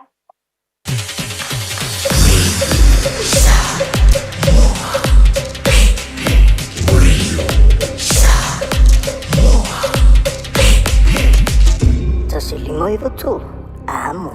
Nā pata inga lona lua mō mātua o pepe fong. I le taiminei o lo whaatupula I ai le talivivini I Aotearoa New Zealand. E silon pipisi mai mawhai o lama ti ai pepe fō whaatu a whana nau mai. Ai mai se lama I le ono vai aso mua o le tu ese ina male tina a la I titi tele mo le tui. O lea, a whai o le tina po se tausitama, caregiver, o le whai o le tui pui pui o lau pepe mai le whooping cough i le taimi te tau, o le awala sili le nae pui pui ai mai le PCA infection, ma wha iti ai a fianga o le wha mai. O tui e leise te tongi mai whaia pe a ono vai aso le matua le pepe fau, o na tue whaia le tolu masina ma le 5 masina. Ia wha so o tai lau fo mai masani e wha mau pe poka aso mo tui pui pui. A whai o misia le tui mua mua lau pepe, po o tui uma, a wal popole ai tala noa lau fo mai. Tātou pui pui a tātou oloa po taonga sile o na tāua. Tau tua nā le tui pui pui, immunize. Tala noa lau fo mai wha tua tuaina i se taimi vave. Talofa Samoa, o Ateshna Ryan, o le Licensed Immigration Advisor mo le Auckland South Immigration Consultants. E visosoani mo so se tu ai ngā visa e malanga mai e New Zealand po Australia. Telefoni mai nei loa i le o valu o tasi o no valu wha fitulua. Po le olua tasi o no valu fitulua tolu o. Mo tupe wha moli Samoa mana tua lo le Pacific Easy. O lo wha awau pea le tātou wha matoa e nao le 5 tala te tongi pea e wha ngā ina le Pacific Easy app. E wha tino ai au tupe wha moli mai lau telefoni wha mehai. O lo awanoa fo le tātou direct transfer. Ti posi mai ai au tupe le tātou account. Ma wha moli eina fasili lungo le telefoni. Ma wha tino la fo ino lau tupe ai ka wha matoa. Mo le tongi no pili o le vai. Mo li te o ngā tupe so se whale tupe Samoa. Pe le tongi nino no ngā tupe le nupi wha. Samoa House Corporation po le Samoa Land. Ma so se au nanga Samoa. O lo mawhai na wha tino uma e le tātou au nanga le Easy Pay. Maratua e lata le fitu se fulua tātou la lawa wha sopoli ai New Zealand. Wha pea o tātou ofise tolu i o Tara o Tāhuhu Mamangele. Pe wha ngā le Pacific Easy app po le direct transfer. E wha sawa ilo teimi. Ai sili atu na wha sawa i nau tupe o taunga tāle penisini. Mo nise whamtalanga pala au le o vanselau o tasi ono. Po numera masani au ki lani. O le lua fitu ono fitu iwa fitu wha. Ma le lua fitu ono fitu iwa varu wha. Pacific Easy. O lau pa anga mo tupe wha mo moli Samoa. O e si la fia me e whaatino e mawhaiona e umi ai sou fale motu le lumanai. A whai fo i sou fale motu, o e si la fia me whaiona whaatino ni isi o fuafuanga e whaonga aire equity o lau fale. A wane e misiere por kalame o le malu I fale, ia fiafi o soruru taitasi le se fulu e te aile whaa. O le a e si la fia ai au wala e mawhaiona e umi se fale motu le lumanai, ma au wala e whaonga aile equity o lau fale motu, e whaata wai se isi o fale, le por kalame o le malu I fale, ia fiafi o sorulu vai aso taitasi, se fulu e te aile whaa. Onga lava neo taso por kalame o le tue te pai le ainga le nei fui vai sa pa fetai lava le atua le lava le li pe upuna atu fo le nei tau le fa ngaloina le matangu fio le lo fo le atua tu loina lava fa matalanga le ba o matua ma fanau o le fatu le tu topea vai sa te tasi tau mo fai pe tata longo pe ma vatu pe long topa ia ma le mamalu fa fetai matua mo lo tonga luenga ai pe lava ona o avatu ele tu wina I lava le fangwa nei por kalame na o mai fo ile sautina o na o sila va ai o te walo matato fanau I fatinonga na faia o ele tama nga lue fatisiai o te leiloa ai o te taliton wa au wala no to fatino inai tama a le fatu le na lewa e te to ilo watali o lo wafine o mea lelei umana e whai o whataita inga lelei e o te tono e Kalesia. Whawhetai tele lava le au whai ngā lue ngā le atua. E sa whapena na whatinoino por e ese uma lava. Wai ese whai tau langa tātou te tāpua iai. Ese fōi awala. E whatinoina I lava. Le anga lelei atu nai tina. O upuna lātou fulfulaina na tufaina. Peona o avatu. A tonu e moni ele upu wa tufi tau whao mea ai whaaleanganga. Na a ai I mea ai whaaletino pe ona iai I tono lo ai. Aina tātou watu fōila. Tono manu. E ese fōile manaia. Ese fōile whaasoa mai nai tina o filifilia I lātou tutu lai ma mai lea lofa o lea tua. Onisio o telo, onisio o tina. Ele I tūlai mua lava e whaise tala. Ai peta iani, wa avea lea sao tina. Wa avea o sawa noa tāua e mawhai e ona tūlai e tala noa ma vatu o ia o le awewhe au o le tala lei. O lae sila ma va ai iei lau tama. O le nāwa sawa ai seu tamatama ia te oe. O le nana ma aise au tamatene ia te oe, na e tu ilunga, o oe le nasa e te talo, o oe le nasa whaatinoina o ame na e pese. O le whata ita inga le leile na, o le whata ita inga le leile na i le whanau aisea, pai mai le upua le atua, ia e tau wa ulumo o tangata. Pai mai Yesu, a whai e te maa tau wa ulumo o tangata, o te le tau wina foi o ilumo lo tama. Ese le maneia, whawhetai lava, e ese le lei o le ali e le o sautala, o upo le fiong pa ia le atua na o whamanatu ma le whaaloalo. A le au ngā lea, o le te tū, lea lava le meu a mai e le te whawhetai o nana wa aise au tama. Na sisi la atu le whanau i a te oe, le mea na e whai a vea foima, a oa onga le lei i le whanau. E ese le manei o tātou sauninga wa, ese uma tātou e kālesia, o le manei e wa e le sense of humor, le o whapertania le, e taimi o tala maalie, e tala whaatala sua. Ai o nā mea uma, e a fi mai eile alofa, i tala atina e whai mai ina i alatou tāne tuloula, pa pena e ese le maneia, pa o tuatu ina, o le te lei o le alofa la fi mai e, o le memoni lava lea, e tātou te momoli e le whaafitai, pe ona o watu, e le o le te le, e le sa whaina, o mingo se whaamatalangan i a whaina, se whina ngā lo stangata na abis ta abale polasi me alofa te le sa whaina, a le wingo la whaamatalangan, o le a lava pe te le, titi pe ona o watu, whanau foi, o si tama i notes lava, e tusi mai e le pepa lava le malana pentala, la tusi mai e le tala i ate oe, e ata foi ia, ananafi, e mai foi le kada a lesi grandson, oi umatua i ia o mai le, na ngana sa moa la utama i lana tusi le ame, o le tele o le nei tusi na mai ia te au whaafitai mai ai, e tō te sila fi o mea whaapena, e este le tā ua ia i mātou nei tina. E vi i ai le ali tō tepa i le ainga. O whaata i ta inga le leima le tā ua whaafta i tele le au whainga luenga le atua. Pena o batu, ese le mana i o le stona i le ana o waluaia. Ese e ka le sia, o la ulawa te tālo i tono o tātou ainga. A o fo i le whanau. E ka le sia ke usia na uma o le tino ke riso. O lea fo i e ka le sia, pena o tia i le, o le Auckland Community Church i Avondale. Ia o te loa o le ekalesia le, o le ekalesia AOG. E ese uma tangata na ofitau iai o tangata ekalesia me tutisi, ekalesia e whakasa, o nisi ese uma ana o mai a whawhine o le atua le whanau, a le atua i tina. Tāpua i whaatasi mi whaalongolongo i le upu o le atua. Ese po le matanga o whiwa o i o totoa i le whatu. Sila fo ia i o tau walo ma tātou whanau. E a wa o ai fo o a whawhine o le atua o le tino o keriso. E le whaelonga tangata le atua. E a lofa i lana whanau o e umai au ona. Matalia Yesu i lana whaolatanga. E ala lawana o tu whatu. Ona ole tā ua le ia i titonu i e a wa o ai o tau walo ma lau fo i whanau. Pe lava na o watu ma le whaalo alo. Tau mu whai lava o ma le loto maulalo. O sa utala e a watu. E a wana ana a watu. O te lea sabali e fo ia. O te le ngona la fo i lo wha maulalo. O te whatu ese i lea tua nisi o teimi. O ani wha le tonu o le whanau. O ani mea wha pena. O te whatu ese tu le vālea. A wa o lo utiu tele o a o le tina. Ina ia wa o pele whanau te tonu o tātou ainga. O lele mātutua, ta ilo iai tu lou lava i lou ainga.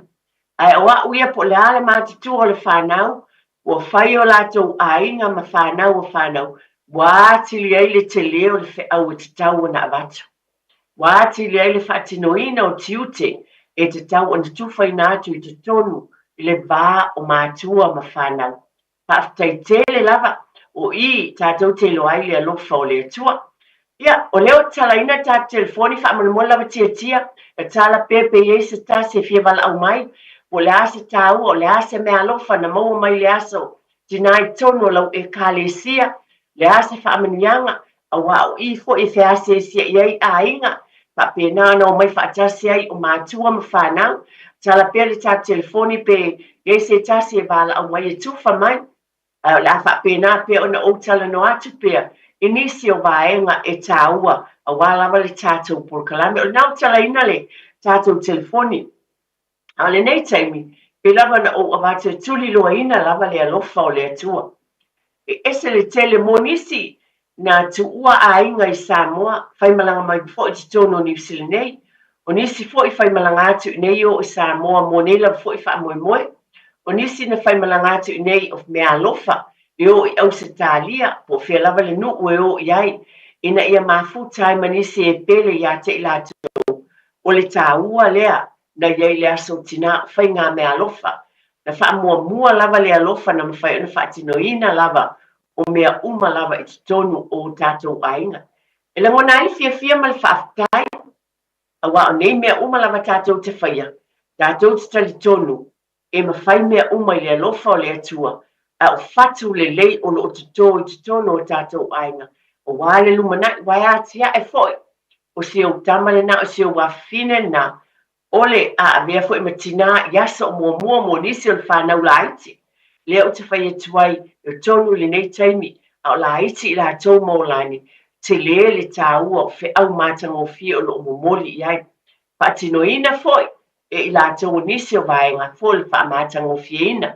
Ma le whi au momoli a le atua. Tasiri nā mea tātou te whamanatu le whanau. O le nāwa o ina oe te tonu o le e ka le sia le whi au ma le whaletua. Ina ia e tau tala ia avea oe mawhai masui o lea o ngā sā. Lea le mea na ina ngalo ai te tono o lau tau ngā luenga. Na whaatino ina le whanau, ia e vi i ai le atua. Tātou malau tala ina tātou telefoni i te wala o mei o la se pe au tāua. O so se tasi lava. La fo se tūlanga o e si la fia. I leo ngā le aso tina mo lo a inga mai tātou umalama. Ia whaatali e se tātou wala au pe a whai e se fia wala au mai. O le afa penana abat se tala, o le o tau sila fia nei, le te le o le swinga o le tau. Ia, talofa lava. Talofa.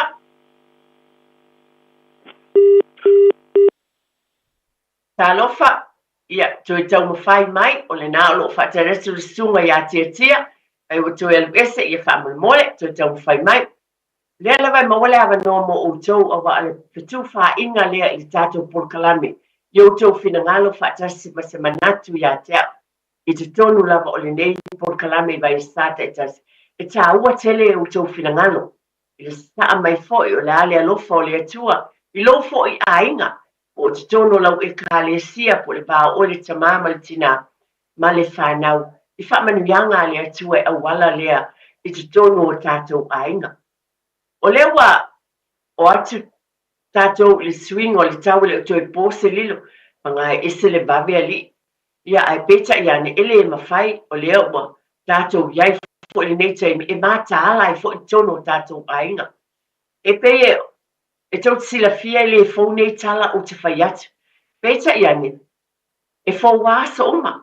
E fo la wāsa oma o le e te tau, o na whaatinoina pēr, wha manatu pēr, ma whangu pēr.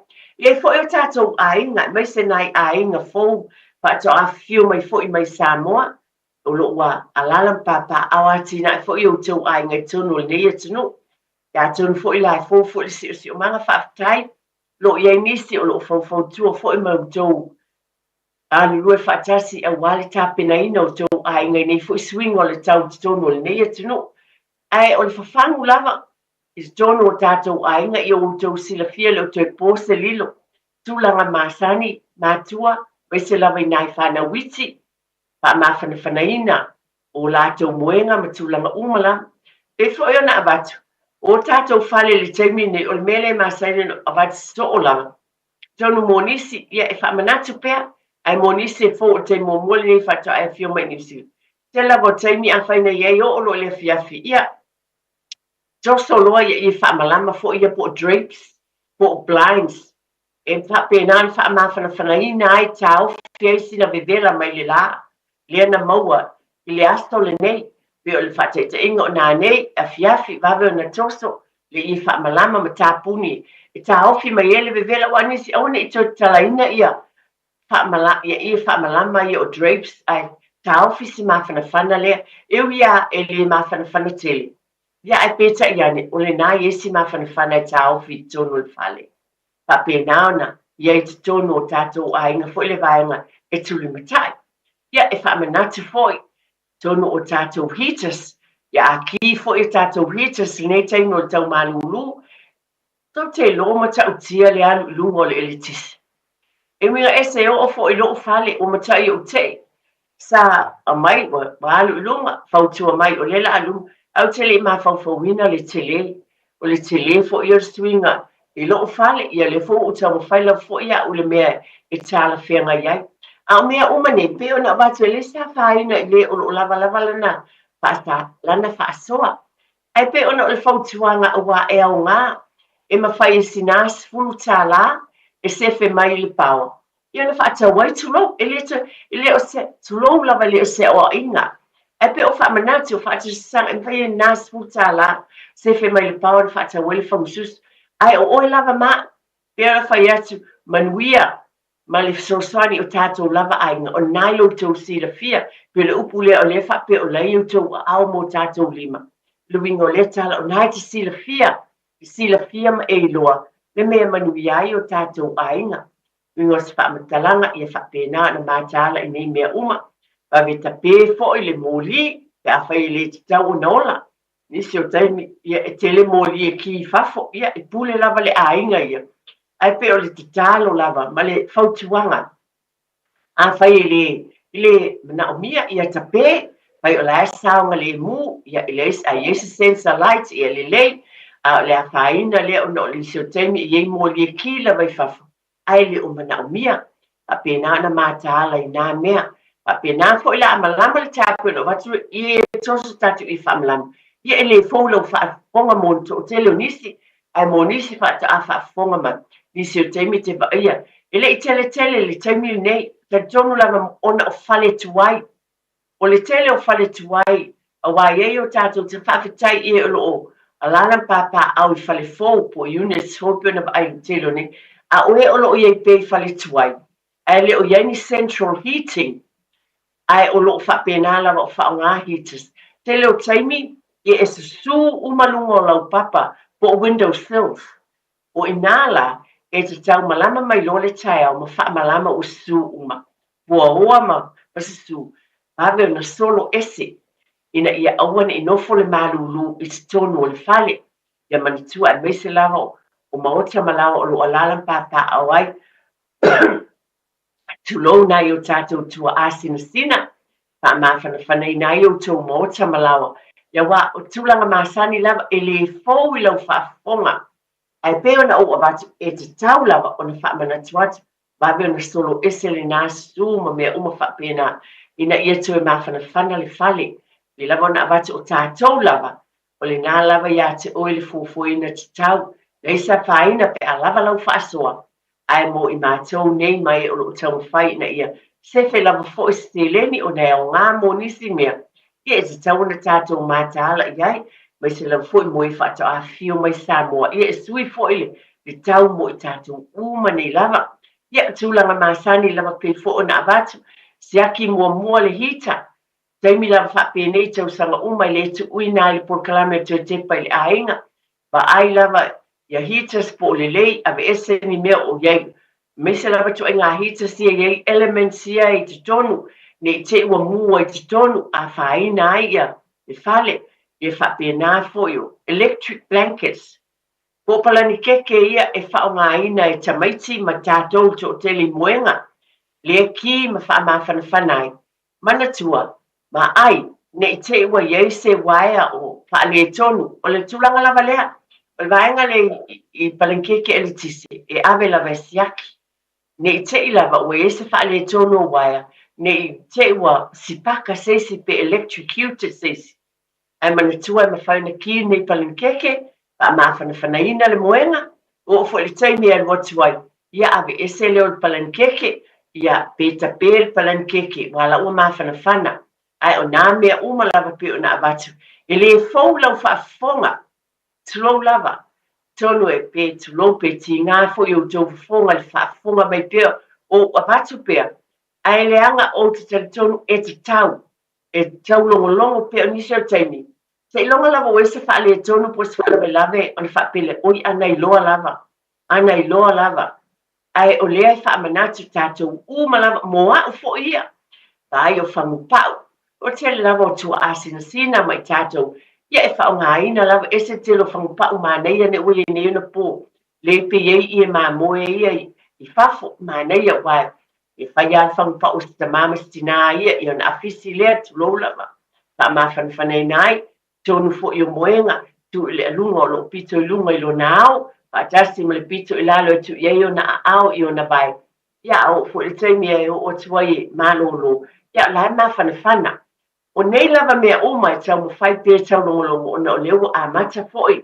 le tau malulu o lo talaina pēr le tātou telefoni e se tasi fie vala au mai le ase tā ua ma se mea o ngana maua le aso tina ia e māneia e whaasoa mai ai o la au tala noa atu pē tele lava mea te tau tala noa i anto te pa le ainga e whaamanatu ai pēr le tā ua mā tāla tātou tina pe lava na o avatu male pe ona yele lotu nei mai tātou uma pe lava na o avatu le mana ia whai tau lale le whatau tu le tō sumartas ia e whaavalu na tau lima ia o ngā luenga tātou lima o nei ngā luenga uma lava whaatinoina wa whe au ma ngā luenga a o lava me o nai o a au mo tātou lima le manuia o tātou ainga ia ale nā mai e whaavalu na tau ia le ngata o ngā luenga le lei uma e whaatinoina i o au a le wia sa whaamatalanga whaalau e tele o tātou lava o i tātou e iei le whautauta o le poto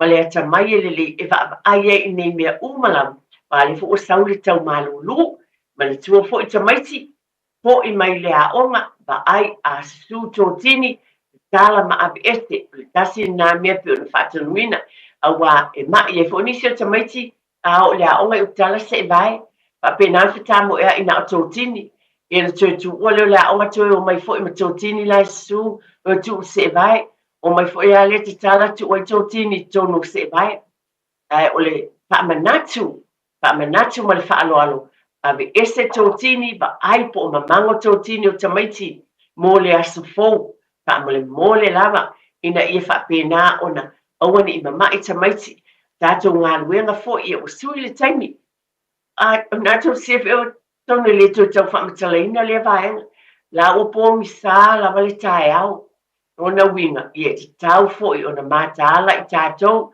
taimi uma lava po le wati ai sea ina ia awane ina nati le alo le tāvale awane paapea o le atuai wahalu le atoa le tāvale momoli tamaiti o le ala lea e te tau na matala matua paamanatu lava te pai le ainga o tātou vala awina ia awane i fiu tātou ma le whaaloalo o tātou wala awina le nā ina ia mātala ese o mā ainga nona winga ese ainga i tamaiti la e whato a o le a o ngā amata e fo i tamaiti o le tūlanga lua o le kolisi pe lama na avatu i tātou polkalame i asa o tuanai ai toi whaamanatu o le sui o le tau o le ai po misa a o le ai o le taimi o tau na ave tamaiti i o le mela i le train station, the railway station, ne me po ele train. Wa le tiute na isi matua. E o i lata vale momoli nai whanau o le me po ele train. Wa e atu i nei pos fata i mai West Auckland. Anga i tai kolisi lai tai au kilani. E o le universite. O le ai ngā lue whaatasi ai. Pa mo le mole i a vai fo ne malolo. Ma le whaaloalo lava. I a whapena fo na ave tamaiti. O leo te atau ba ai le sipili le tau wha awhi mai whamai ave e seia e telefonia tamaiti e te ishulu ono. E o leo te le lopo feo iai e atau o tonu o tātou ainga. A whai o nai sila fia. E te loa e oe. Ma e sila fia o le me tāua ma le lei nao ngā mō lau whanau. O le ave e se o le telefoni ai le i malolo. Ia o na e tā fia le se i o a tai au. Le tai au tue ave e le telefoni. Ina ia moe ai le pōlea, le te tu atu e moe, ia alai lungo le telefoni, penga taia, hawhetai mātua, hawhetai ta māma tinale o no sai ma le whapale pale. e le o toi fai mo fie lau tau ngā luenga, ma le tātou ngā luenga. O te mawhauwhaua u yaso iaso o la iti lau whanau. O telefoni fo ia te tangi, e lea na e sau lea lifi I lunga ma e tau tala iai. E whata ao o mai telefoni o mobile ia o le vaenga le o tei le university. A o aso ia e lea ni nā telefoni. E mo moe lava la tamaiti ia. Tono o te whape. Talo whae. Ia te utou o lo whengai. E se le whaingata. O le la o mawai nei whanau o lau whanau. A wa leo langa le usui leo langa. Ai, peita iane. E a mai lava e lea tua le onu sai ma le whapalipale. O le mea moni lea. E ia te oe le tamama le tina. E ia te o lua foi. Le sila fia I le auwala. E whaatino I nai lava le manuia. I te tonu lava lo lua ainga. E te lua sila fia. Le talanoa I tamaiti. E ave ese le telefoni. A waa lewa e sila fia le vave le tae au. Ai awaine ina nati le taavale. E ave tamaiti ne ila vea le taavale. Ia po lo tu sava vali foi. Ma te ia awaitai. Ma o oiloa. Ina le ai se lotu. O le mea lava lea o te whautua I nai. Pe ona o avatu e te tau lava. Ona iei se whawhitai I le atua le tae au. Iei la talata mai lea o ngā amata. A onga iei a la whautuanga me lo whaalolo tele lava. A wete ita. Le ngā luenga ia tina. Mal program te tipa le whamanatu. A whaiwa philosophy le taabale. Ai le whaia le titalo. Ia. Ai ai atua tu lo lava. La po le toast po la mele la ai taabale. La nei puti ma le nei kofe wa o iei fo iei pu ia whaneo na poe. Pai na avele kofe. I lungo le taavale. Le mele sa matu o whaia ia so la ma la whanau. O le tu o I pu e tonu I alu le ban. Alu le ban wai to tele ta mai sano fwa o ngā mau. Ia mai inua le ti. E uso ma le pese. Whai le whaaftai ma te talo mo I la tonu le taavale. Wingo le tala wha mo le mole. Aua wane I ngalo ia te tātou a whai wale mawhai ona. Whai le lotu lungo le laulau ma ai ele breakfast tamaiti. Ma atua ma lo whaalolo tele lava. Aua lava ne I ngalo. Po le taavale nae o ai. Te talo ai alu ai taavale e whai whaaftai I le atua. Wha mo le mole lava. Mai le taele ona uloto. Po le kalame lava ia atu te pale ainga na al whaamanatu. Tu watu ina I o tawhai lofi na ngalo. Ai o le atua le tama. E manu iai wha moenga umo tātou ainga. E wha mua le atua. Ia talo e por kalame ia iei le alofa o le atua pe ona o wha manatu e tele tāua. A tonu tau tele o wala au mai e tofua tangata I a wa uia. O te tali tonu na tufi tau whao mea ai wha le anganga. E tonu o le manu o le atua. Tonu o tātou ainga. Mea umana whaia I le alofa pe o le upo le atua o le pātua tua le wha moe ma le alofa a le sili o le alofa lea. Na whai umai nā mea mo le aso tina. O le alofa fo I la lea. Pa vai ina I fo le savalinga ne vai esta. Tono o tātou ainga. Ma wailo soi fua manuia. Ma lo mālosi le tamā te usu I lau ngā luenga. O le tina I e fo nisi o ainga whai ngā luenga ma le tina. O nisi o tiu te tono lo mauta ma launa. I wha manuia le atua I o tau whai vāna whilima le neas. So se mea la vai whaia. Tātou te wha moe. O le whina ngano o le atua. Ia manuia lo ainga ma lo ainga. O le tofi le nā oe mai le atua. O lau whanau ma whanau au whanau. Ai mai se le alofa le vā o le tāne ma le whine. Ia whaaftei tele lava. Mo le talieina o au tonu tō mōta ma lau. O le talo lava le po kalame o te pele aimu. Pa manatu. Pa manatu atu ia te oe le alofa o le atua. O oe o le manuia mai le atua. O le tamā, o le tina, o le whanau. O wha manuia ngā le atua. I tātou ainga e ka le sia. Le alofa leo le ali o lo tausia I tātou. E o nāsa umalama. Pe lava o na watu o le talo por kalame. Ai lava se ainga I tō tasi. Ai fo e tangata I tō tasi. Wao ngā iai le por kalame le nei tai au. Ia, vi ia le ali. Pa manuia lava le atua. Pa ia lau whai ngā luenga le atua o ainga pota uma, o ta mama tina, mātua ma whanau. Ile amatanga fo o le neiva I sta, ia o le talatu lea, manatua o le atua, o le tamā lava ia o ainga uma. soifua manuia i lenei vaeasā taʻitaʻi atu lou soifua ma loo ola toe felio e foi mo se faapopoga e nā vaeaso o muamua faafetaitele lava i lautou fatiatia lo fetele mo outou ae maise vaega uma lava le autautua i totonu o le ala leo i ai le filemu ma le manuia o le atua i lenei foʻi vaeasā soifua ia ma i manuia. Radio Samoa. Taslima Ivatolu. Amo.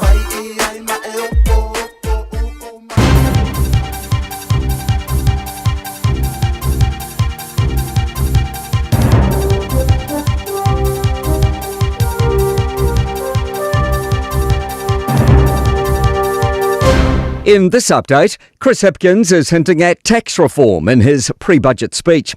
Labour's leader has spoken in front of a Wellington business audience with a number of the party's members in attendance. He criticised the government for spending around $15 billion on tax cuts. Hipkins says they believe in a fair tax system, which they'll reveal more on soon. Not to punish success, but to ask those who have benefited the most to contribute their fair share to the schools that taught them, the roads that connect them, and the hospitals that care for their families.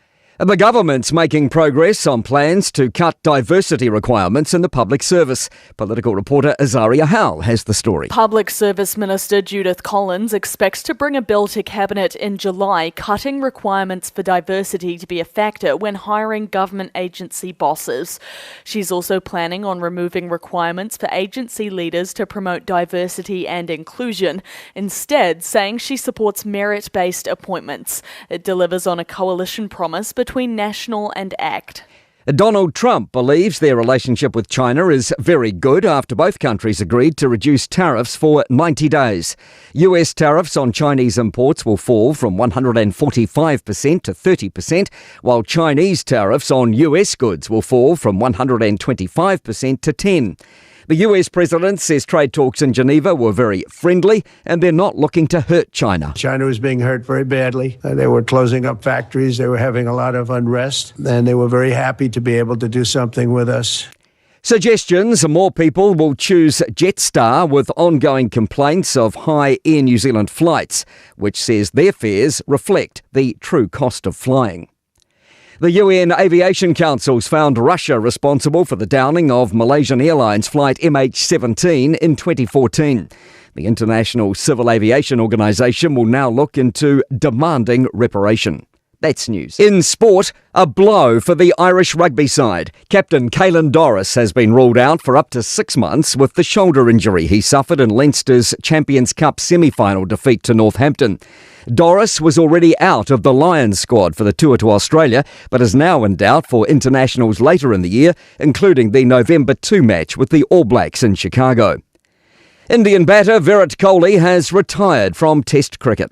The 36-year-old's career spanned 123 matches across more than 13 years.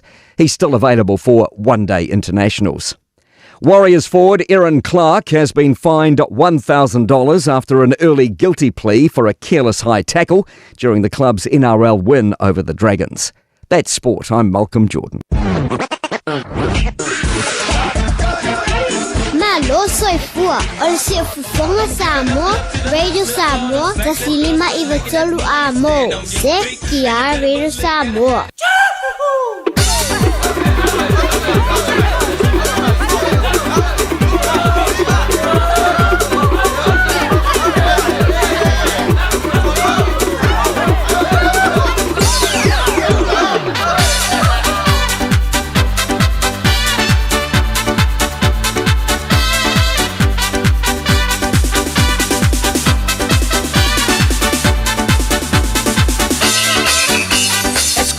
Mi amor, tú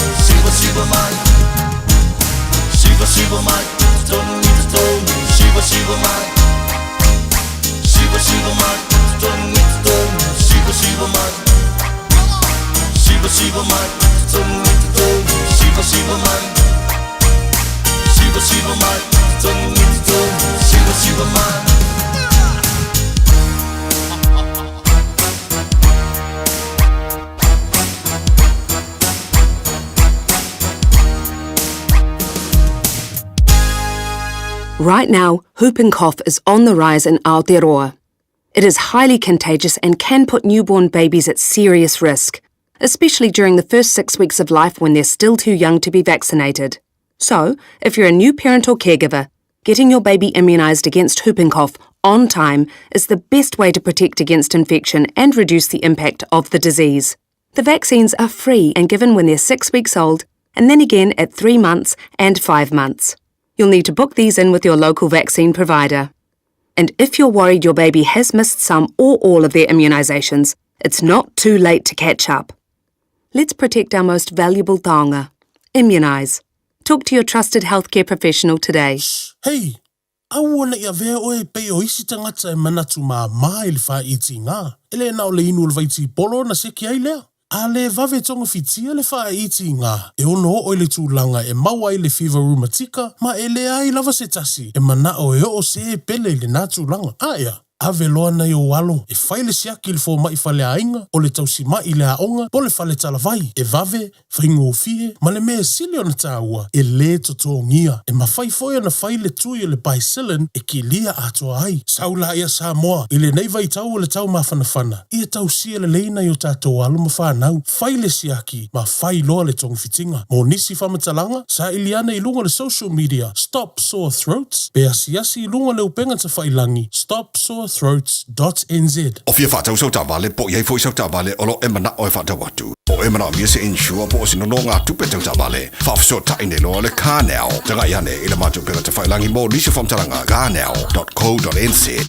O e sila fia e iwa te si ma le tolu wha miliona tā la le se leni a le UTOS ua toe whaasafua atu i ona sui whai unite i le lua o lua wha. Whai sau teo ngā tupe e teo wha whainga luenga ai lau se leni ina ia vave wha tau nuu se wha moe moe tā ua a lau ainga wha pe e ka le sia. Wha o ngā au nanga le ANZ po le talofa voucher, le M tā la, ma le My Cash e ala i le Click X. Wha afso tai mai le ono valulima lua ono iwa wha iwa, le www.utos.ws, po le emaili o le info@utos.ws, po le Facebook, le UTOS, le whaaputu ngā tupe teo whaawhainga luenga o le mawaenga tausia Samoa, teo whaawhainga luenga e mātou lau seleni, ai sele e oe le manuia. Radio Samoa. Taslima iwatolu amo.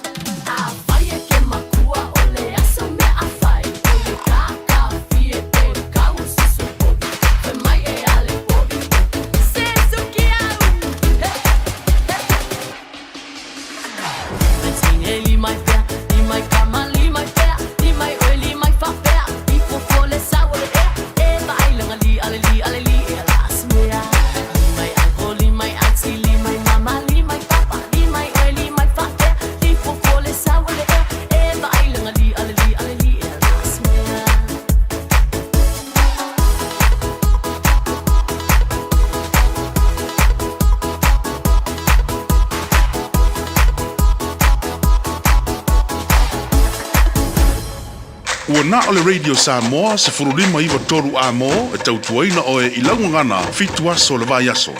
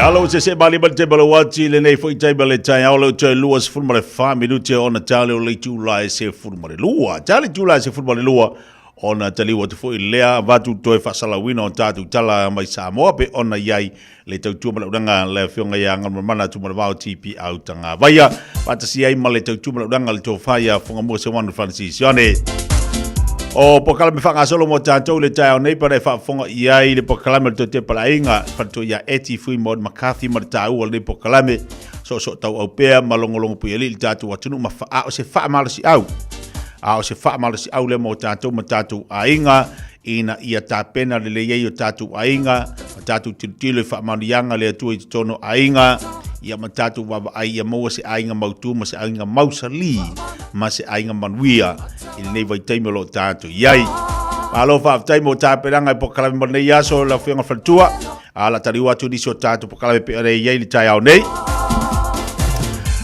leo tanu mai nisio tatu tala fanga solo pe ona tatu tala oto o melo tupu tono le atunu tono Samoa la mfai ona fai tau ilungo penga te fai langi titila tolo ia il tatu tala fa pesa ili sui tau vai tono sumal tasi le vanga fa tua vanga fa fai o le fa tua ile tua Samoa tasi po le fast e fa popo i fai pule tu malo palo te lua se fulu o mau pea o lo mau pea le to vai te fa fonga mai o le naunau ta inga o le vaenga whai. Sa ili na latu sui tau vai tolu se furu maritasi. Al vaenga o le whatuatua i le tua Samoa tasi. E whao popo i whai pule tu malo e lua se fulu o loo iai nei. O loo tu mau pei tu tono le vaenga whai. Me whoringa maila. O lea o loo tau mo whai ia le vaenga whai. Sa ili mai ni se la to sui e tolu sumatasi.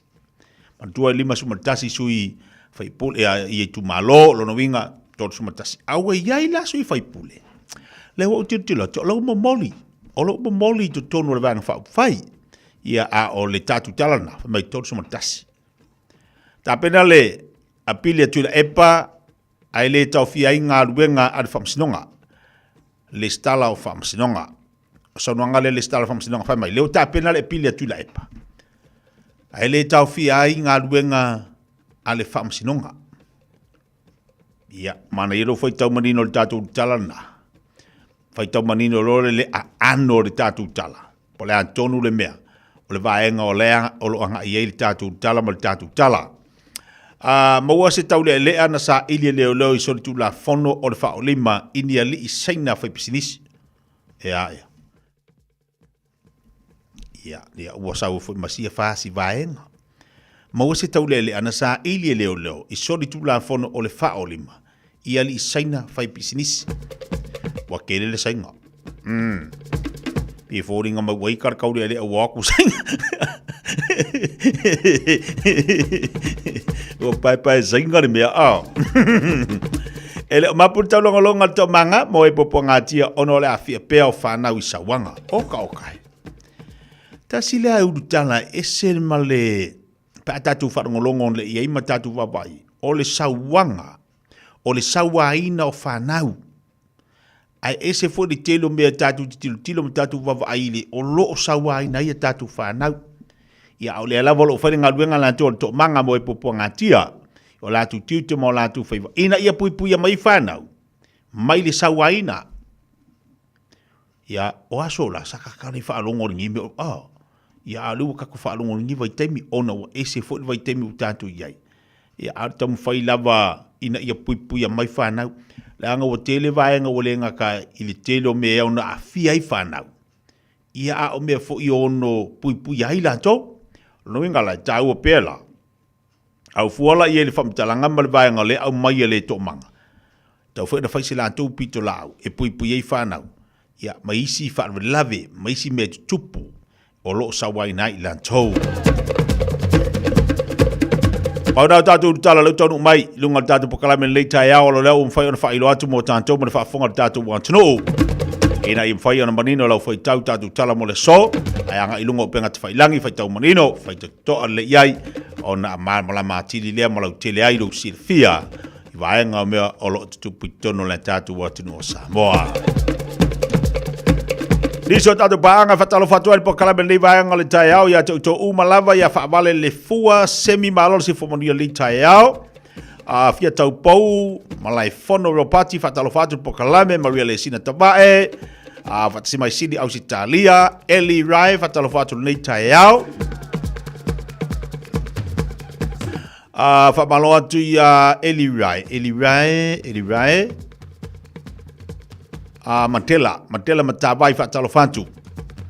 Fa mole fa mlianga ole asofa na ako levi fa salaina olo fatsimai ya pani ako manu ya tele ia lo waso fa na tama le lei mato anga ile onga matu te alo fa tele mo oi alo fa anga vatu ya vatu ini usila ne ya Aro della Lola mato umalawa nei usila yo tana Carolina le ifi fatalo fatu pokalame to tuna to iva singano malo se fo laude lei te bele watelo te luas fu minuto tale o lei tula se football lua fatalo fatu disio tatu paanga Isabella taria ilunga le YouTube le fa tasmai lanto fatsima nai le tatu pokalame Waikiki fa tai amo sa fatalo fatu nei taia me le pone aus Italia tu sa fatalo fatu nei taia Brisbane aus Italia ameli fa mana ila to lelo fatsima nai Wellington alor se fomoria so fo laude le nei ya so fo fa malo atu mai sini ya France mangalo malo fa ten ma mai tuli taliolo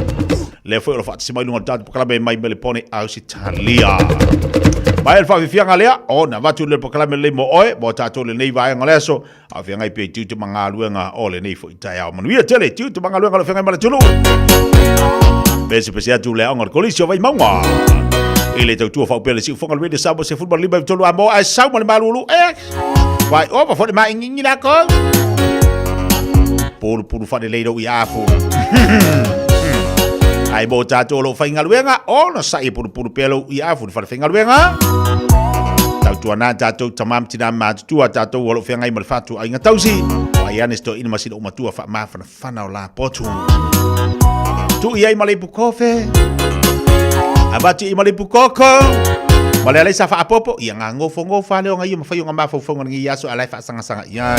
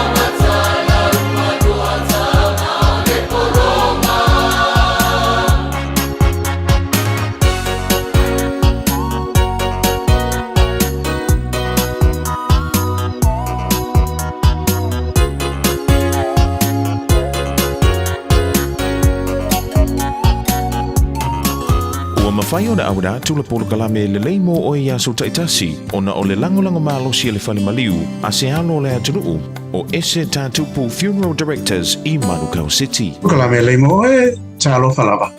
Mo wape te relima lo na whai ue balo. I o tau wha au tau uta. I o tau mātala o lo tau fili o le te apo. O lo whea lua luapi. Whapei o se leo na tangi sa ili sa isi e aina e ia. O mātu le whaamai o le COVID. Ai o so wha ia te tonu a tau langa whaatau. E tupulanga tala vau whale o loa ma o loa. Whaanga uia e nei tupulanga tala vau. Na so e ina ma whaatala noa ia tupulanga tala vau. Pe ai sia ua le whewhe ai le tūla pono. Ai o le tani a isi tupulanga bimita. Vale. Ma tau te fia whaatai tai ia mio kengi malo losi whaamata. O le whaamai lewa a fia ai tala vau o le copycat. O ai tu atu o le copycat o Satani. Tusi mai pe te o Satani. Ua fia ami o leona fo. O ilo e Satani o Yesu e whaatu sa. O le leona o Yuta. O ia oso lo vo i Satani. Ma fia leona tangi. Ia mai whalo wai. Ia e whaaleanga ina tangata masa ei mai. Lapa tai mai ia le Apostolo Peteru. Au ta alu. Ile malaya Satani le au tala bo ue. O le malaya ta alo Satani ile aise tu la fon. Ile aise lau foni. E te le fifiri foi. Ile taimi e tau ai. Ile tu ina mai foi se taimi e te kolengi ai. Ele wala au mai foi Satani. Ta pena o lea wa te whai te hawe tau wina. E fusu leanga Satani. E whaatari tali. Se iwa ai mai. Ua e vai lava male ai so malosi. Ia o so wha i loa matatou. Ia wa ai tātou le au copycat. E toi o so wha ia tātou e Satani ma wha po oe. Lehe i tatawan tātou wha tai tai. Ma muli ia Yesu. Wa e le mawhai e Satani. Ona wha ato i laloina.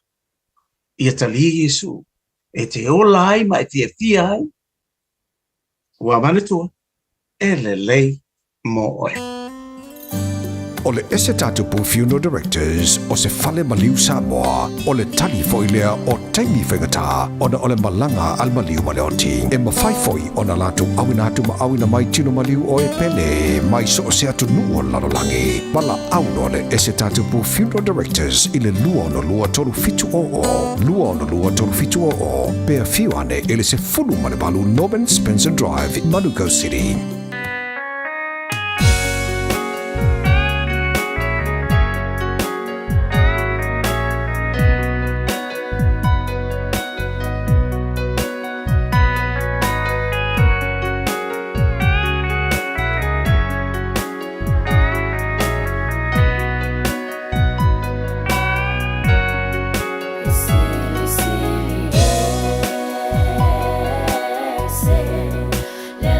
Fall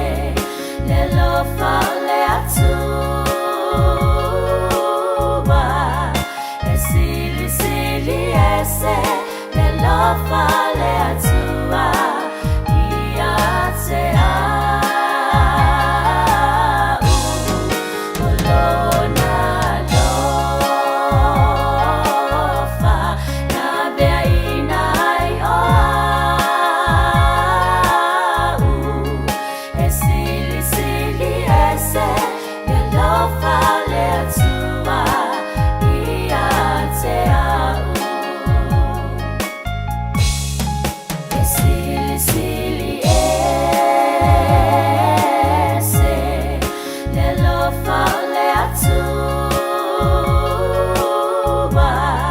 e sili sili ese le lofa le atua ia te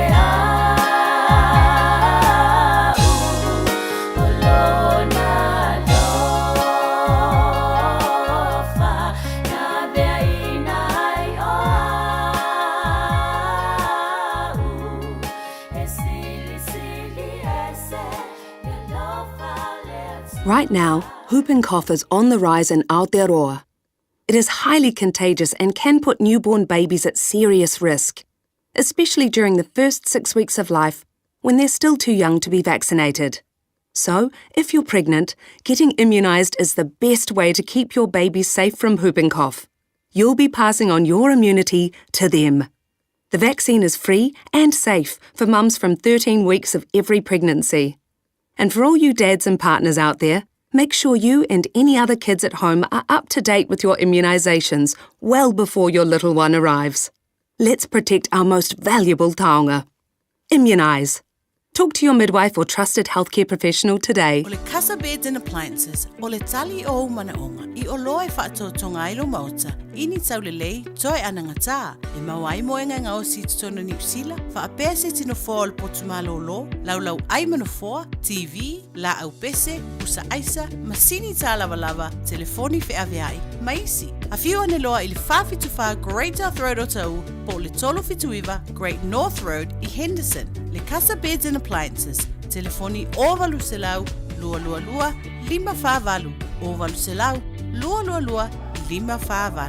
Talofa Samoa, o Ateshna Ryan, o le Licensed Immigration Advisor mo le Auckland South Immigration Consultants. E visosoani mo so se tu ai ngā visa e malanga mai New Zealand po Australia. Telefoni mai nei loa I le ovalu o tasi o novalu whawhitulua. Po le olua tasi o novalu fitulua tolu o. Measles prevention key messages. Immunization focus. Measles spreads very easily from person to person and can make people very sick. Getting vaccinated gives you excellent protection from measles. It means you don't get sick and you can't pass measles to anyone else. Getting vaccinated will also make sure you don't take measles with you when you travel and spread it to people in another country or bring it home to your family when you return. The measles vaccines is free for everyone 18 years old or younger, regardless of their visa or immigration status. Your doctors should know if you and your family have been vaccinated in New Zealand. Immunization gives you the best protection against measles. If you are not in quarantine, you are feeling well and you haven't been immunized, now is a good time to do it. Talofa o waleni o se Electrical Inspector Samoa, tolsu 5 tausanga o tautua ma o resta leina fo I mo le waina o lo mauta, falsam fatwhainga luenga, whapeli pe ina vai vela ma o ngā umu. Walau mai lo waleni o le Amos Electrical I le o lua fitu, lua no tolu ono fitu ono lua, o lua fitu, lua no tolu ono fitu ono lua. Essa o Cassisiva. Sama hui pa chimo bola con eso. Y la cosa suena rap, y la cosa suena rap. Scooby-Doo papá, y el pum pum pum pum pum, y el pum pum pum pum pum. Y la cosa suena rap, y la cosa suena rap.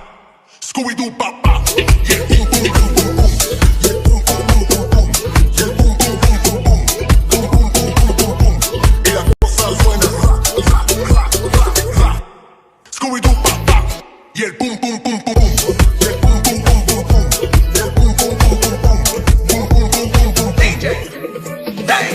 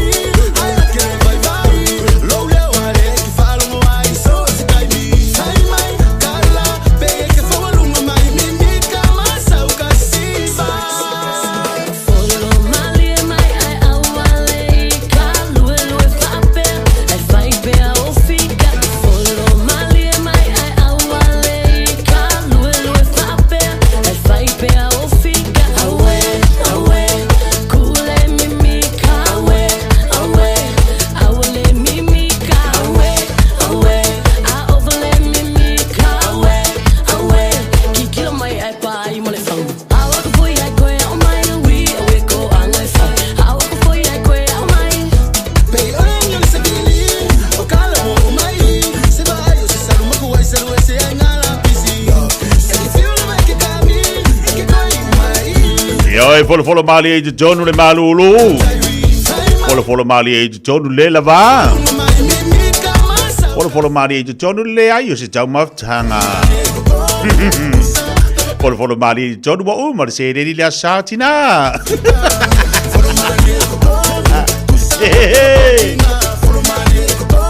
Folo mali e John malu le lava. Lewa tau dua bini talo le jula se football lua te walunga tua se tau tua le foi vai ngale aso. Pa vita tele sa mo mo tatu ma futanga. Pa vai mo le tatu tu ma futa le aso tai lunga po kala me fifia mai. Male tau tua fa wa pel re sa mo se football liba i tolu a mo. Ai pa vita tele sa mo le tatu ma futanga. Ia mana tu lo solo ngale mama nu ia tu te banga lu ngale malo tatu wa tunu. Au e pisi ai le nei fo ia so le malulu. Pai ma fana le si nei pu vai bela. Fa ma fana le o la e.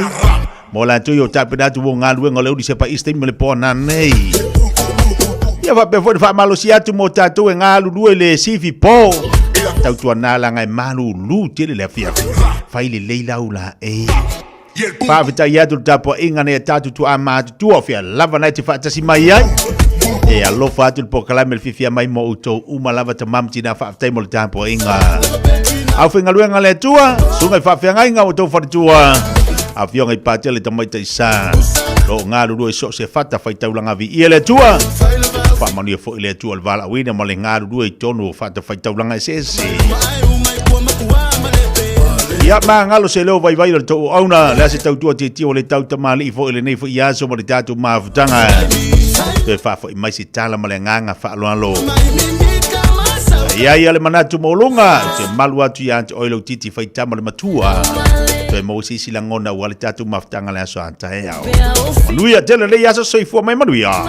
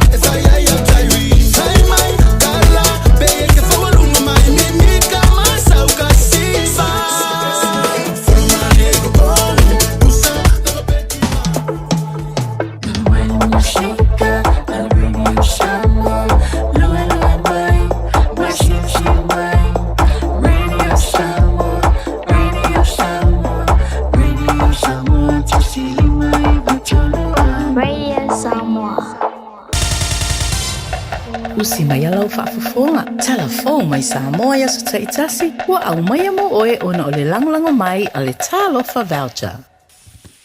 O te whatalofa wano tātou wa tunu i le nei fo ia sa fo wa tātou wheloa i ma mafuta.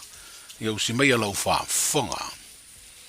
Wo i le lua se fulu sui whaatutu o mamori antu i le vanga whaupu whai. O le whaatua tua i le atua Samoa o tasi. Ai olo te pena lea pāti whaupu whai le fia maua o le au whainga e tōru se futasi. O ona sui whaatutu e tau vāmola na fua. E whaapopo lea i le lua se fulu o i tū malo o mau pere lango lango. Au lato sui whaipule le teita inga le whaipule o nganga i whamaunga toru. Ona atoa i leo i tū malo palo te limas futasi o le atunu uawao. O whailoa lea tāpenanga le teita i o le vanga whaupu whai. Le sunga la uli le watea polata i vau Fosi Smith. I le fono masani matu sitala le asfreile umavae. Ma ua manino ai, o le toa iwa o whaipule o lo i le kāpeneta, le asa whaitau le toa lua se furu o lo i te tonu peo le whaafare tui, wa le o to iai se whaitaunga e lato te tau aveina le fua, a le whaatua tua i le atua Samoa watasi, i le isi whainga palota. O le tu malo wa au fono ti, le olo tu lai mai ai le toa wha mau usiosi pue mai, o le minister le mtanga luenga ofiso ta inga, ma whaamatalanga whaatekonolosi, o lea wa iailo na sui te uwa mo le whaatua tua i le atua Samoa utasi, o le fio ngā fui mono tui vai tolo o foia.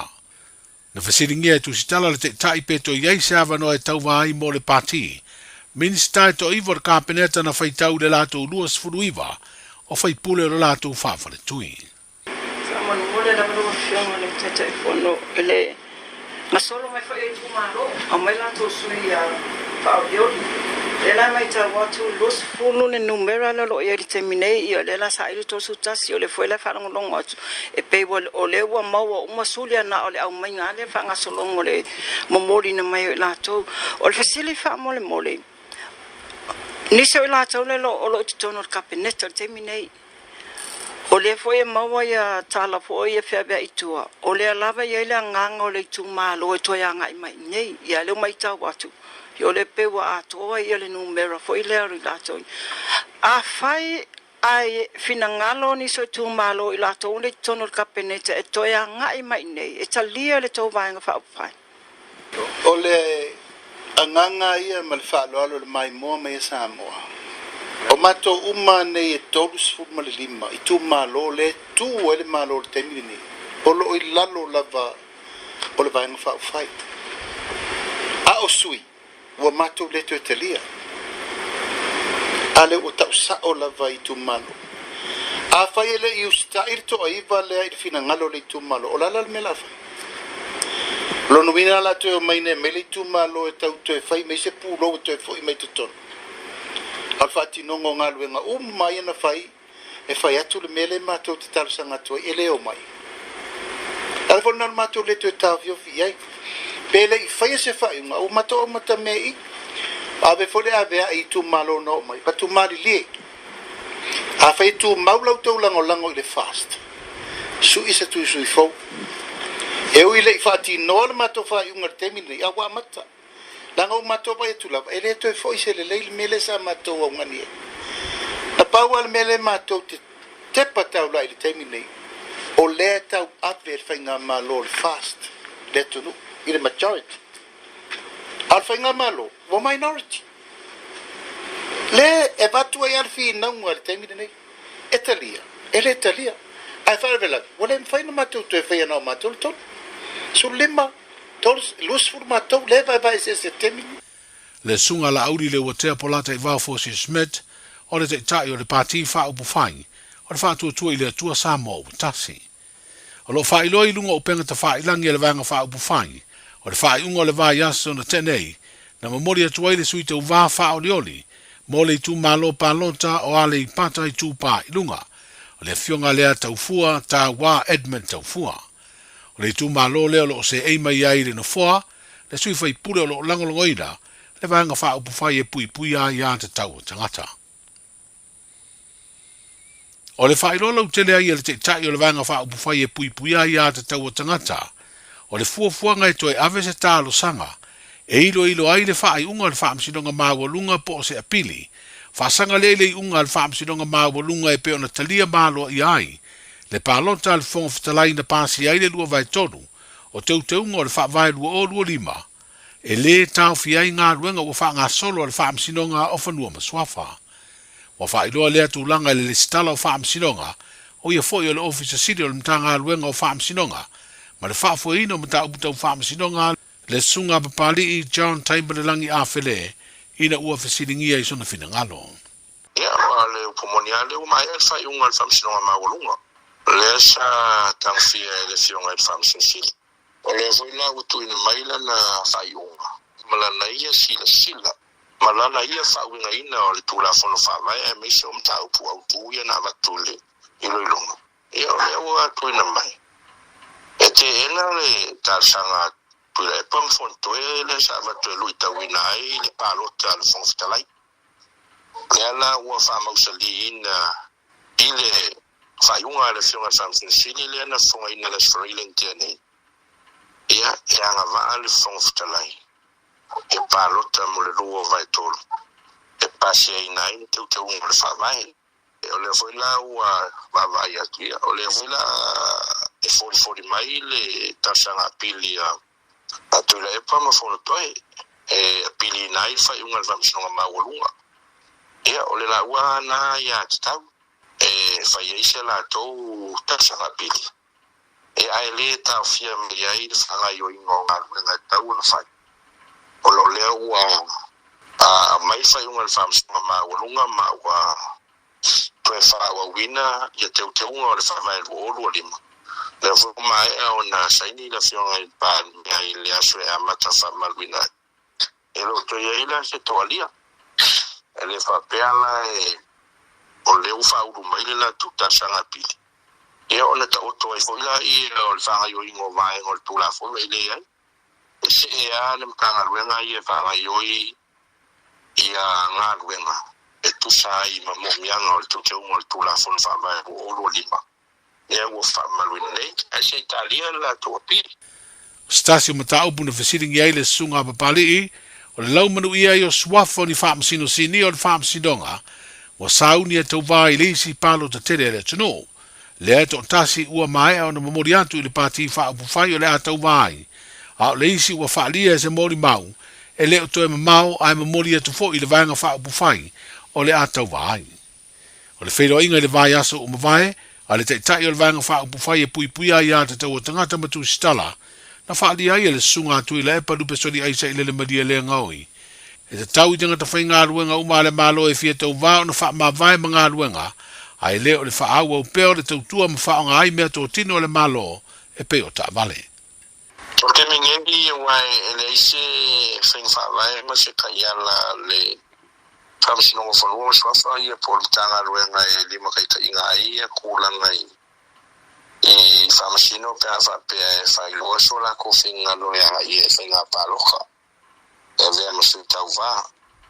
O le paula wala le mele whaunga e tatungtanga ruenga ma whamasino whanonga swafa tula whono whinga pālota lua o ta siva. E lima teita ina i le teimi e tau e rana whamawai. Ma whamuta lo ia i e tanga o tō whinga i whamasino. O lo la to umia le temine o temine la whainga ruenga a whamasino ia pepe ua whiloa ni o la whina ngaro e whia tau vāre whainga paro tele le tunu te o lava lai le teimi e le stala alo ia i lo e avea masita baila lo tula fono o whainga paro talu o ta siva ia whatua whamai ai fwere na ma whamawai mai o lau to whi ia e tapena mo le whainga paro tu le ofisa siri o mtanga luenga o whaamsinonga ma le whaafoi no mta uputa o whaamsinonga le sunga papali i John Taimalelangi a whele. Wa mamori le whaaftai o mtanga luenga o leo leo whale pui pui ma le toi fuata ina i le atino. Ai mai se lava e na tu ina atu whaamtalanga na mawhai ai o na manuia sa i linga malu o le malo. Wa maua le tau le lea o Ansek Farani, luas fulfata usanga le matua o vai telefou masili sa vai. Sa fa i loa leo leo le ata o lea tau le lea, ina ua whaasara lau le fia maua mo su e suenga, se ngai o inga soli tu la fono na fia ini manua, ni tangatanu usaina se to tonu. O i la tau na fia lo wha ngai o ia se whare o loa si atoa i vaitele. E iei se isi tau le lea o loa ngai fo iei su e suenga lava leo leo, o na wha apea sa iei wha atasi male ua po eina matao fia, i le teimi na wha atino ai le soli tu la fono. Mo le mapu le tau longo peo le whala aptonga le tō manga mo e pōpua ngā tia lo tātu mutinu, ai mai se o mātua, ina ia whātāua le vai le leo whānau iti, taru ai le o atua nisi o mata upu le sāua ina o whānau i whainga sori tū la whono tau wheu sua inga. Whāpea le leilo loa o nisi tamaiti, ma whaasara lau e leo se whesoa soani ni whāmtalanga, e sā ili ai. O leo wa whailoa le whala aptonga o se whanua nuanga tele, se teine titi se furu tolu tau sanga i eo na fianga tu mau na maliu, i se ngai o inga soli tu la fono tau wheu so inga, ma o lo tua i ai se tasi olo na ainga.